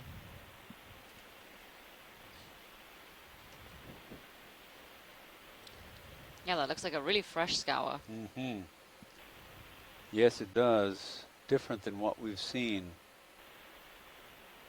So as Chuck was saying earlier, a lot of the scours look quite old, whereas this one looks quite new. It's still got very steep-sided walls, as well as there's still a lot of the internal sediment around the outside, which now I'm thinking maybe this isn't a scour at all. Maybe it's a burrow. Interesting. Unusual Thank you, pilot. shape.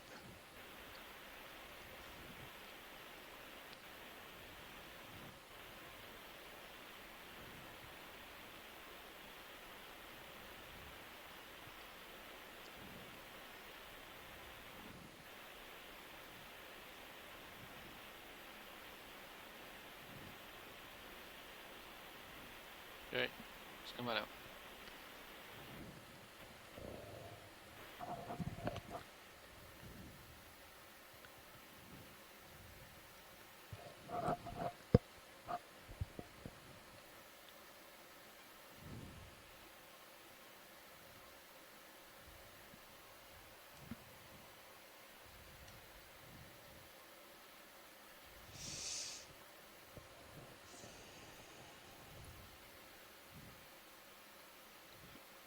Really not a lot of obvious life here in these areas between the chemosynthetic patches.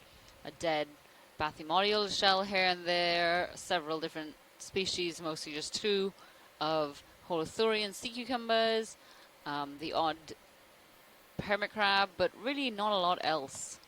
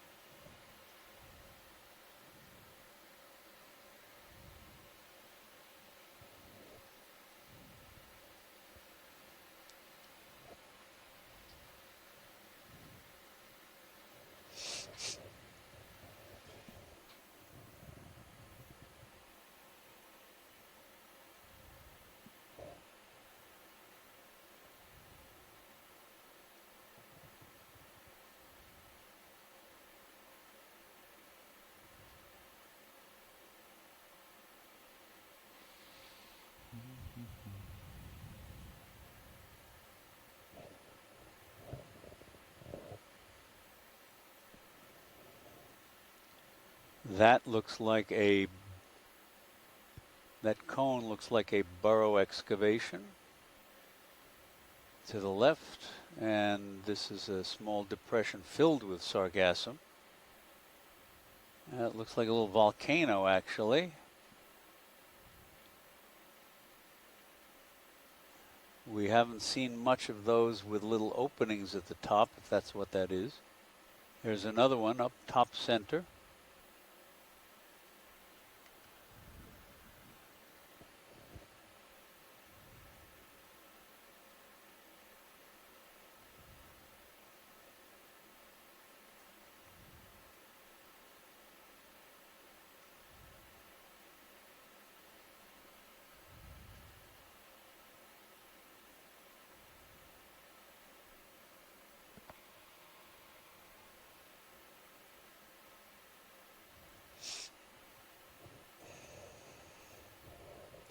Well, there's a perfect circle. Look at that. Almost perfect, it seems. But no activity in it. Just a little discoloration.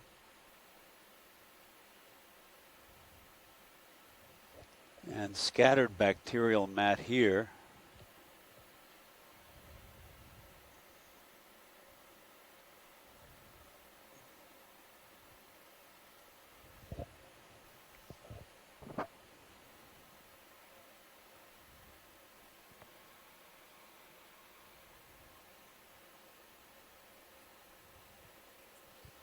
Copy bridge.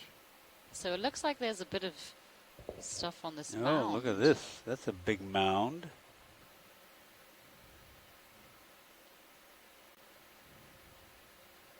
I think that's more elevation we've seen in the entire local elevation than we've seen in the entire dive. And there looks like there's another slope up beyond it.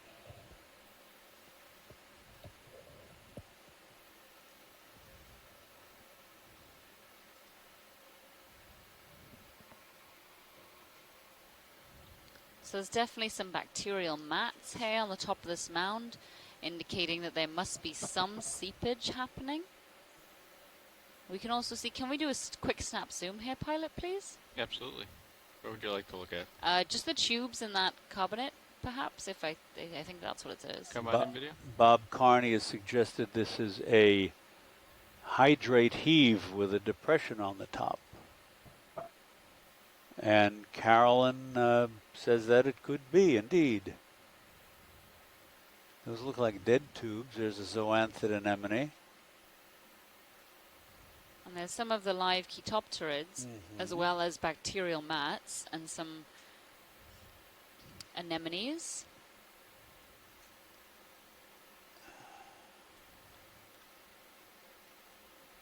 Also lots of fecal mounds. So Bob Carney's not on the line. Just let me say a bit about these hydrate heave ideas.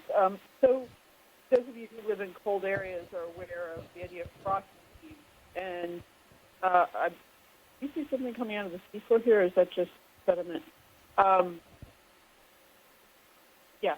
So in any case, there are these features on land called kingo, and these features, and some of them have actually been seen also in the marine record, although they may be a bit different. And in these places, there's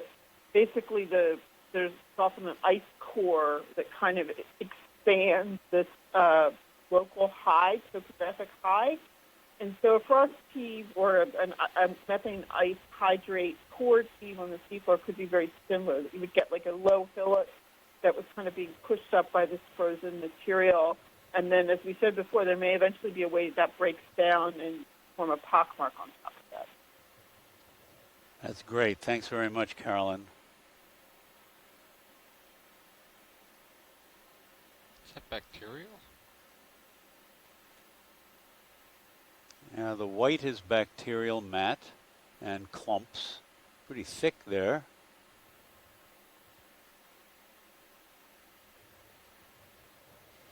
It's growing in a really weird shape, though.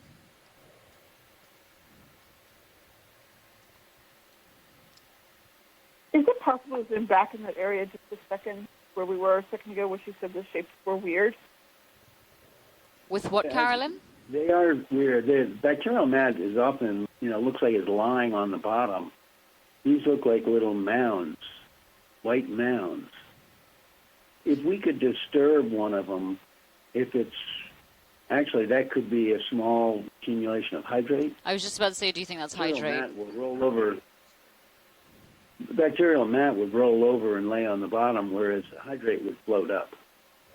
So we did see, and Amanda Demopoulos is on the call today, but we did collect finally some material. Some of it was on the floor of the Gulf of Mexico and died 2 years ago. We collected some of this material in the Atlantic on the ROV cruise we had in May. And it was this white material that I'm not sure what they finally identified it as, but it was biological in origin, and it looked a lot like that. But that's actually not exactly, Bill, what I was looking at. It does look weird, though. It does, The material we collected was kind of like fluff, but I'm not sure what they identified it as eventually. So how important is it that we try and nudge this stuff, guys? Well, it would answer the question if it's actually hydrate or bacterial mat. That's all. Pilot, do you think you'd be able to nudge this easily? Move along if you need to. Yeah, if you need to keep on schedule. I mean, if we could just do it with the skids, probably. Yeah, we can try that. Can you turn and face? Okay, so we're gonna so we don't lose too much time. We're gonna try to nudge these with the skids of the RV rather than stopping, setting down, getting the manipulators out, blah blah blah. So okay, gonna have to keep an eye out when we're doing it. Okay, it's going to be fancy driving, it sounds like. So we're seeing if it floats. Is that the idea? Yeah, I think they want to see what happens when you touch it, whether it's sort of... These little white blobs. All right. Yeah, I'm coming in with my left skid here, Bob. And in the camera 2 view, you can see how semicircular this feature is. Very smooth and semicircular.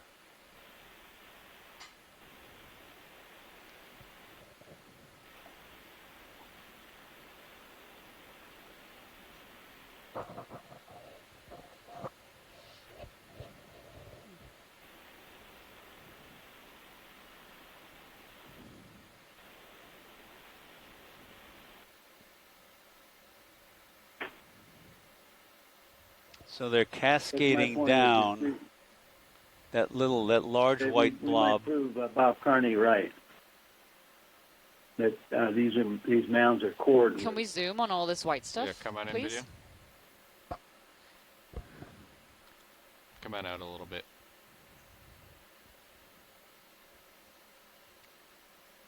So I'm inclined to think this is flock, bacterial flock.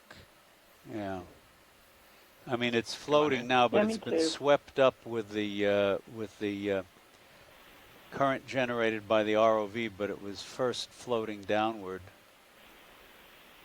rather than bubbling up.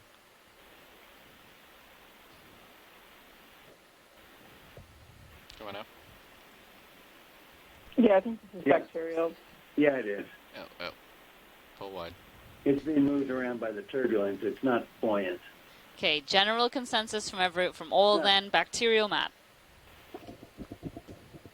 Yeah.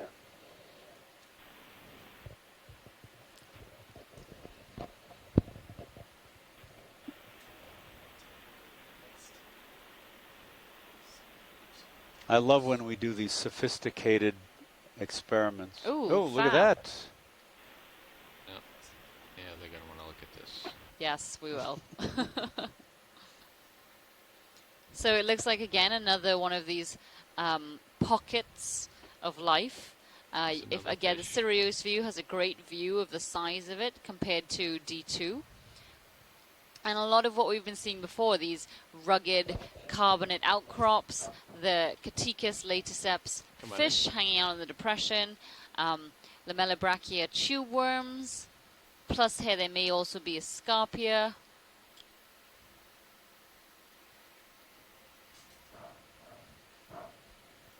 Some Munidopsis squat lobsters I can see. Let's get something on. Oh, I think it has a tumor. Does look nasty. Watch lead, Nav. Go ahead, Nav. Hey, is this worth a drop of a waypoint here? Yes, please. You got it.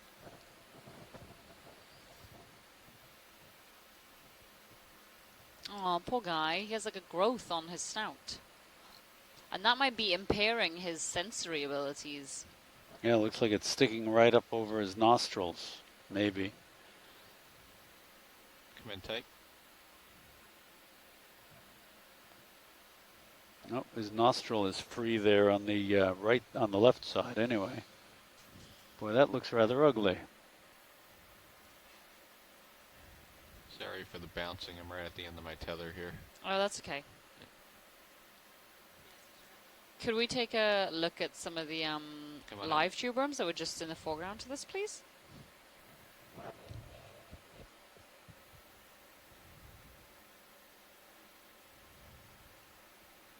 All right, come on in. Look at that copepod swarm.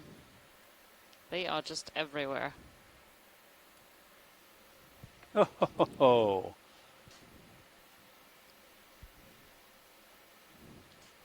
As well as some live Bathymodiolus mussels, some of these tube worms. I think these are Scarpia,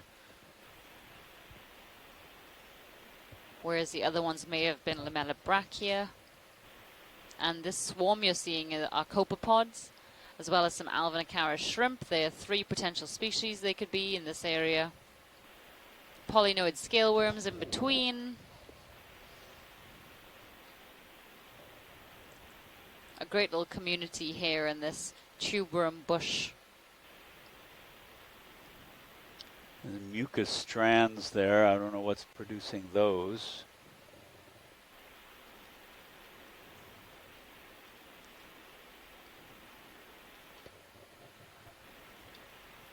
And here you're getting some good shots of the obturaculum, which is the sort of, it functions like the operculum of a snail. It's sort of like a seal for that tube to protect the delicate lamellae of the tube worms, which a lot of invertebrates like to try and eat.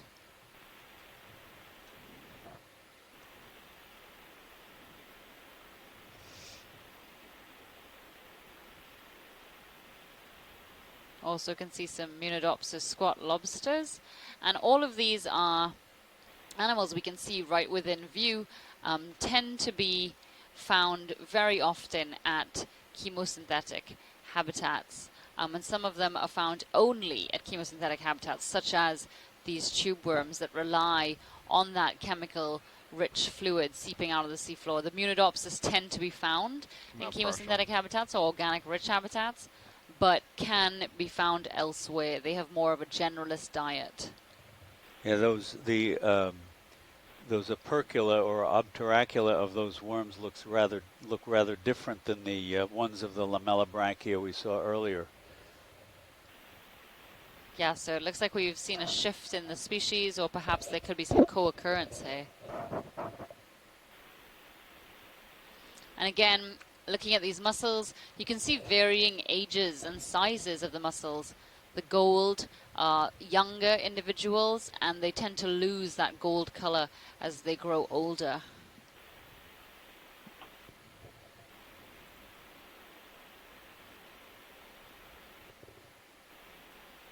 And yet another really thick tube worm bush. Wow, that one's a lot of individuals over there. Geez, that's hundreds. Do we have the two different kinds there? The horizontal tan ones in front and white ones in the back? I think or are they all the same thing? I think the horizontal ones in front might just be old and dead. Oh, okay. Oh, yes. Whereas the ones in the back are very much alive. Right. Look like birch trees. Yeah.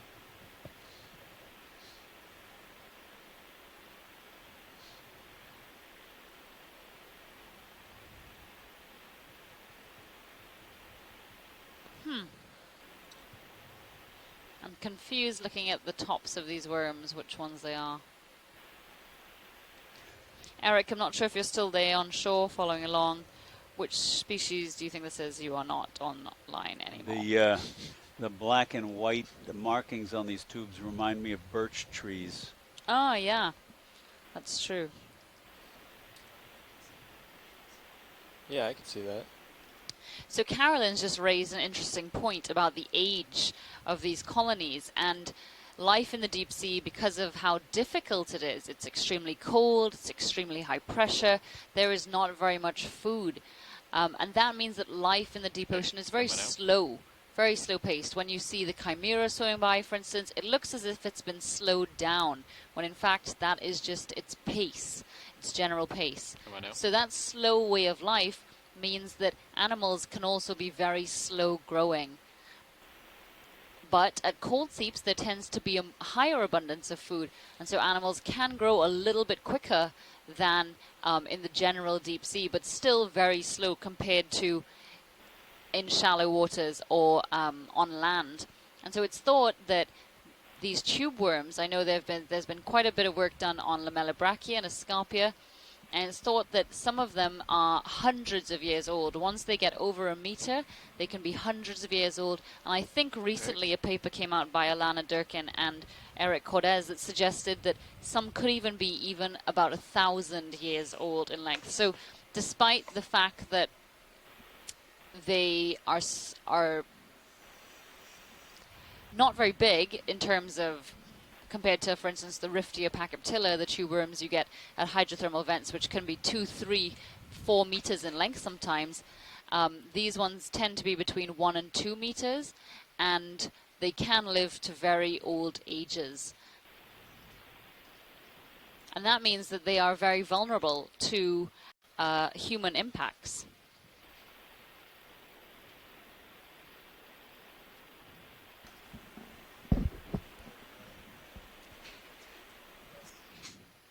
Copy that. I'll come back here. We're just doing a little pilot switcheroo, and then we're going to be on our way again.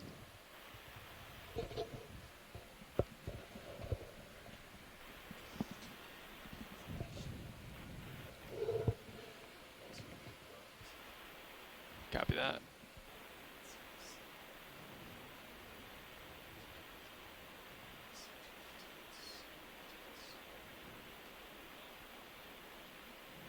Copy that.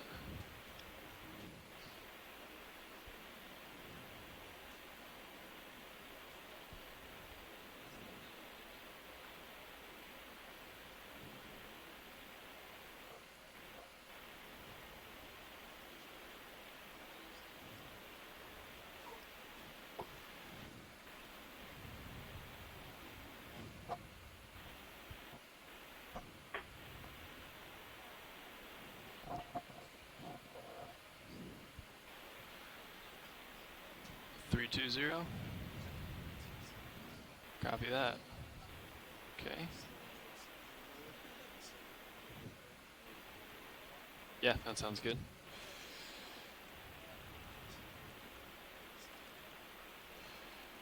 Yeah. 320.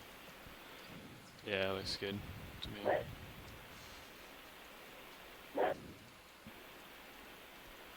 Shake some of the stuff off here.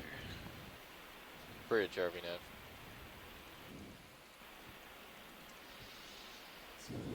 I'd like to request a ship move, please. Yeah. Range 30 meters, bearing 320, speed .2 knots.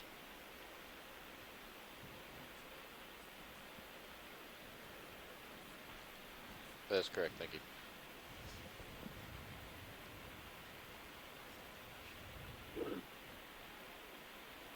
What's that?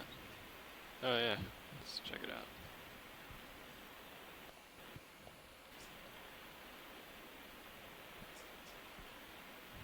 Yeah, let's make sure it's not anything laying on the ground there. Thank you, Bridge. Okay, yeah. Copy. Yeah, there you go.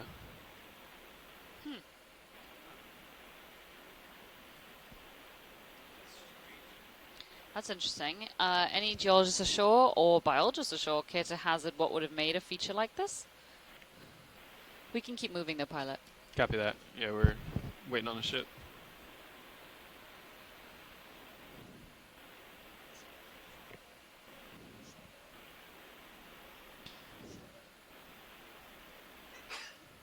Yeah, maybe.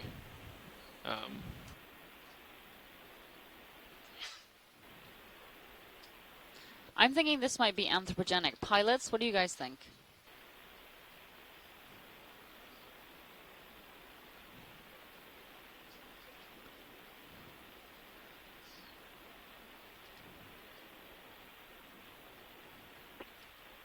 Yeah, that's what I was getting at. Perhaps something that was dragged along the bottom. It just looks so straight, and it's a bit bigger than we'd expect. Bigger than broader than any of the trails that we're likely to see. But then Carolyn also raises a good point, Carolyn Ruppel. We are at nearly 2 kilometers depth, so could it have been some human impact being towed that this deep?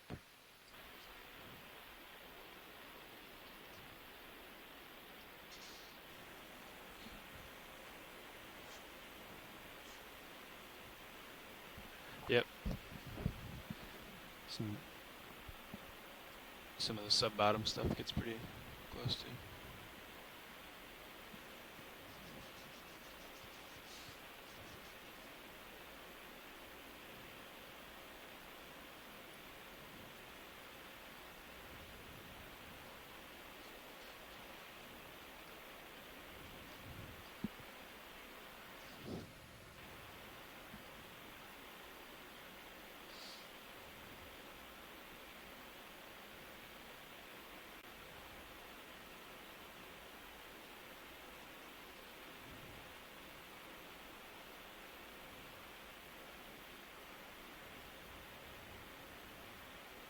A couple more of those sea cucumbers. We must have seen over 50 by now, 2 different species.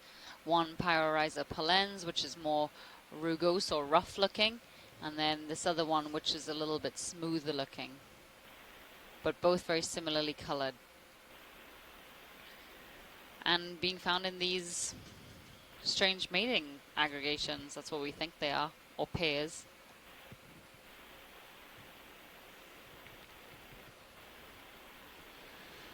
Let me know if you see anything on sonar there, co-pilot. Copy.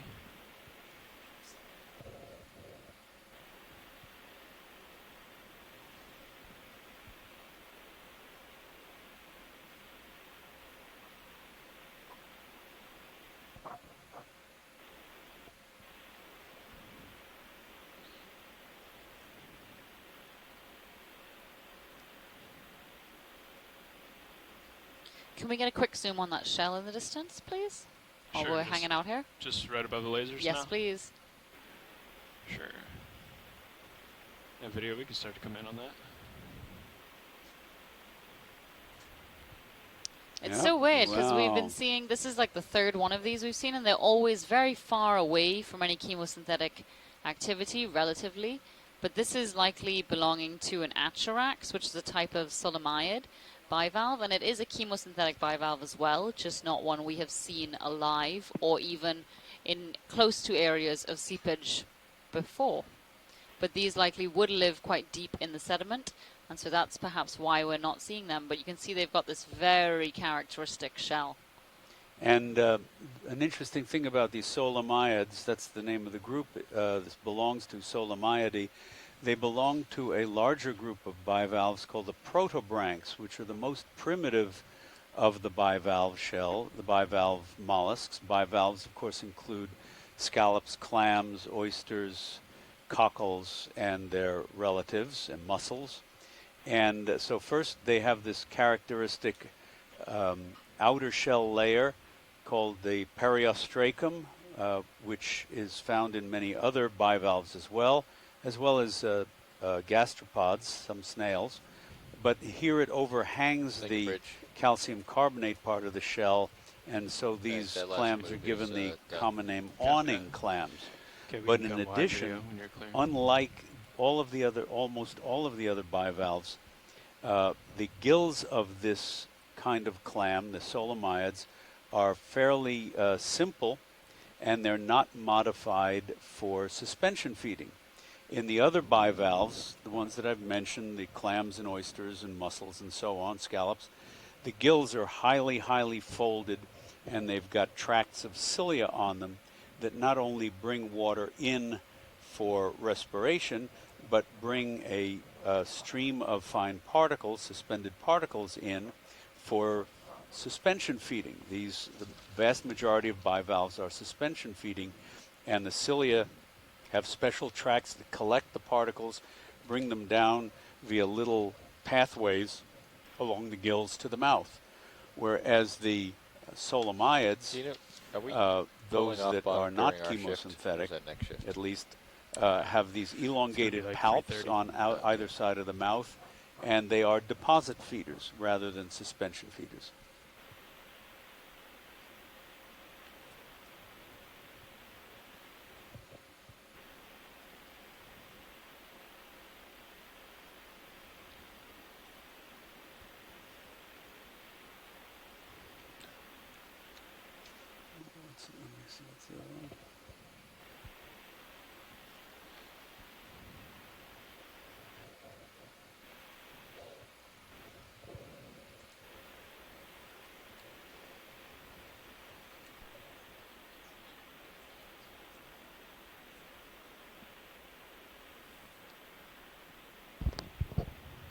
We can go faster. 0.3. 0.3 it is. Bridge RV nav. Course shift move 30 meters, bearing 320, speed 0.3 knots.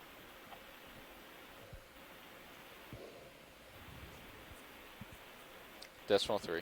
There's a Larvacean house drifting up above center, one of the planktonic organisms, little tadpole-shaped creature that builds a mucus house out of protein and cellulose, I just learned the other day, and collects extremely small planktonic food in the bacteria and smaller size range.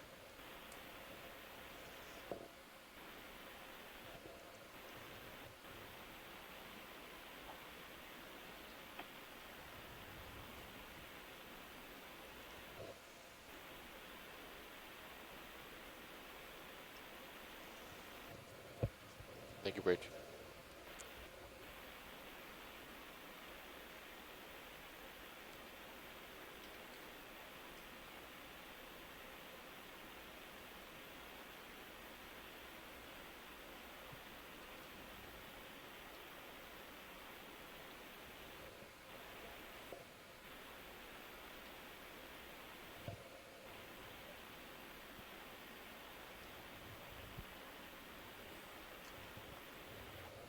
Very little, proportionally speaking, very little bioturbation here by comparison to some of the bottoms we've seen.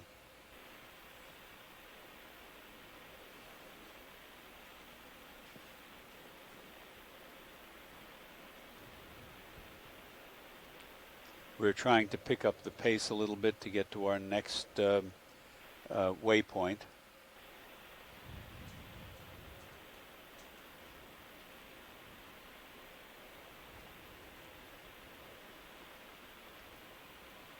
And it looks like D2 is at the end of its tether, so we may have to wait for the ship and Sirius to catch up to us.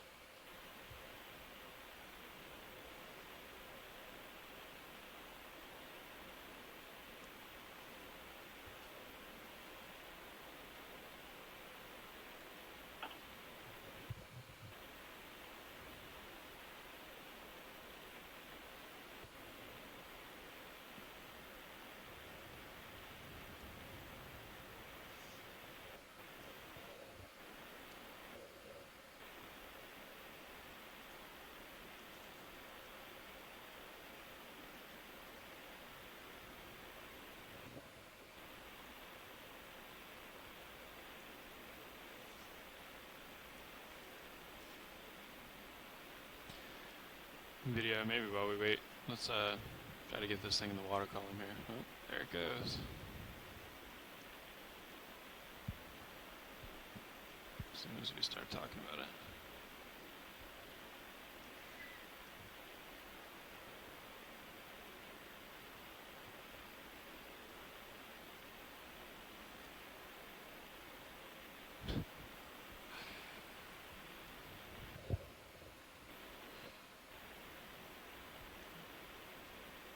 Thanks. You must have heard us.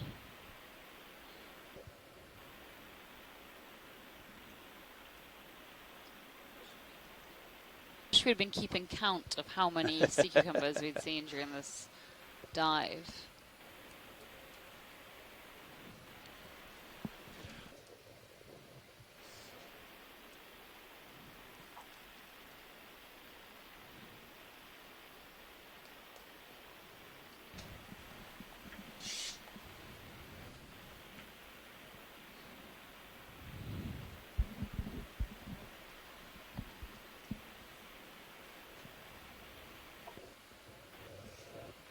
Looks like you're starting to move, so push out a little, yeah.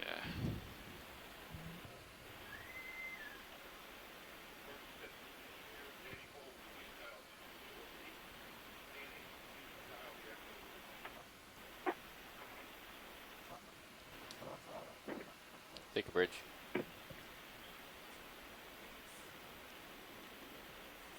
Copy that. Bridge is changing heading to starboard, a few degrees. Copy that.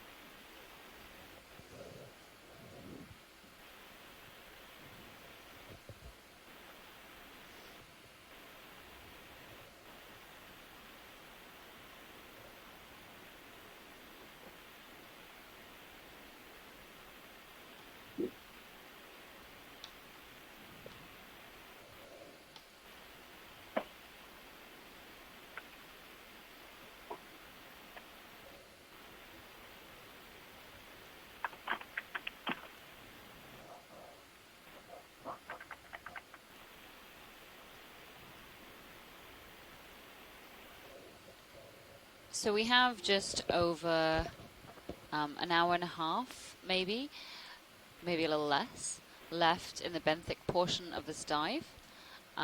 We did choose our dive track based on a number of Boehm seismic anomalies that were found in this area, as well as some bubble plumes which were detected last night, as well as in 2012 and 2014 during the Okeanos Explorer's previous expedition.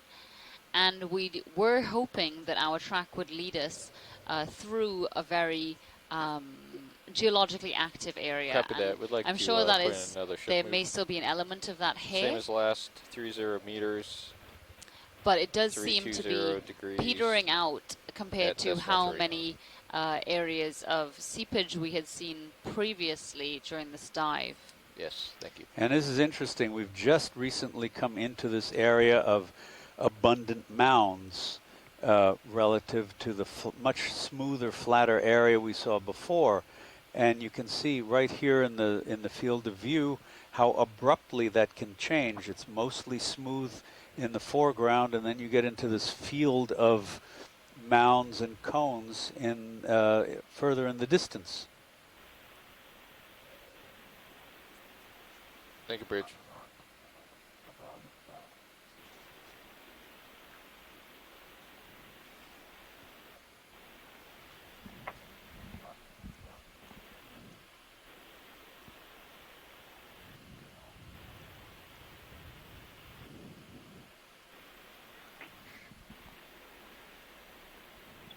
There's something in the water column up there. Or on there. Oh yeah, I can see something glimmering in the distance. Some more sea cucumbers. It's not quite the right heading, but let's see what we can do here. I can bring you closer after this ship move. Copy that. Yeah, let's see if it's just a depression or an edge or something.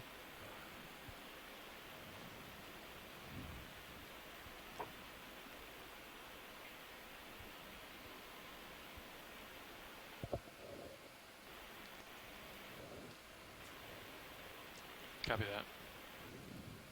that. Yeah, some more of these power riser sea cucumbers and their mating pairs, as well as we move into this bathymetric low here, some areas of reduced blackened sediment, some bacterial mats, and lots of sargassum that would have settled from 2 kilometers up in the water column at the sea surface. Those pararisas are hermaphrodites, yes? Yes. So there's an old song that would be appropriate, the first line. I give to you and you give to me. And we'll leave it at that. Coming back around.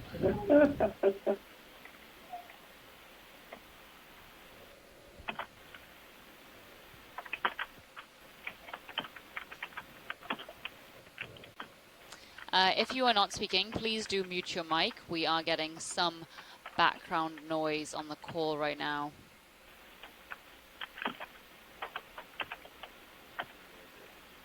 Yep.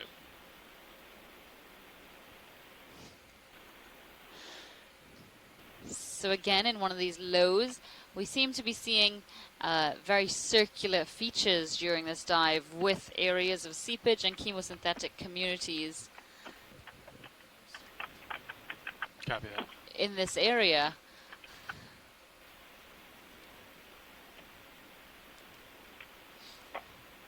On previous dives, we've been seeing a lot more mussels, whereas this dive seems to be dominated more by tube worms, which is interesting, probably something indicative about the flow there. If we could get a couple zooms here and then continue moving along, that'd be great. Thank you, pilot. Sure, we've got a little bit of time here, way out at the end here.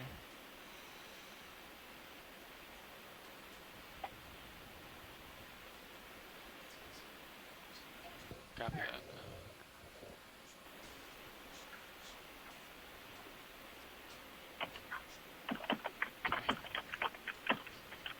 Again, please do mute your mic if you're not speaking. Thank you, Bridge. All right, that move's done, so you're going to swing a bit. Let's come on in video. Copy that. Okay, so another tube worm bush here, altering the physical and chemical environment as well as creating habitat. It looks like there are some mussels in the center here with some polynoids living on them, some shrimp living on them, as well as a number of anemones on the tube worm tubes. Some shrimp between the tubes.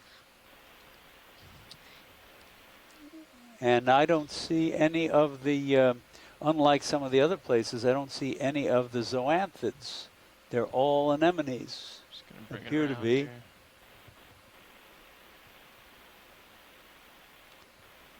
Galatheid, squat lobster.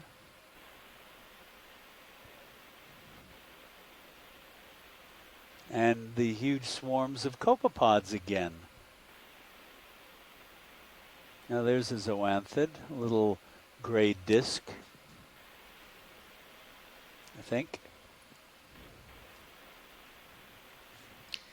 Is it possible to get some zooms in the other areas of this tube worm patch? I'm just trying to understand if there are more than one species of tube worm here. Sure. Just let me know where. So if we could look at some of the long ones to see what they... So for instance, that one just at the bottom of the screen.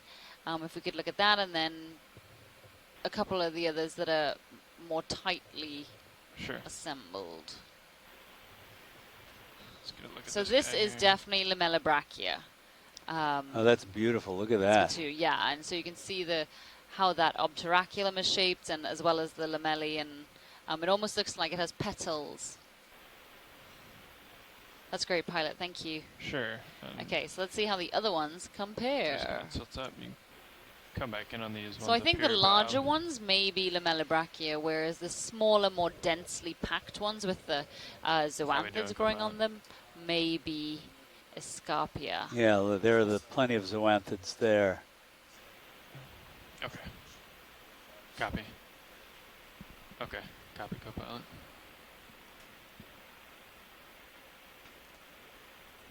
Does this help, Diva? Yes, that's great. And some of these also look like lamellibrachia, so if we could have a look at some of the shorter ones as well, please. Okay. They were to the left. Thanks, Chris.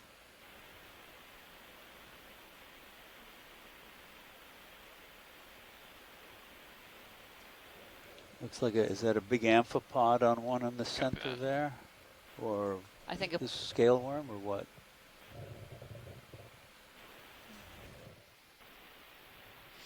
So none of these small ones are really extended very far.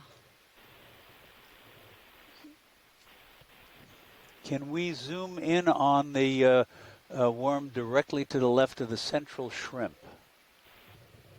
It's got a brown cap to it. Oh, okay. One thing that, I don't know these critters as nearly as well as you do, Diva, but the obturaculum on these short ones looks like it's basically the top of an aspirin tablet with a groove down the center and nothing else. But the bigger ones, the lamellibrachia, appear to have not in addition to the groove down the middle, appear to be split on either side. So the obturacula definitely look different. And is that black worm up there left near the top of that big tube? Is that what they look like? I'd assume they were smaller. That's huge. Yeah, I didn't know. Maybe. Yeah. Yeah. Can't quite tell. Looks like something. Or several somethings. Huh. Nah, it's okay. Thank you, though. Yeah. Okay. This is great. Thank you. So again, a very similar community to those you've been seeing, except here we've actually seen a mix of the two tube worm species.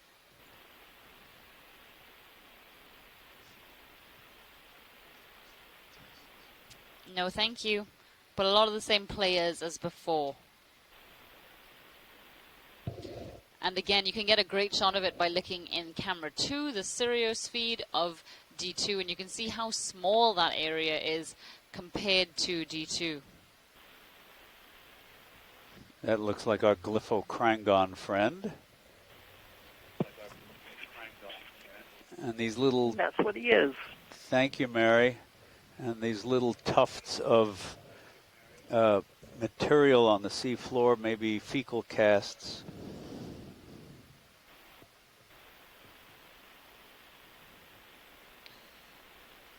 So, Diva, I have a question. Uh-huh.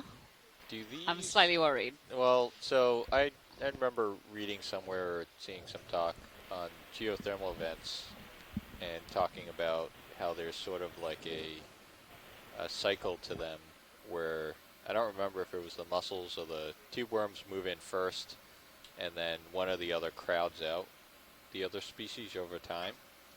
I think it was the tube worms come first and grow very quickly, and then the mussels will slowly like crowd out and outcompete them. So, and I don't remember if that's correct or not. Is there something similar that happens at these cold seeps over time?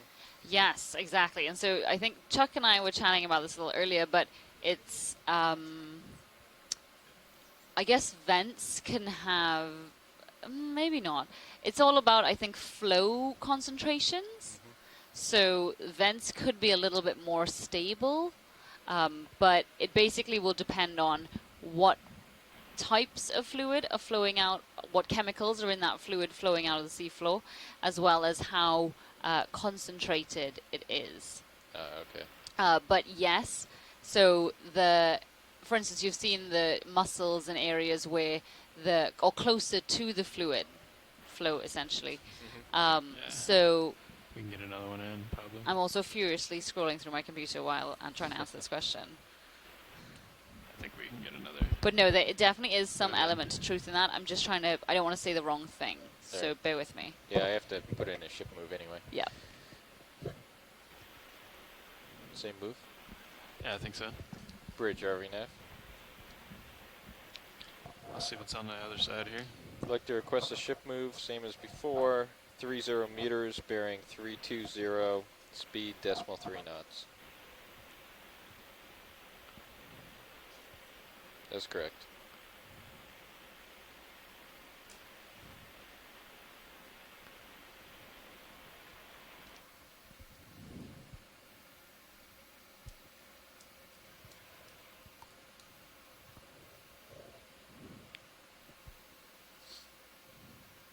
Diva? Yep. Could the Solomaya, or what's the name of the that genus that you mentioned? Atarax. Atarax.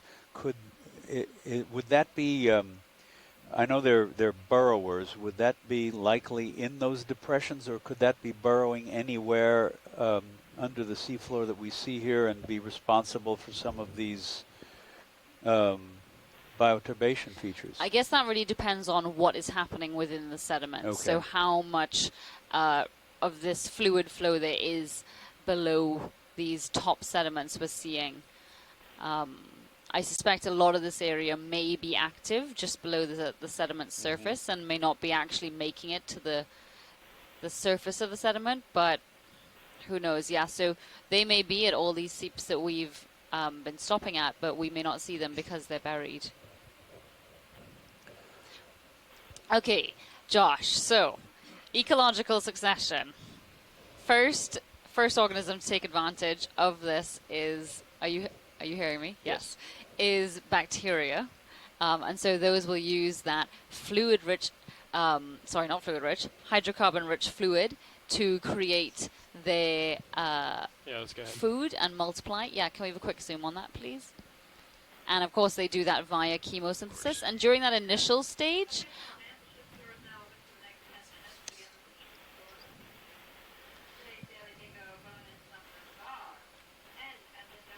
I'll just let this happen.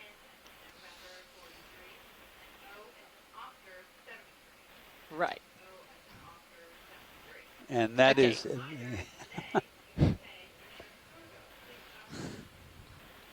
Thank you, video. Go ahead, Chuck. I was just going to say what we were focused in on is a little planktonic isopod crustacean, actually in the same group as the giant pillbug, that's Munopsis. the little guy with the long legs. It looked like a swimming daddy long legs. Right. So back to succession. So first you get bacteria, and then when the methane is abundant, you get the mussel beds. And that's why we see them so close to areas of seepage, areas where we may see gas bubbles coming out of the seafloor.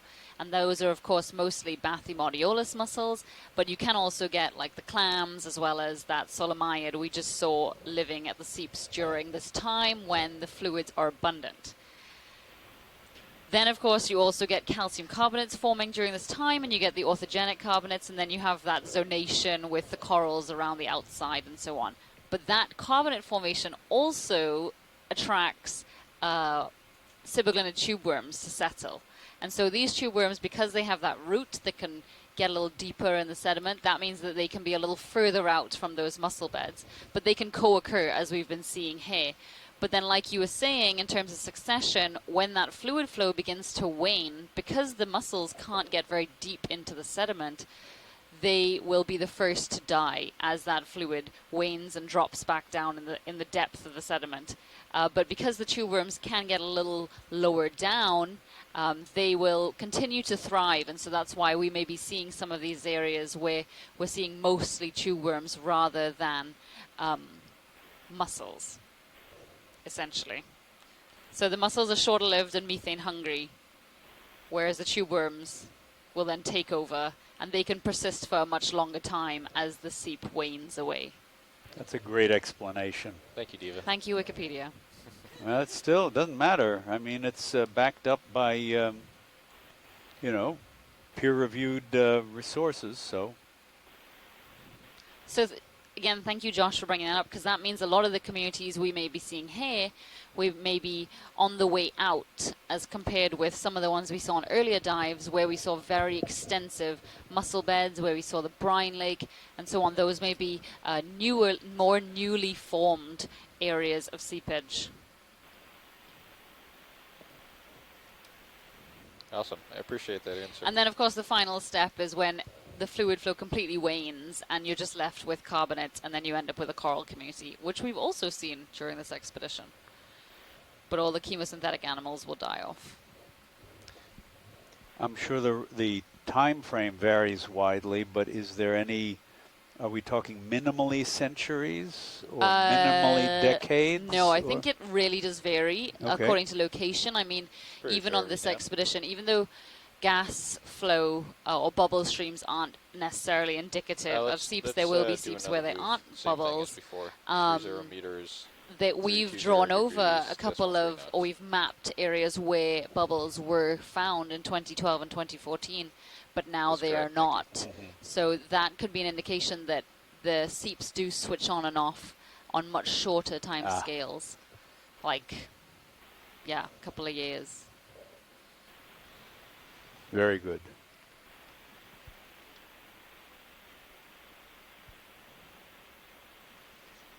Thank you, Bridge.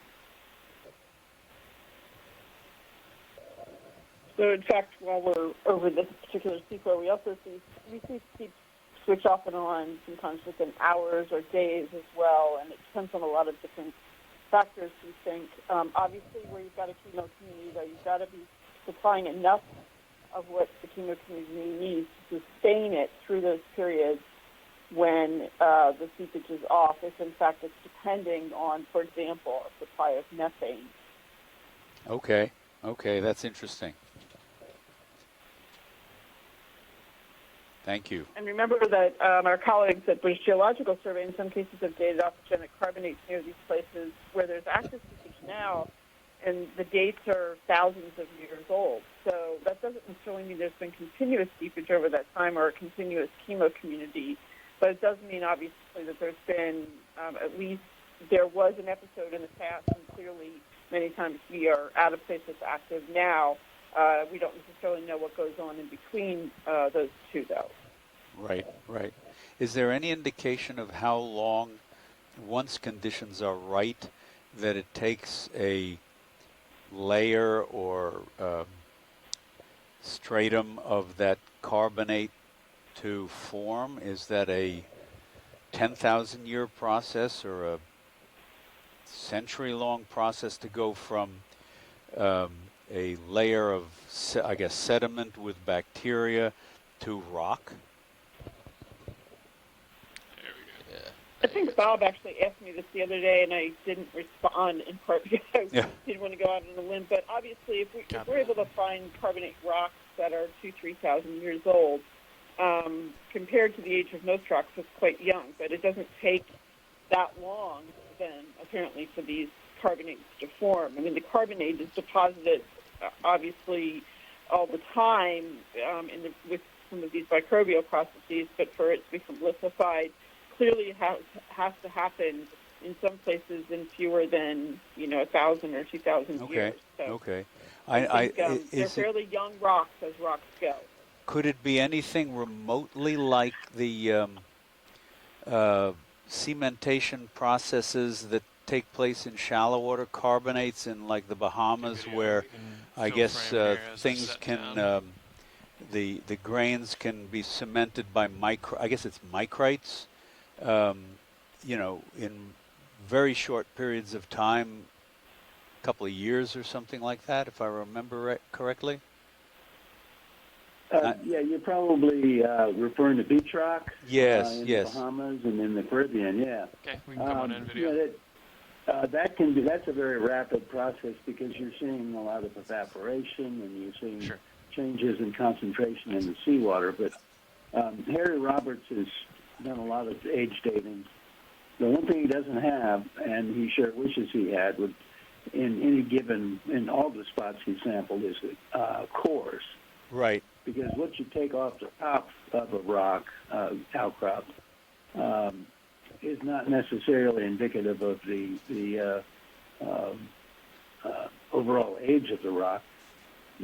Some thoughts, and he and I have discussed this a lot, is that this rock actually probably accretes downward, and that you might still be forming rock underneath the sediment. You're seeing outcrops on top, and so maybe the older rock is actually toward the top of the outcrop, and some of the younger rocks might be below. That's interesting. You need a core, though, to determine that. Right. You need, a vertical sample, and we'd like to get Gerhard Bormann from Germany to come over with his underwater rig and get us some core samples. That would be neat. Harry would love that. Okay, let's come partial video. It sure would. See if they want to. Thanks very much. Just to chime in on this, there's some published results from the Mediterranean Sea where they've actually taken vertical profiles of these rocks and age dated along the profile and shown that they do appear to be growing downwards, as suggested, and that their rates of growth are pretty variable, but appear to be somewhere between about a half a centimeter and maybe up to 5 centimeters every 1,000 years at the most. So that kind of gives you a sense of getting to Chuck's question about how quickly these might be growing. All right. That's great information. Thanks very much. Something real quick about the texture of the rock we're seeing here. We think that these are small casts of burrows that have kind of formed together, and so a lot of the sediment that is originally between the burrows has been washed away as it was exposed, while it's exposed at the seafloor. Okay, that makes sense. You can see how buggy it is. Yes, yes. I love that word. Okay. Okay, when you're clear video, let's come on. Yes. Yeah. And there's some of those, that little carpet of colonial anemones, zoanthids, that seem perfectly happy growing out of a sediment-covered, sediment veneered rock.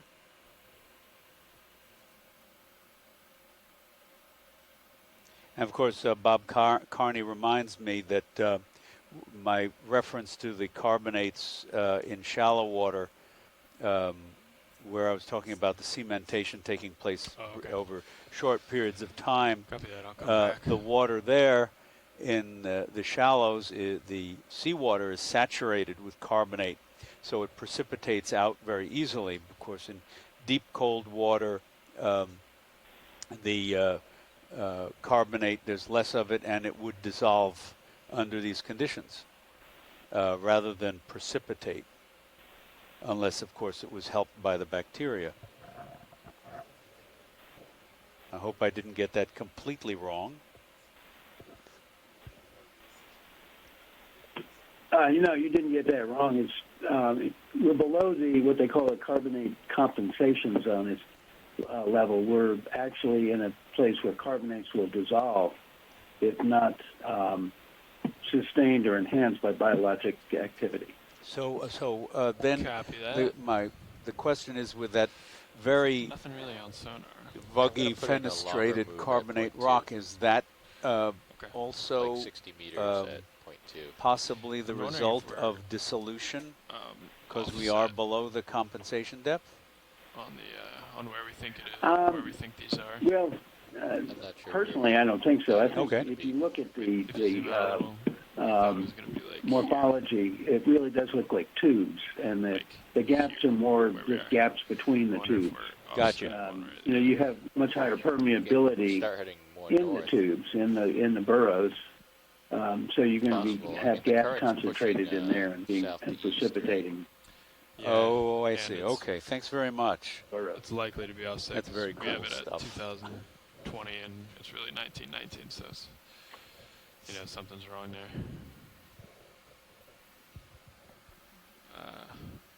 Yeah, I think we can just keep making our way to waypoint 2. All right.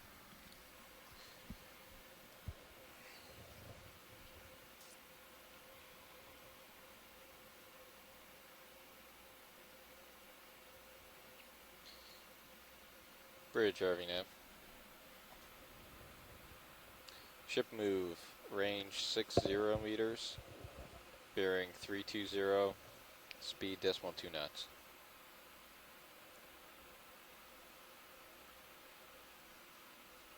.2. Thank you.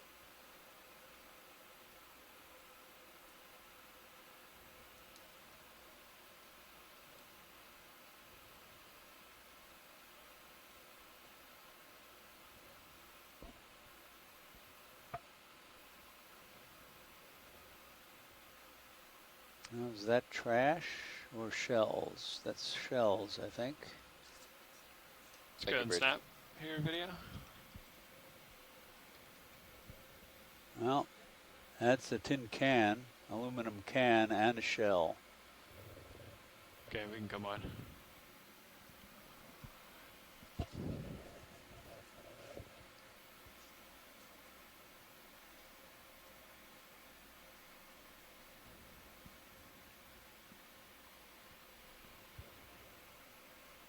There's something coming up here. Looks like some more orthogenic carbonate in here. It's interesting because we saw so many bubble plumes last night in this general vicinity. Not easy to find these on the sea floor. And again, general appearance of in this case, an irregular depression with a mound in the middle, with those upturned slabs of carbonate. Can we just do some quick zooms here, the white stuff as well as some of the animals, just to see if that's hydrate or bacterial mats? Suspect the latter. Sure. Yeah, sounds good, Copilot. Okay, video, that's coming in white here.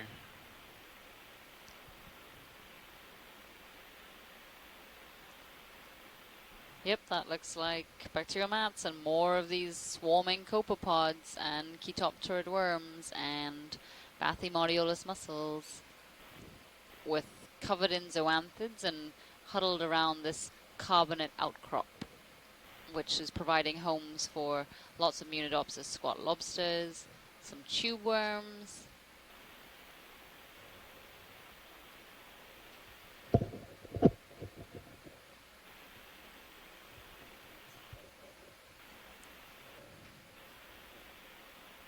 Also some Alvinicaris shrimp.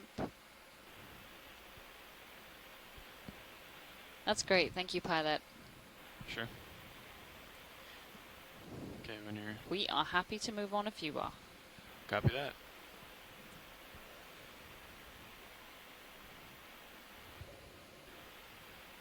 Seems like everything's been to the east of the of our track, so maybe we can start cheating east on our next move. Like instead of 3-2-0. I'd agree with that. 3-4-0, something like that. A little more north, like you said. Yeah. Nah, I think we've got to move in, but yeah. Because if it's all offset to the east, then we can start seeing some more of that. Copy. I can just change the move. I can bring you north. Maybe because you did a longer one, right? Yeah. Yeah. Maybe go ahead and do that. Do you want 3-4-0 or do you want to go north? Let's just go north, and then we can always do a different heading to waypoint 2 if we still want to make that. Okay.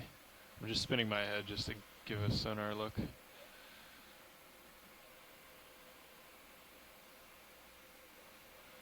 Copy that. Bridge, Harvey Nav. We'd like to halt this move and put in a different one. Range 60 meters, bearing 000, speed decimal 2 knots. Let's do a snap zoom here video. Is that a holothurian down there? Looks like it. That's correct. Thank you. Oh, no, fish.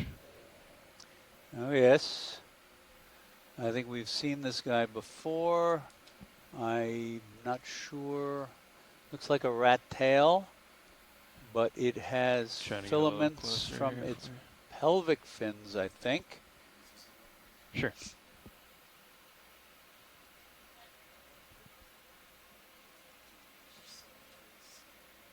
Copy. Thank you, Bridge.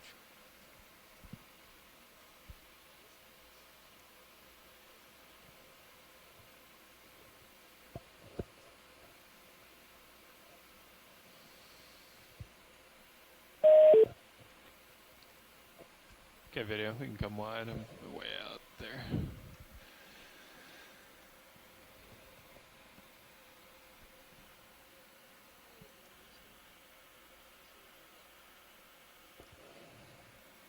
Okay, north we go.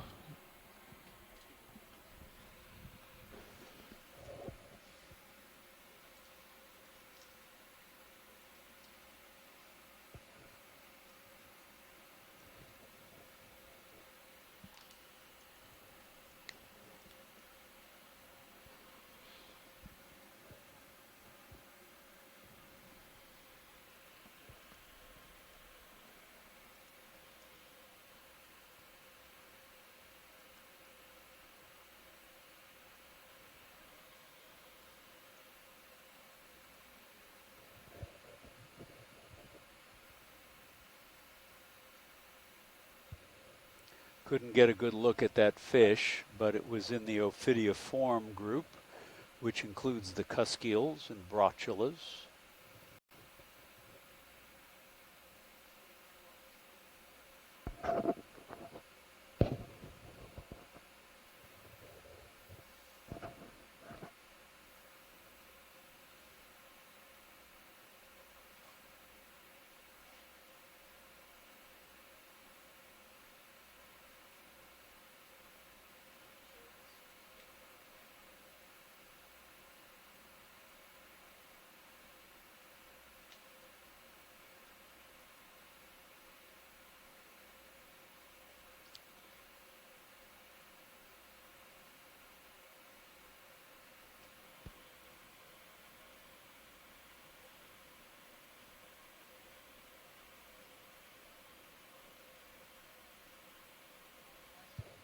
Depression up there coming up.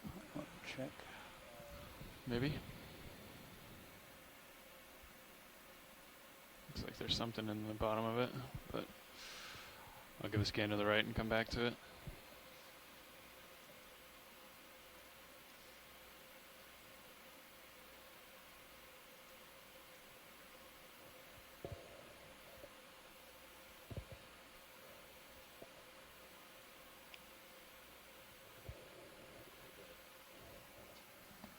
Looks like a bunch of stuff off the distance there too. Yeah.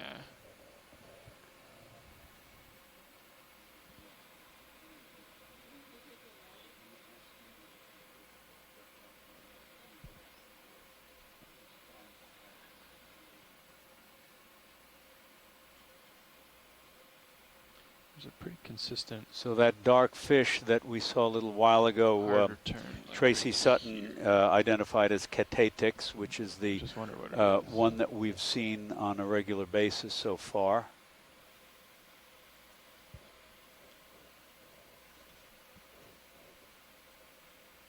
Maybe that rock right there.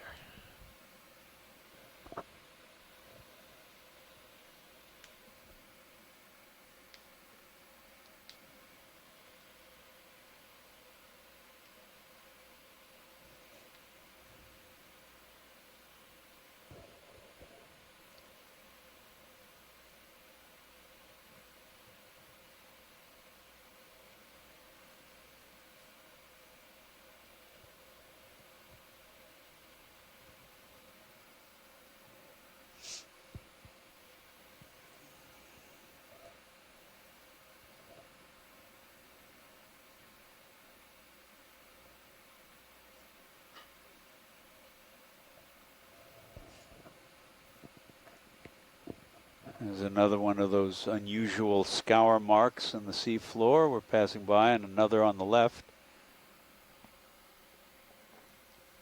And more hollows with discolored anoxic sediment and bacterial mats and clumps of sargassum.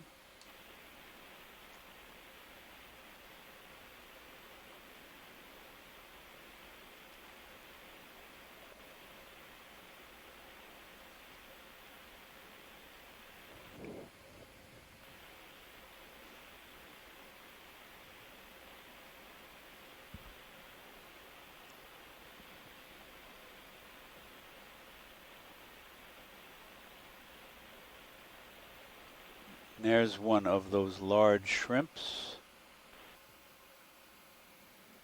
Just passed by. We've seen those before. Aristiidae, I think, with a very large abdominal swimmerets.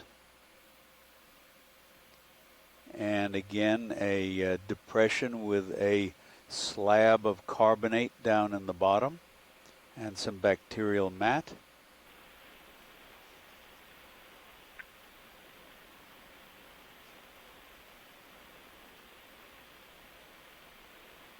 Tracy Sutton mentioned that the fish we've been seeing in association with these depressions generally, the catatix, is a live bearer.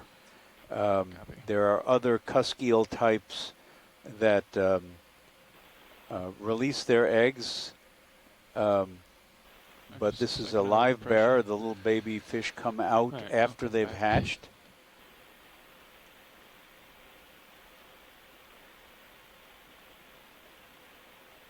And there's another halosaur on a nosedive. But it pulls out before it hits the ground.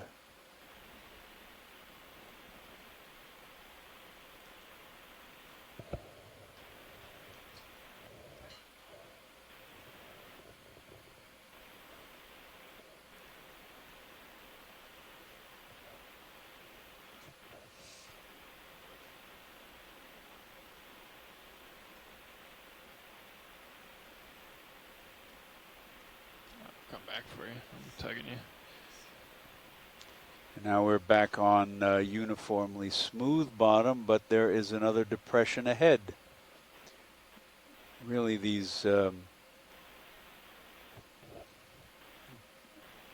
cavities, these craters are really quite remarkable. Almost all of them are circular, some of them are irregular.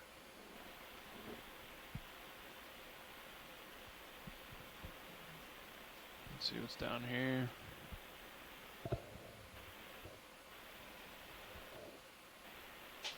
That's a deep one.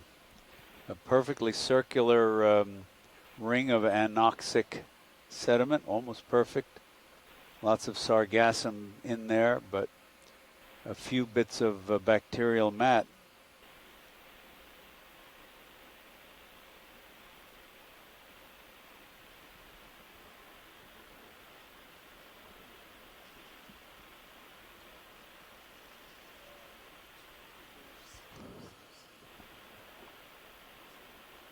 This is Bill Shedd. We've mapped a little bit over 3,000 pockmarks in the Gulf of Mexico. Wow. But those are all above the resolution of our data. Obviously, our pixel size is 12 meters, so they got to be bigger than 25, 36 meters for us to really see them and to actually resolve their width and depth. They have to be much bigger than that. We would not see these. Okay. Certain that there's a lot more of those up shallow. Most of them, 90+% of them, are up right about at the up-dip edge of hydrate stability. I think Carolyn was talking about these possibly being related to hydrate dissociation, and very well could be. Okay. Those up in the shallower part of the Gulf are for sure. When you say shallower, what depth Sorry, range are you talking about? Email. Which features are we talking about? The pockmarks, that they might be the result of hydrate dissociation. Yeah, but I mean, obviously, as you know, that would have to be driven by something else, right? Like Right. other hot fluid, because we're way inside. That's right. I'm just and what mowing I the was lawn saying looking is for that sonar targets. most of the ones that we've mapped that are obviously above our resolution are up near the up-dip edge of hydrate stability. Right, and we see them, as you know, in the Atlantic margin, we see them often far shallower than that. Than the top of hydrate stability, and in fact, the depth so shallow that hydrate has not been stable there in any reasonable time frame. So they could be, we do see deep water pockmarks a lot of places on Earth. Yeah. So they're not that surprising. No, they're not. And so, when you talk about this, I guess you used the word instability. I'm not sure. I may have missed it. Maybe we should go the other disappearing in shallower water. How shallow would those things get? So we'll do 300 to 500 meters is where. So more than that in the Gulf, though. So. Yeah. Sounds good. Yeah. But so that's okay. Because the waters are so warm. We're talking 570, even over 600 meters in some places. 0.3 again. That Copy would that. reach the hydrate stability Bridge, position on Harvey, the now. continental slope. So beyond that, Ship the move. waters, the hydrate Range stability 60 zone, meters. the Bearing sediment 310. thicken Speed as decimal you get 3 further and knots. further out. 2,000 meters of water. I don't know what the geothermal gradient is here, but you would expect that the hydrate stability That's zone and the correct. sediments here would be hundreds of meters thick, usually. So you're getting very close to below the seafloor and then going hundreds of meters of the sediment. But remember that the hydrate, if it's there, and there's probably a lot under this area, it's usually only a few % of the pore space, except in steep areas or in other sediments that we've studied, like deep sand layers. And that it doesn't mean that don't think of it like a coal deposit where you just got pure hydrate. As you go up the continental slope in the area that the paper that Adam and I wrote years ago for the Atlantic margin, you finally get to the point of having effectively zero thickness of the stability zone in the sediment. And the idea is that maybe a lot of this we see on the continental slope might be related to the breakdown of gas hydrates in the sediments and therefore releasing the methane and producing these heat. Okay. Sorry, I've spent most of my last 7 years working on this. So No, that's great. I just wrote a very long paper on this topic. So Yeah. I've got a lot of thoughts on this topic. That's great. Thanks very much. So all of that's going on beyond the edge of the continental shelf, basically, in deeper than 200 meters of water. The hydrate's not stable under the continental shelf, except in certain Arctic areas where it's a remnant from the last ice age. Oh, very good. Okay. Thanks very much, Carolyn. Thanks.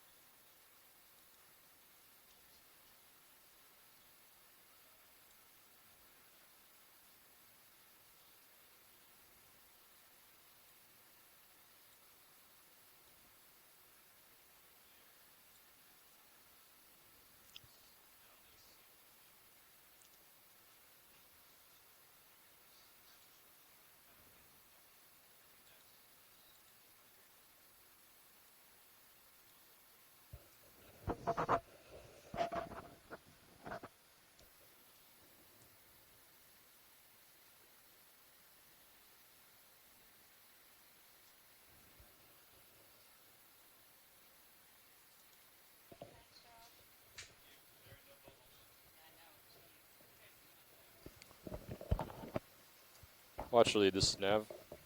Yeah, go ahead, Nav. So we have about an hour left on the bottom. Okay. I think I remember you saying that you really wanted to try to hit the carbonate spots. Is that still a priority? Yes, please.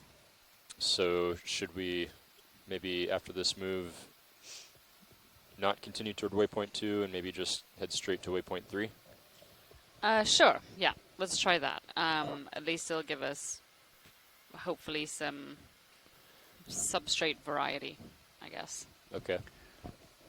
Diva, do you know about how far we are from the Mississippi? There was also a suspicion that some of the features we were targeting, the seep features, may have been a little bit more east of here, so that works with us as well. Okay, so we'll just start moving toward waypoint 3 then. Yeah, that sounds good. Okay. Bridge, this is RV Nav. Yeah, could we please bring the ship to an easy stop here?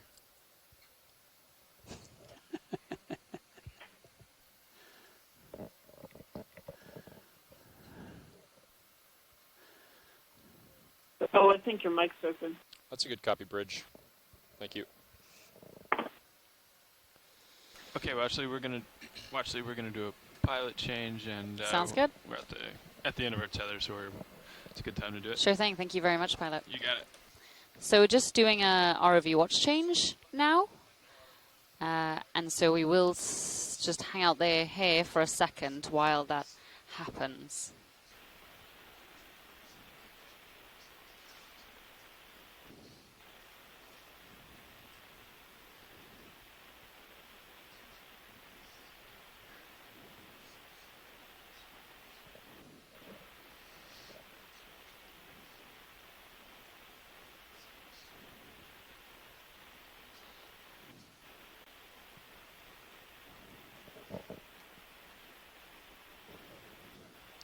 All right, Don, I think we're going to want to reorient toward 045 or so. Once Fernando sits down, we can get that in. Thanks, Chris. Seep. All right, Fernando. So Don is going to be reorienting to face 045, and that's going to be the direction of our movements for the next hour or so. Copy 045.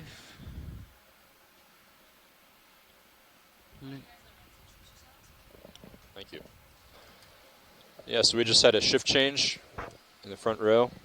You've got Dan Rogers in the nav seat. Sitting as pilot, Fernando Aragon. Don Liberatore as co-pilot. And Bob Knott on video. And Art Howard in the back flipping. And we're all with the Global Foundation for Ocean Exploration. And in addition to our video and ROV engineers, who you would have just heard, in the back row, I am Diva Amon, and I am one of the biology co-leads on this expedition. And I'm based at the Natural History Museum in London, where I'm working on chemosynthetic habitats such as these cold seeps, as well as human impacts on the deep ocean.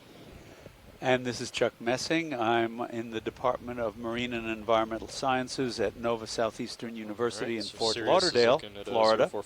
And I have a particular specialization in the crinoids, the sea lilies and feather stars, although I'm fond of all invertebrates, especially those that are not parasites.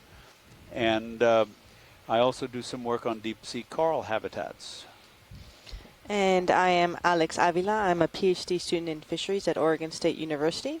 I am here as a Dr. Nancy Foster Scholar, which is part of the Office of National Marine Sanctuaries, an office within NOAA. And I'm also an Oregon Sea Grant Fellow, and I'm here to help out with data processing and, data logging and sample processing. Bridge, this is RV Nav.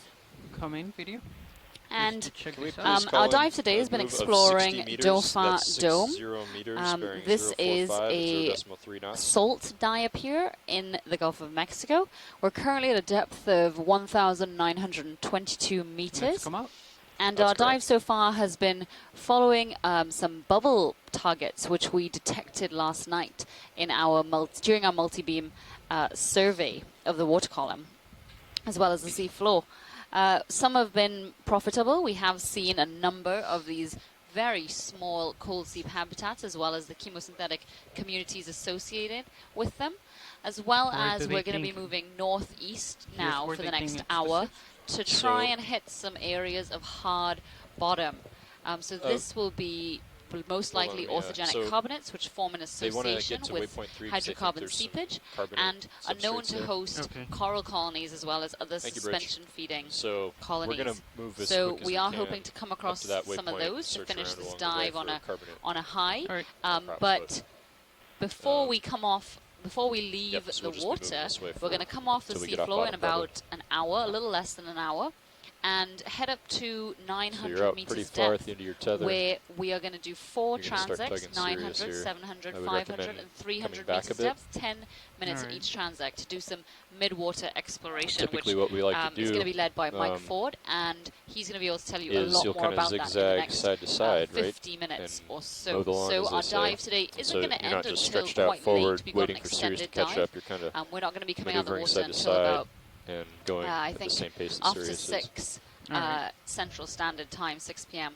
So please do stay with us for the rest of the sorry, afternoon. what was the question? And hopefully Video? we'll see some more exciting sights before we leave the bottom and during I the think mid-water we're just trying exploration. to get in the habit of turning lasers on and off more regularly so we can get good Come shots in, of video? creatures for the highlight video editors.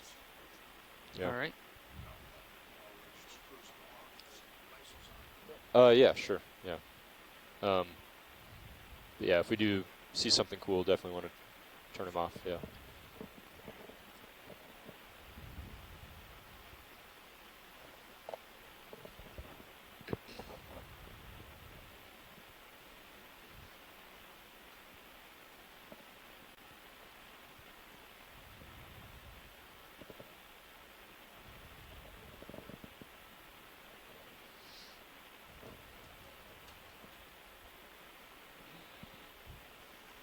Bob Carney has mentioned on the chat line that our dive is about 125 kilometers from the Southwest Pass. That's the main mouth of the Mississippi River.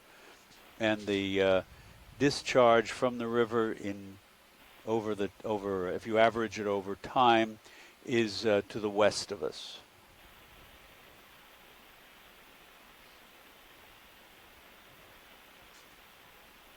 So now you're kind of getting face behind. That's but another Aldrevandia, I think. What do you think? You know, side to side in the direction of motion. See how you're facing or almost some kind of 180 there. helisaur with Turn 3 back more around, of those power riser, and I'd go kind of diagonally forward, back and next forth. to them. That makes sense. Likely again another mating aggregation. Should be moving here in a minute. Sirius will start moving with you. Copy.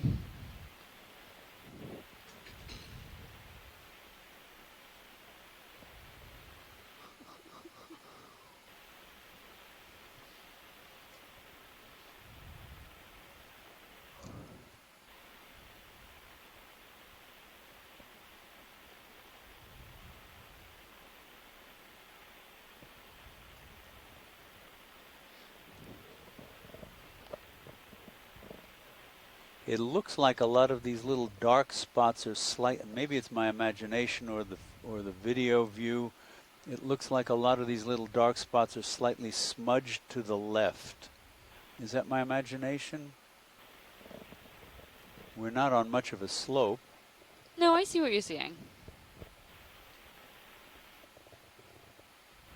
Maybe associated with bottom current.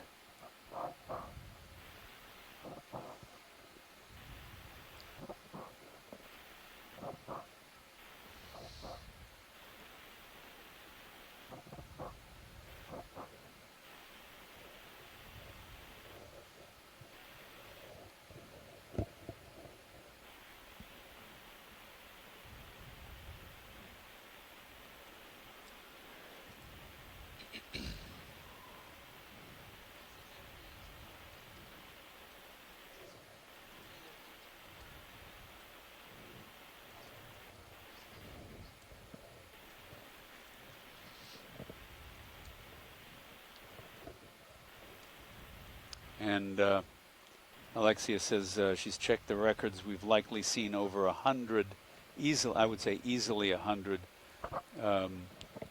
of the sea cucumbers on this dive.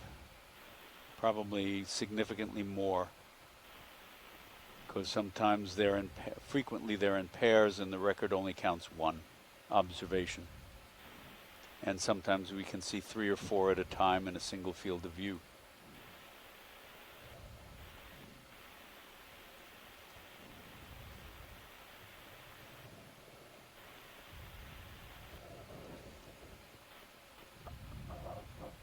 There are those dark, muddy sausages that we've seen next to the sea cucumbers before. They did not look like the Lochlinius sea cucumber, just minus its pteropods. So I think we have seen 3 different species of sea cucumbers. There's the Pararhiza, which are the rough, long ones.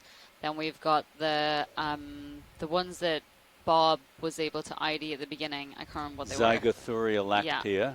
And then I do think the little smudges, at first I thought they might just be like eroded poop. But no, I do think they are another smaller species. What is that? What is this video? Yeah, take a quick look. That looks like a bullet shell. Yeah, or something. Trash. Metal. Oh no, maybe not. Copper. Whatever it is. Yep. Okay, that's fine. Thank you, pilot. And each of these tiny little dark spots appears to have a little hole in the middle. So perhaps they all are burrows.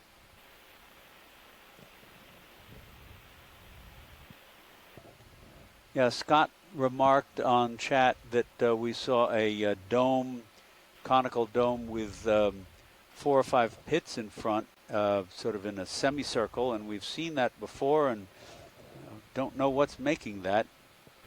The suggestion might be that it's a single organism that creates a series of feeding craters. It pulls in sediment as it eats from its buried position, and the sediment above collapses, forming a little crater. All right, bridge. And then it, of course, defecates up the waste call in like sediment meters and waste material into the 045. cone. And if it moves somewhat laterally bridge, RV nav. to one side or another, it could generate a number of Another those move, craters. please, of that's 100 meters. That's 100 meters, bearing 045 at 0.3 knots. Yep. There's another halosaur of some sort, I think. Boy, that turned at a right angle pretty quickly. That was neat. Reoriented itself by 90 degrees just above the sediment. It's darker than the Aldrovandia we've seen.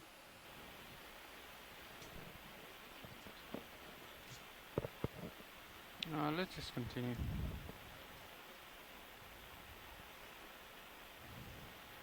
Oh, Tracy thinks that might be a Basuzetus, but I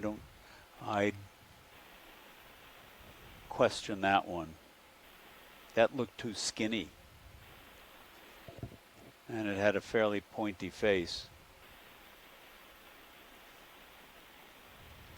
But he's the expert.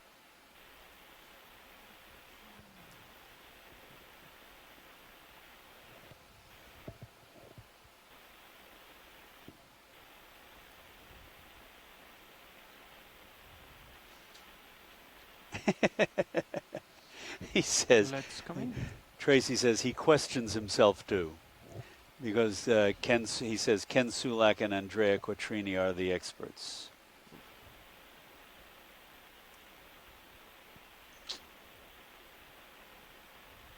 Aldrovandia.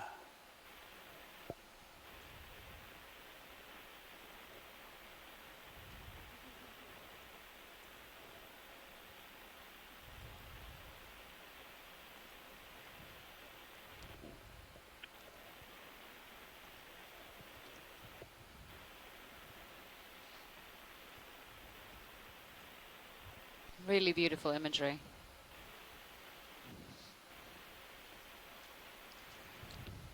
I'm guessing that the genus name for this Aldrovandia is named after Ulisse Aldrovandi, who lived from 1522 to 1605.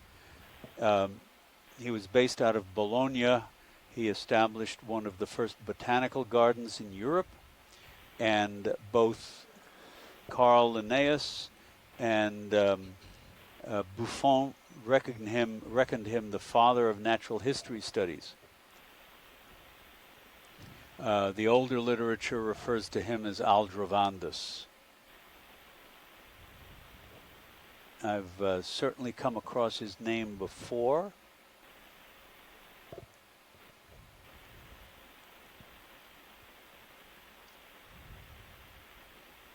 He was a leader in the Renaissance, in the movement that placed an emphasis, a new emphasis, relatively speaking, on the observation of nature rather than relying on the old Greeks, for example.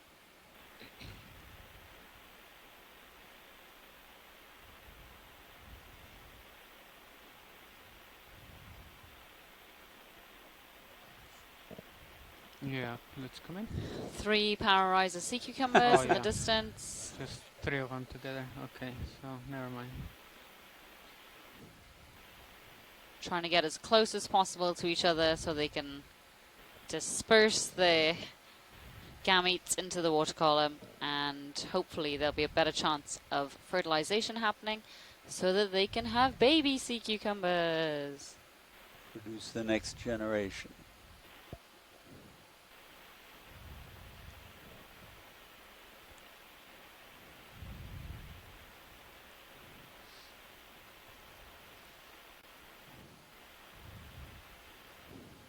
Let's come in partial.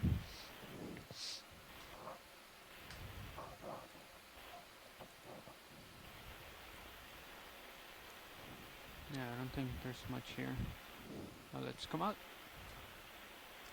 And Bob Carney, if you can answer this question, we understand that the Pararhiza are hermaphrodites. Do we know whether they both release, if a pair of them spawn, does anyone know whether they both release sperm and eggs, or does one play the male and the other play the female?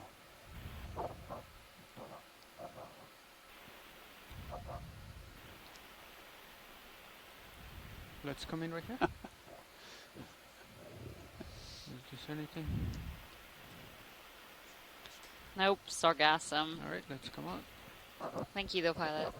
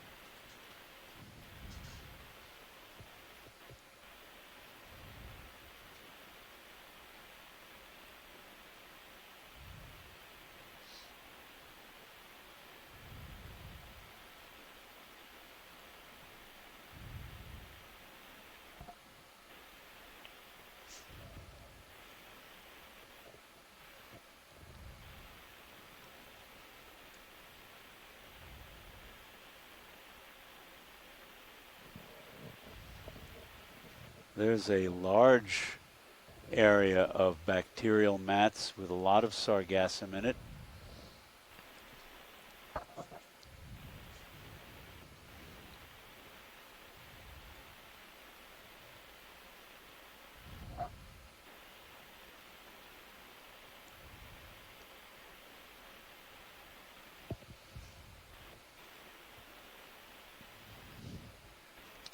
We can keep moving past this. Okay. Please.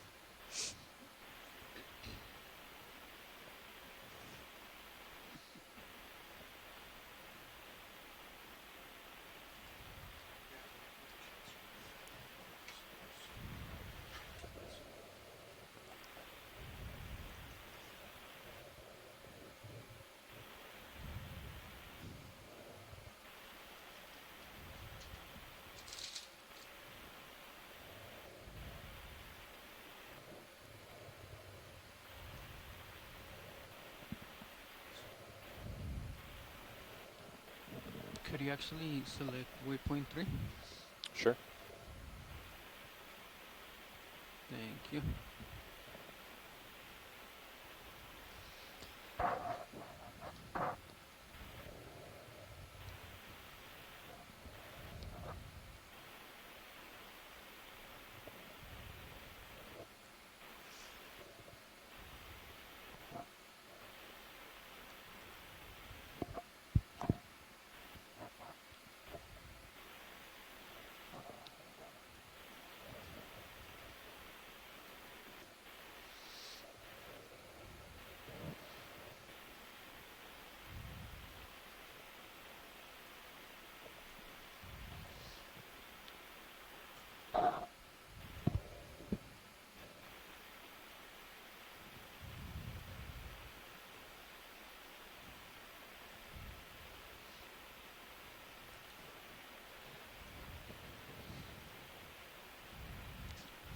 Let's come in on this video.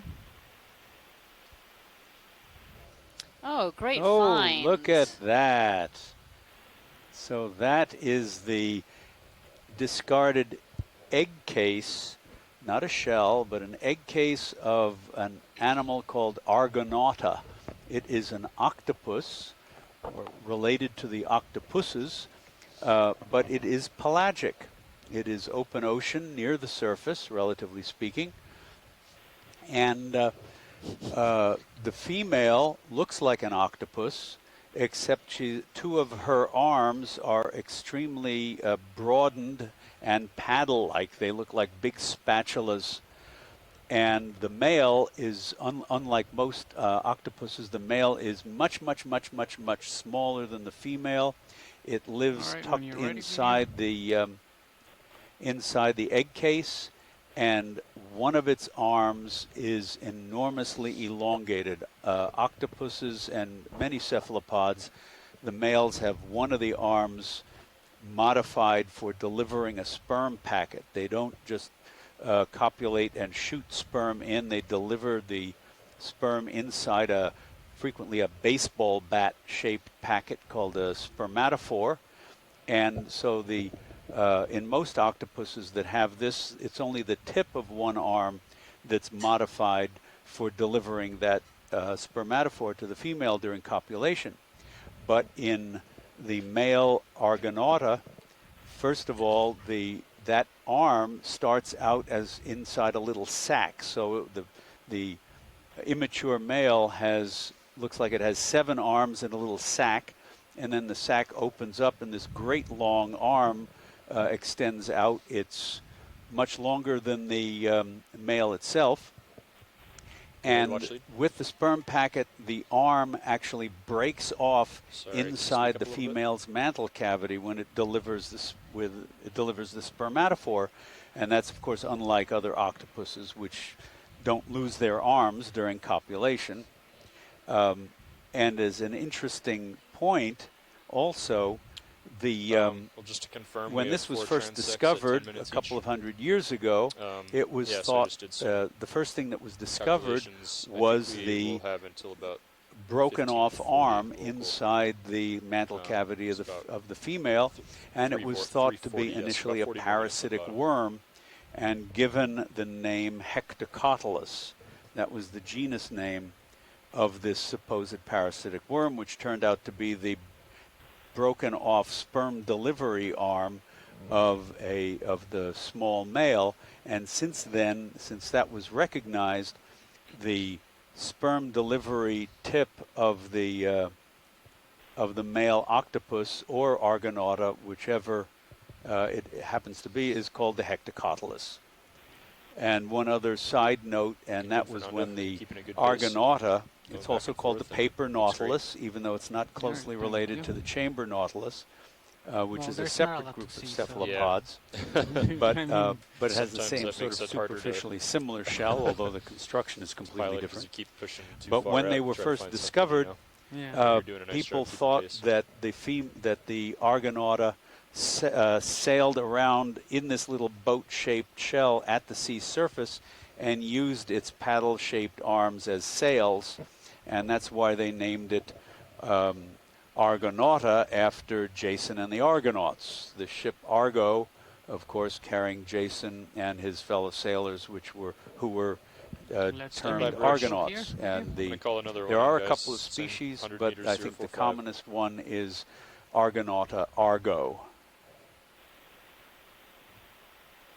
Bridge, RV Nav. Let's go ahead and do another 100 meters. That's 100 meters at 045. I love that story. 0.3 knots. Alexia tells me that you can make origami paper Nautiluses. Come up.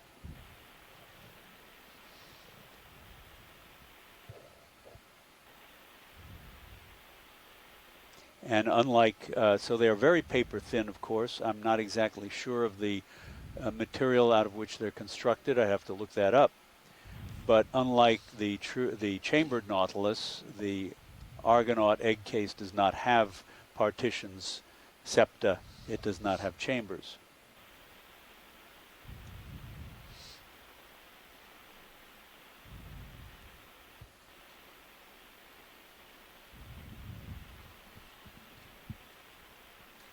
Can we get a quick zoom on this trash dead ahead, please?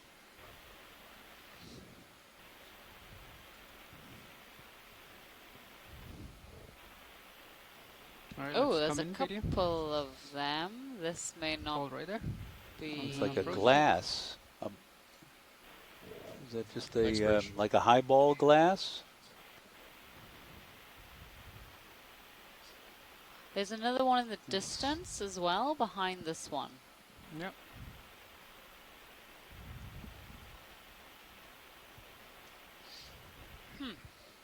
Interesting how it. Haven't had a Tom Collins in a while.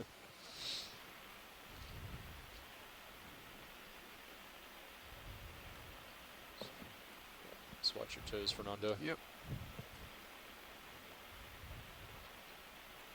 Interesting, because you can see how much sediment is in it. I'm not convinced it's a...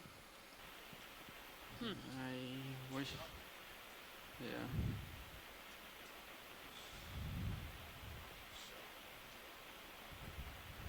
They're all upright.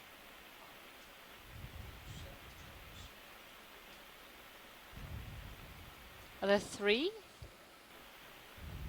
on the seafloor, or just 2?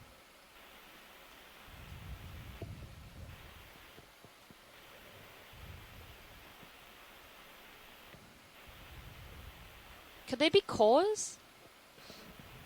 Like ROV cores? That broke? Glass or transparent plastic? No, just like perspex, whatever cores are usually made out of.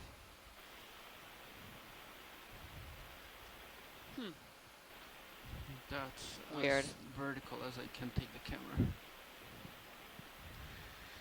All right. That's okay. Thanks, pilot.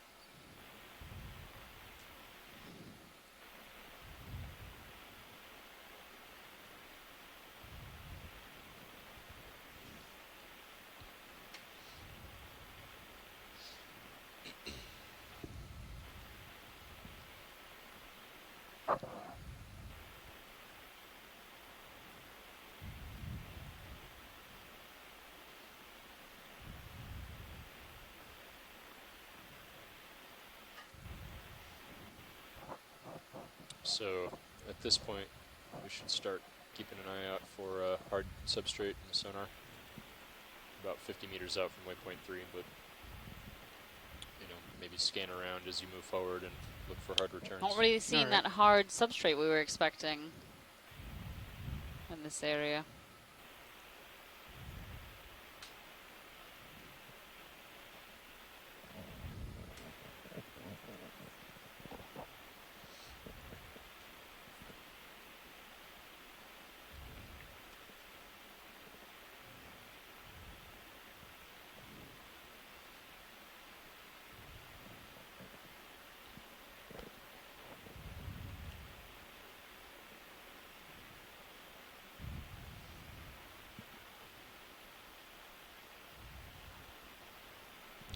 Coming partially video. Hold right there. That looks like a mussel shell, as well as 2 different species of sea cucumber. And I just looked up a little bit more about the Argonaut. They are eaten by a number of different predators, including lancet fish. They prey on pelagic mollusks, but there's some information indicating that they will prey on jellyfishes. It's like this. They'll attach to jellyfish and chew on the umbrella.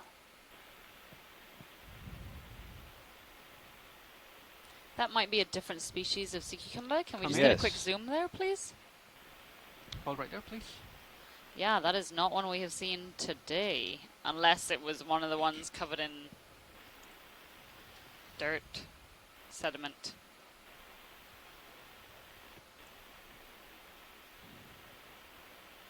Likely in the family Synallactidae because of the various extensions all over its body, or papillae. Thank you, pilot. All right, whenever you're good, video.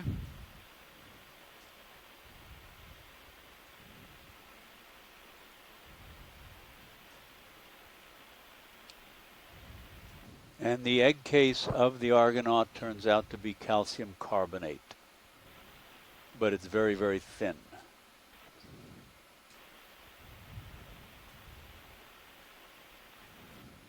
The octopus or the Argonaut will capture a bubble of air with its egg case at the surface for buoyancy so they don't sink.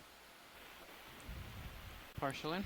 So interestingly, we had a couple of suggestions in our chat room from Bob Carney and a couple other folks, Adam Skarkey, that those glasses in inverted commas actually look like core tubes, push cores from ROVs, except they would have been upside down. So the bit we would have been seeing were the part that should have been plunged into the sediment surface. And if you did notice, they had a darkened layer of sediment within that tube, and so that could have been sediment from deeper within the sediment stratum, essentially. And somehow they got overturned or maybe something like that. But Lauren Jackson, our sample data manager on board, said she just heard of another RV that lost some cores in this area in summer 2011. All right, let's come on. So they could be acrylic tubes. And there is a tripod fish, Bathipterois.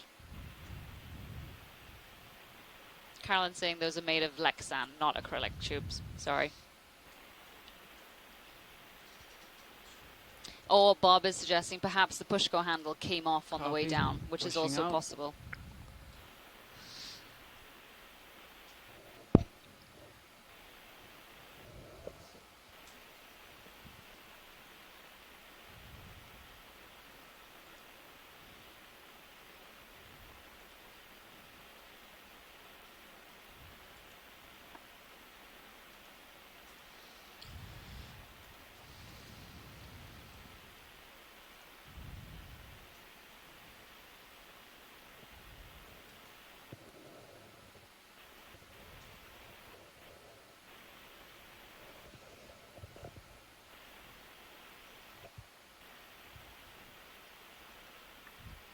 Partial in video.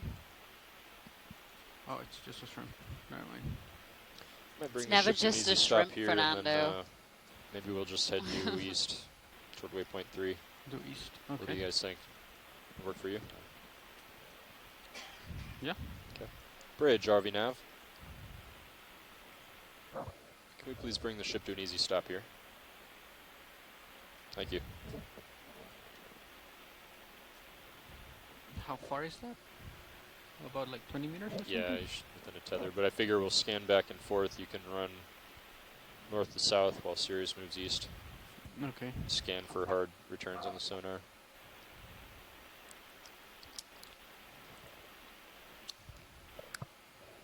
So Sirius probably has a couple minutes of swing. Okay.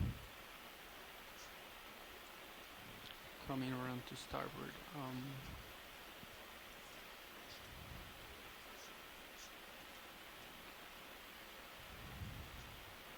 I think, yeah, it's another fish.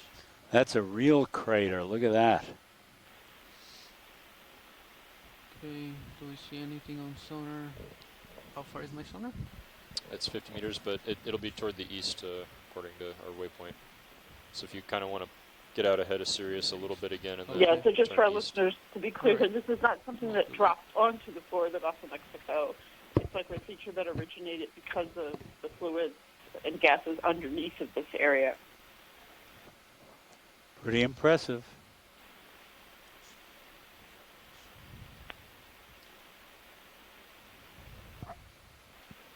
Okay, this is probably the most relief we've seen all day. Can we get a quick snap zoom there? That also looks like trash. Yes. That is a piece of caution tape. All right, let's come up.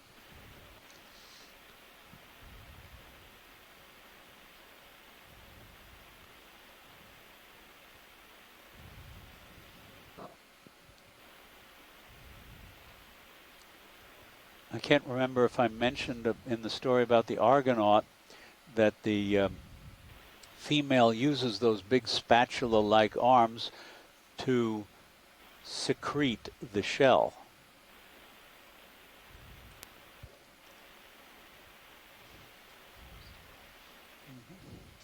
That's good. So at this point, if you kind of want to start to turn east and get Sirius lined up that way. All right.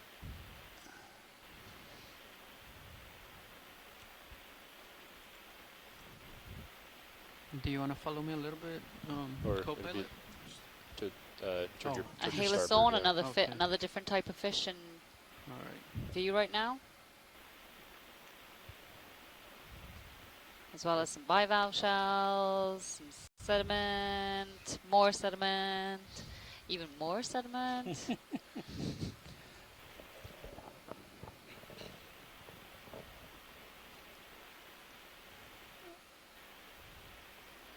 This really was not at all what we were expecting today. We were pretty sure, given the backscatter and the water column survey that we did, that we would be encountering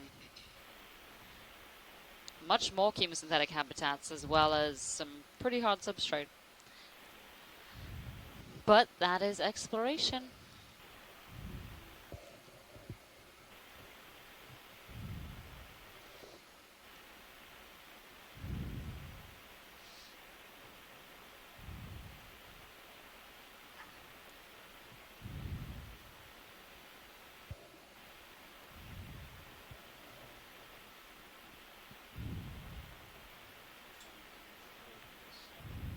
Okay, it's looking pretty good. What if I go ahead and put in like a 50 meters? We can do 0.2. We're not in a rush at this point. Sound good? Okay, sounds good. We'll do 50 This meters. is a weird feature. It's like a decimal 2. maybe with a big rock roll down the hill, Bridge, RV or nav. something anthropogenic. Ship move, please. Move of 50 meters. It's 50 meters, bearing 090 at 0.2 knots.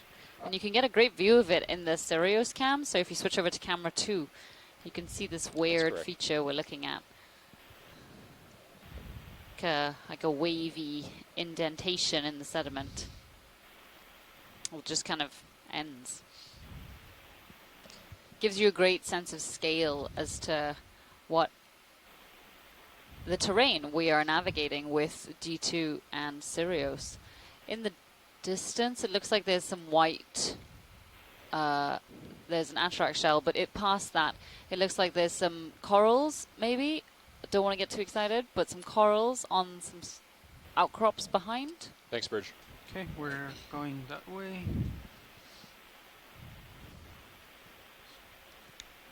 Yeah, I don't... There's definitely something back there. So you're up pretty far. Looks like one of those mounds in the middle of one of the craters again. Oh yeah, look, there's loads of stuff. Okay. Oh, maybe those are tube worms.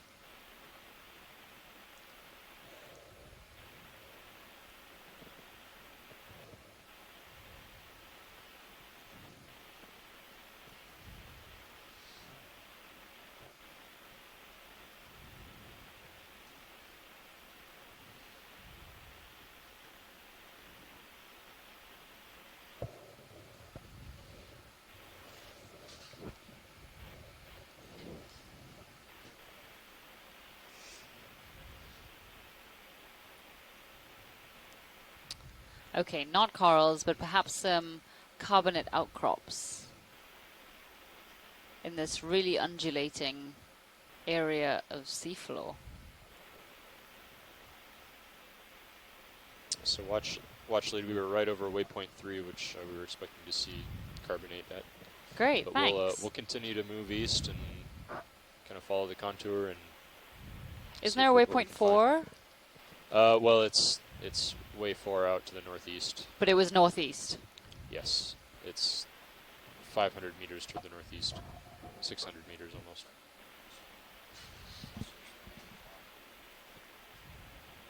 All right. Okay, so this is another small chemosynthetic habitat. Some mussels down in the depression, as well as some carbonate outcrops on the highs. Right there. Yeah, really small area. They're obviously all crammed around that area of seepage.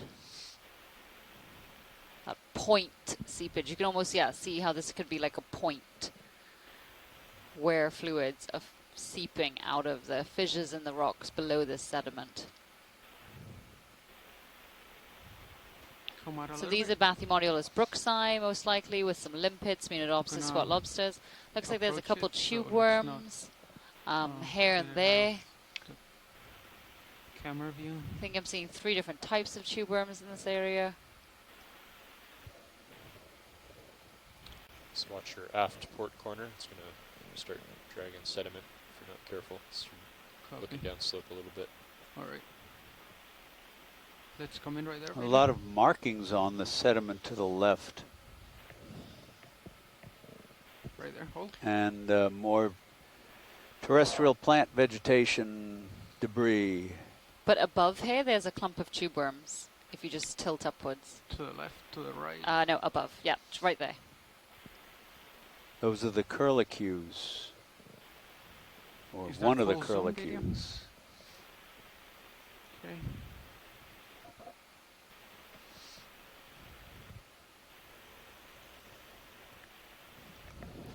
Yeah, so these look like the Escarpia tube worms. So they are, as Chuck said, the more curly ones. That is not a definitive way to identify them properly, but it's just the rough way in which we're doing it here. We can also see bacterial mats with coating these Bathymodiolus mussels. Almost makes them look like they're a little fuzzy. Some scale worms, some Munidopsis squat lobsters, some of these Chaetopterid worms with their 2 feeding palps extended. A lot of the same players we've been seeing all day within these little pockets of zoom in?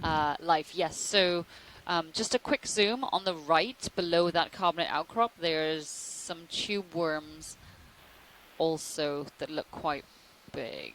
Yeah, just there on the edge. Oh.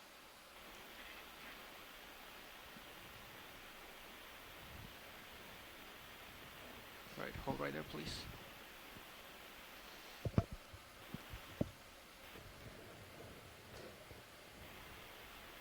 So again, some great imagery of these tube worms, most likely again the Escarpia species, more curly, closer together. And you can also see some really juvenile Bathymodiolus mussels right in there. Here, Don, or maybe let it go another as well as the Munidopsis and the scale worms.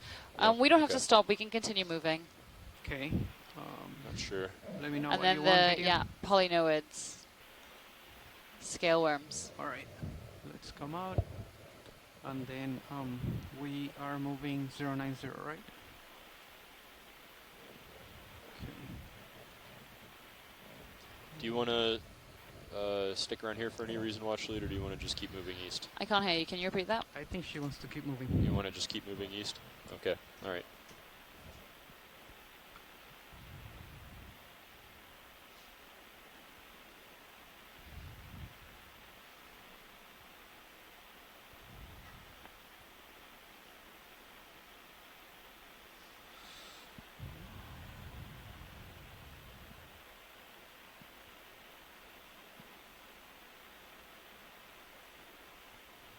Okay. Copy, coming back.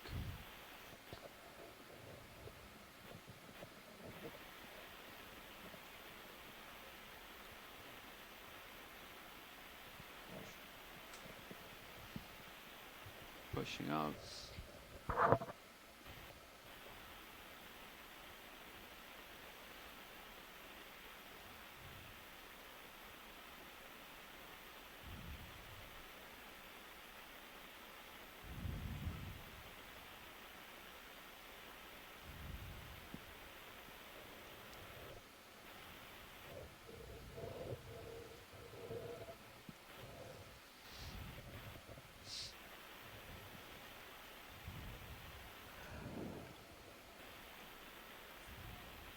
More bacterial mats and sargassum as we're moving up and over this slope again.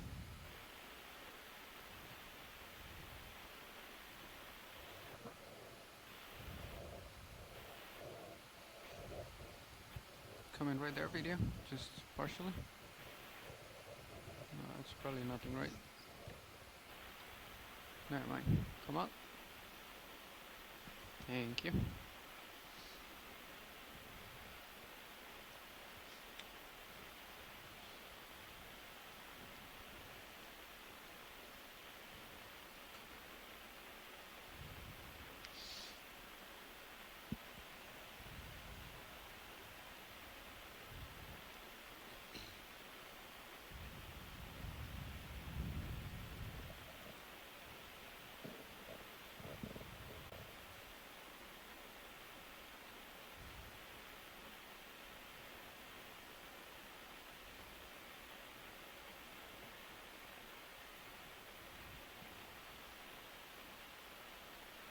Is this another shell?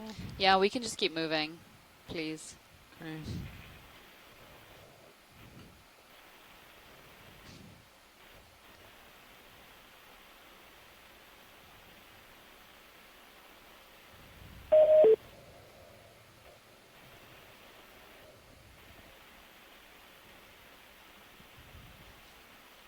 So this is like a last-ditch attempt to try and find some hard substrate within the last 20 minutes of this dive. We're coming up at 2140? Yeah. Okay. Right there.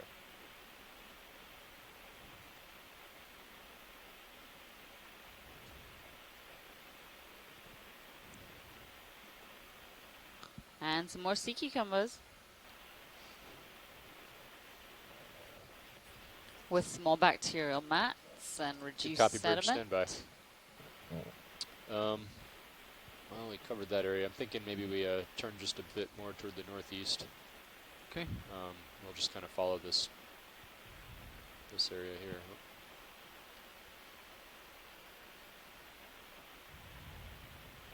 So the black bathymetry line? We Right can here? just kind of follow along this way here to waypoint 4. So it's roughly a 035. Okay.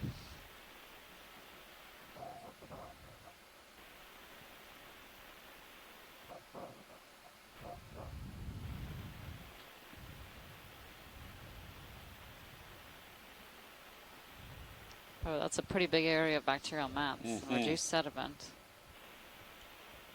So that may be the beginning or the end of, probably the beginning in this case, because there aren't many other shells and so on around. Okay, I'll go ahead and call it in.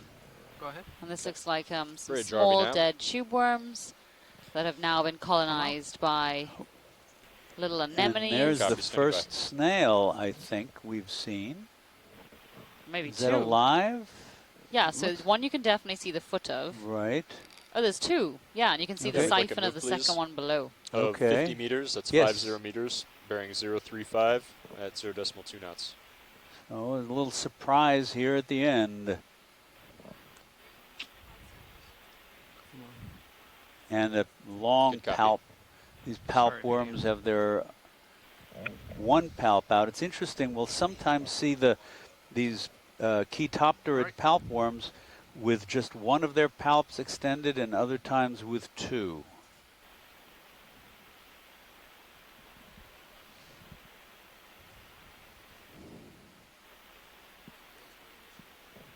Thanks, Bridge. That's great, pilot. We can keep moving. Thank you. Copy. Let's come out, video.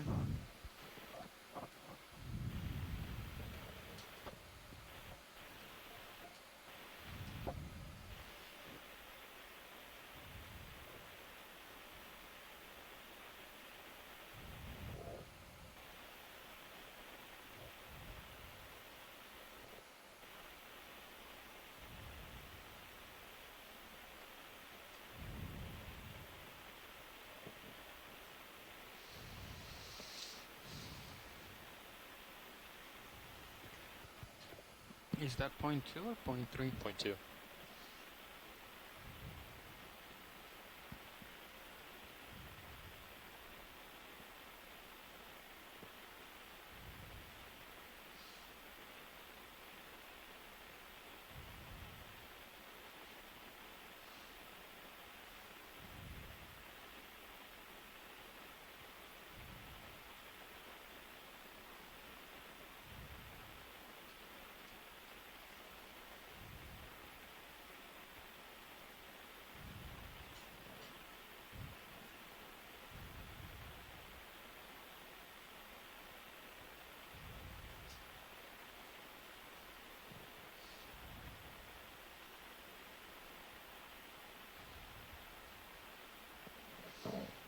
Workshop, this is Nav. So we're going to be coming off the bottom in about 15 minutes time. This dive at Dauphin Dome has really not been what we were sort of expecting today. We did some mapping Workshop, overnight, Nav. as well as had various bathymetric indications of certain terrain. And we tried to follow those as best we could to hopefully lead us to some chemosynthetic habitats and coral outcrops. Charlab, this is But Nav. while we have found a number of these small chemosynthetic habitats, including at least one Bobby's with here. a bubble Stand by. plume, we have not found anything really extensive, anything that is a really of large size, that is a huge community. And we also have not found any coral for this entire dive. We have not seen one. Really? Well, there's been not a lot of corals during this dive. It's been really, really surprising how few there have been. And perhaps that could be because there is maybe not a lot of current in the area, and so they're not getting the food that they need. What kind of coral was it, Alex? So I'm being told that we saw one octocoral today, but not what we were expecting in terms of the real abundant communities we were hoping for.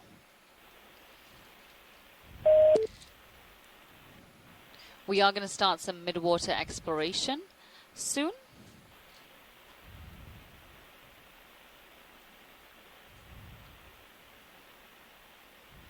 Zoom in video a little bit. And hopefully we'll get some really great shots of animals in the water column. Alright, you can come out. Oh yes, so Scott is also reminding me we did see some stoloniferans in the, yeah, that's what it was, stoloniferans in one of the seeps, right in between a lot of the tube worms. And oh wow, we definitely have some midwater biologists who are already joining us, and they are excited for their transects. But there'll be a little break between in which we're going to introduce the midwater section to you, when the ROV journeys from the depth we're at now, which is about 1,900 meters, up to 900 meters. But that shouldn't take very long at all. Some more of these sea cucumbers. They are the most abundant background fauna we have seen all day. Background meaning found in the general deep ocean here rather than at chemosynthetic habitats. And we've seen 3 different species, 2 of which you can see here, this long white one, as well as that brown smudge that doesn't actually look like an animal. There are 5 in view right now. And so those are sea cucumbers as well, even though they don't look like it.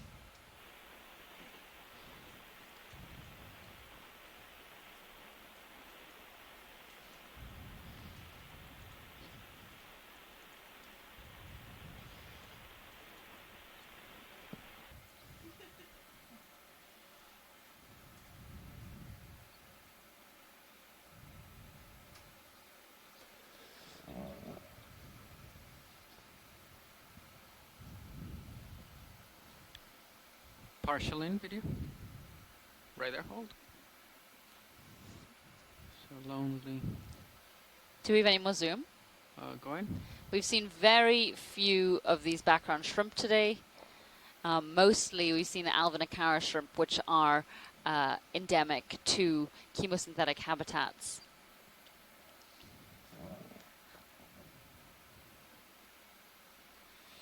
It's got some really long antennae in order to pick up any movement in the water column that could be potential prey or perhaps a predator.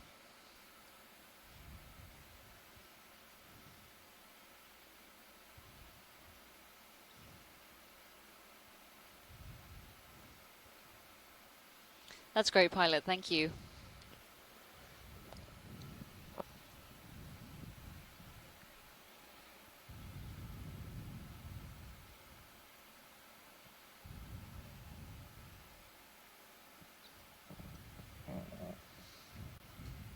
Watch lead nav. We have 10 minutes remaining in the dive.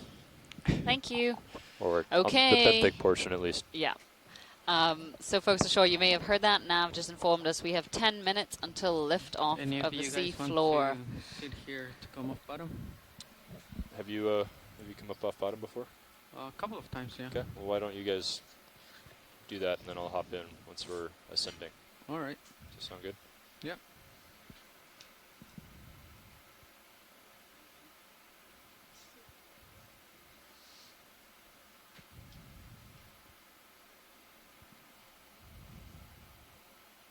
I'm kind of wondering what's at the top of this slope.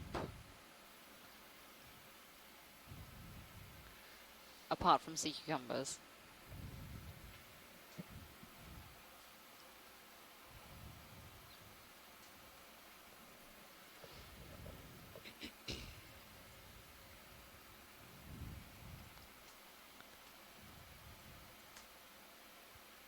Let's come in on this video. Although it's pretty close, huh? Tiny polychaete. Boop. It's gone its way. Boop. Sorry. It's gone. Oh, there it is.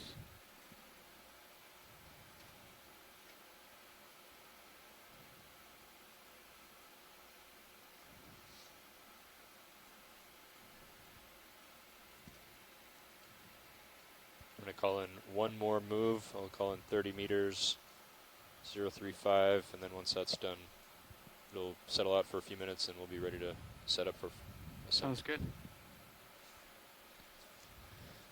Bridge, this is RV Nav. Looks like that move is about done. Great. I'd like to do one more move of 30 meters. That's 30 meters, bearing 035 at 0.2 knots.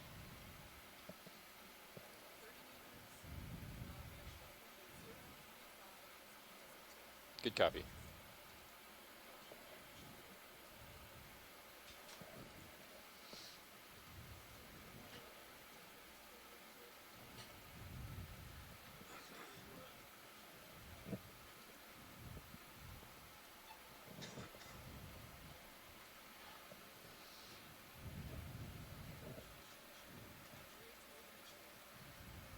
Thanks, Bridge.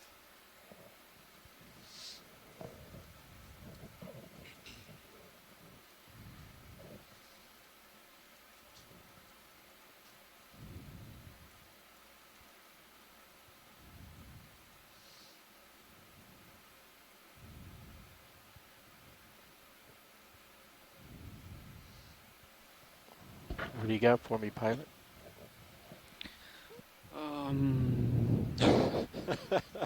A lot of sand, a lot of sediment. Yep. Some more mating sea cucumbers. Yes, we have seen many, many pairs of these today. I got that for you, video.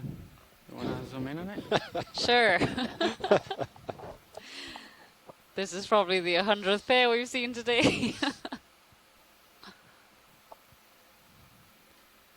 I wonder if you could see when they release their gametes. Whether it's like coral and you see like a poof, a cloud of... I'm still really interested to figure out what that shaggy stuff is. It does not look like part of the sea cucumber, but I have no idea.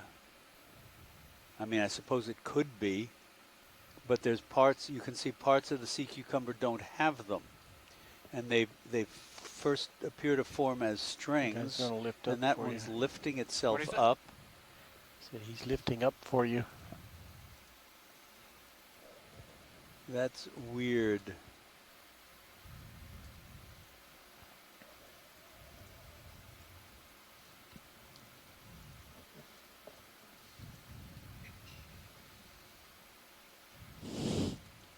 And Mike Ford, who will be leading our mid-water portion of this dive, says that's gross.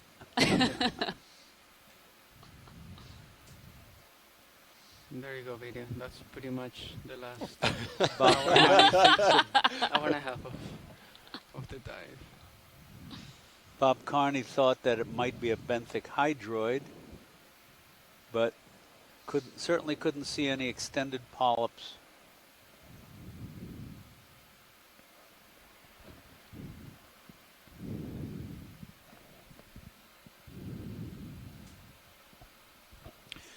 Now, when we come off bottom, do we want to line up with the ship, or do we just want to start getting tow formation? Just come up. Well, we're not gonna move the ship. So if we can try to, it doesn't look like there's much of a current down here. So I'd recommend going off bottom. 5 minutes. We could just line up with the ship and see how we. And find the current as we're coming up. Exactly. Yep. Okay.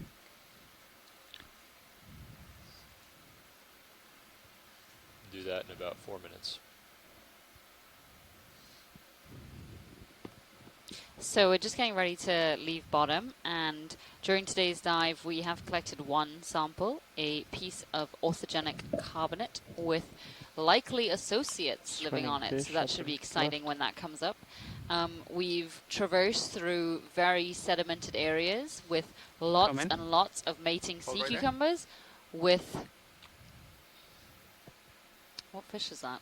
With many different pockets of chemosynthetic habitats. In this case, many of them have been no more than the size of D2 and have hosted both mussels and tube worms. Is that one of the basso brachylids? Or is that monomontopus? Do we have any more zoom? Or is that it? We do have more. Okay, let's come in. Hold right there. It's got the those filaments, those fin ray filaments. Monomontopus, Tracy says.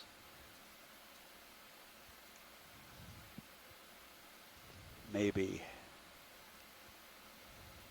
Is that full zoom? I got just a little bit more. All right, let's come in. All right. Nice. Okay. Or dicrolini.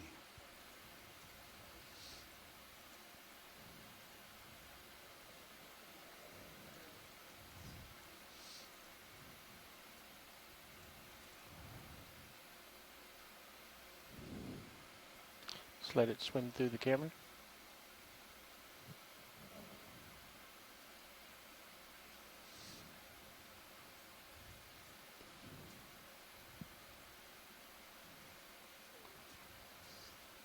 Going full screen.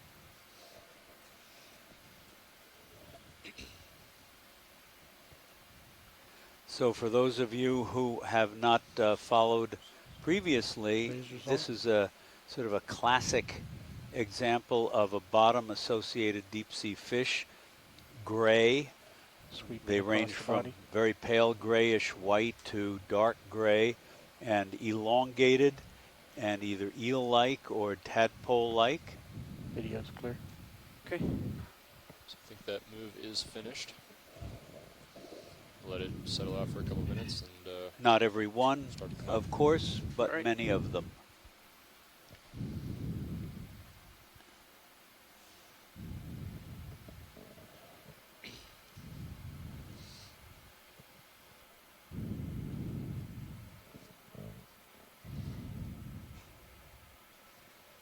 Oh, one final sea cucumber. Fernando, do you want to zoom on this one too? That was a joke.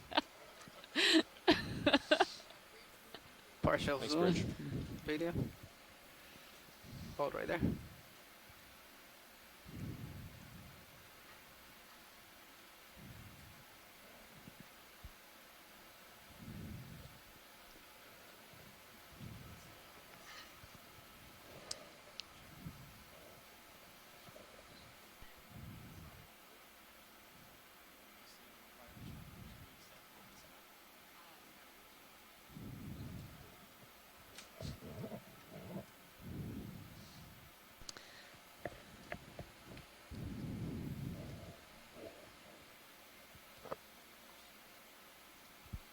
My mic.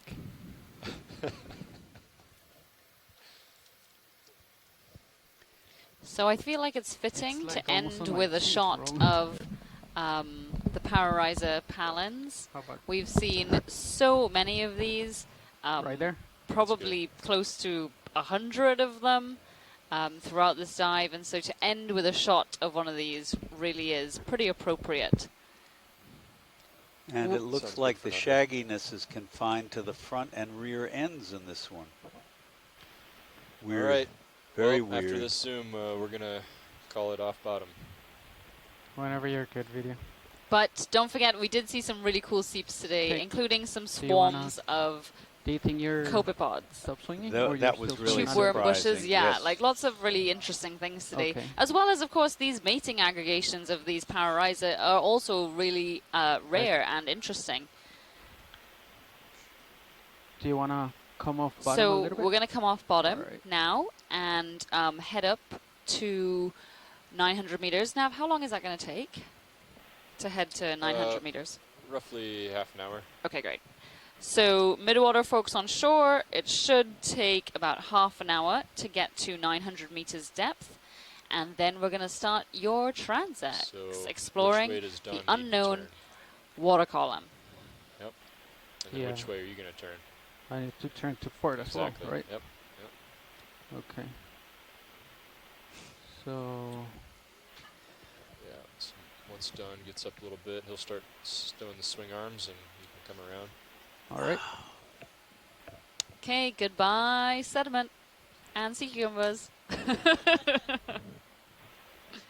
So that was our second to last benthic portion of our dives during this Gulf of Mexico 2017 expedition. We are now going to do some midwater exploration, and that is going to be the last midwater exploration of this expedition. Tomorrow we have one more dive, and that's going to be at Horn Dome.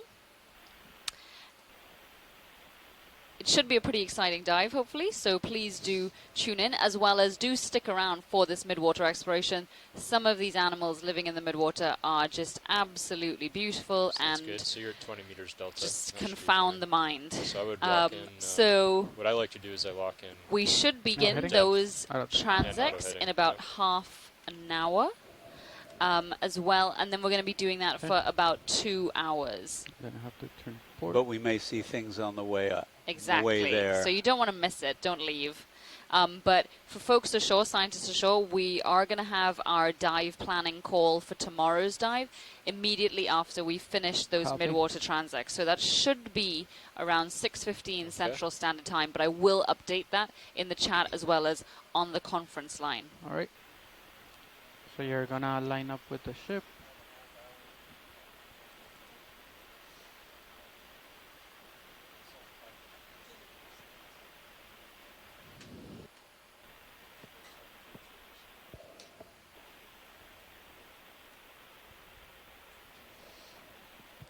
Bridge, this is RV Nav. The vehicles are coming off the bottom, so you are free to turn your center of rotation to midship.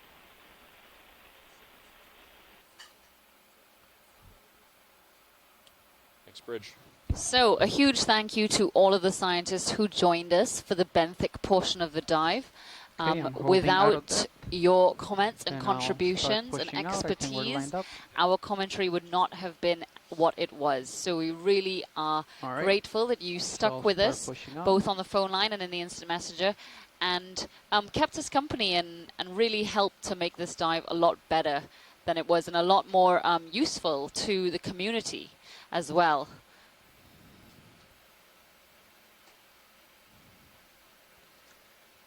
Thanks, Bobby.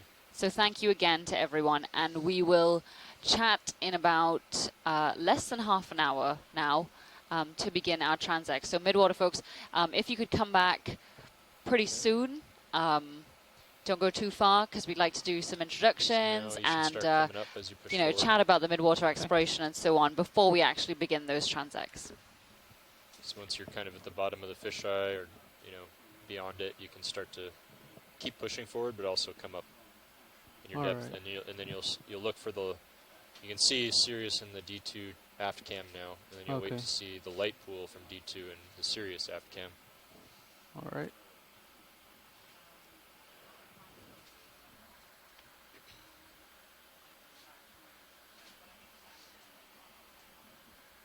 Yep, so keep pushing up. You're still 20.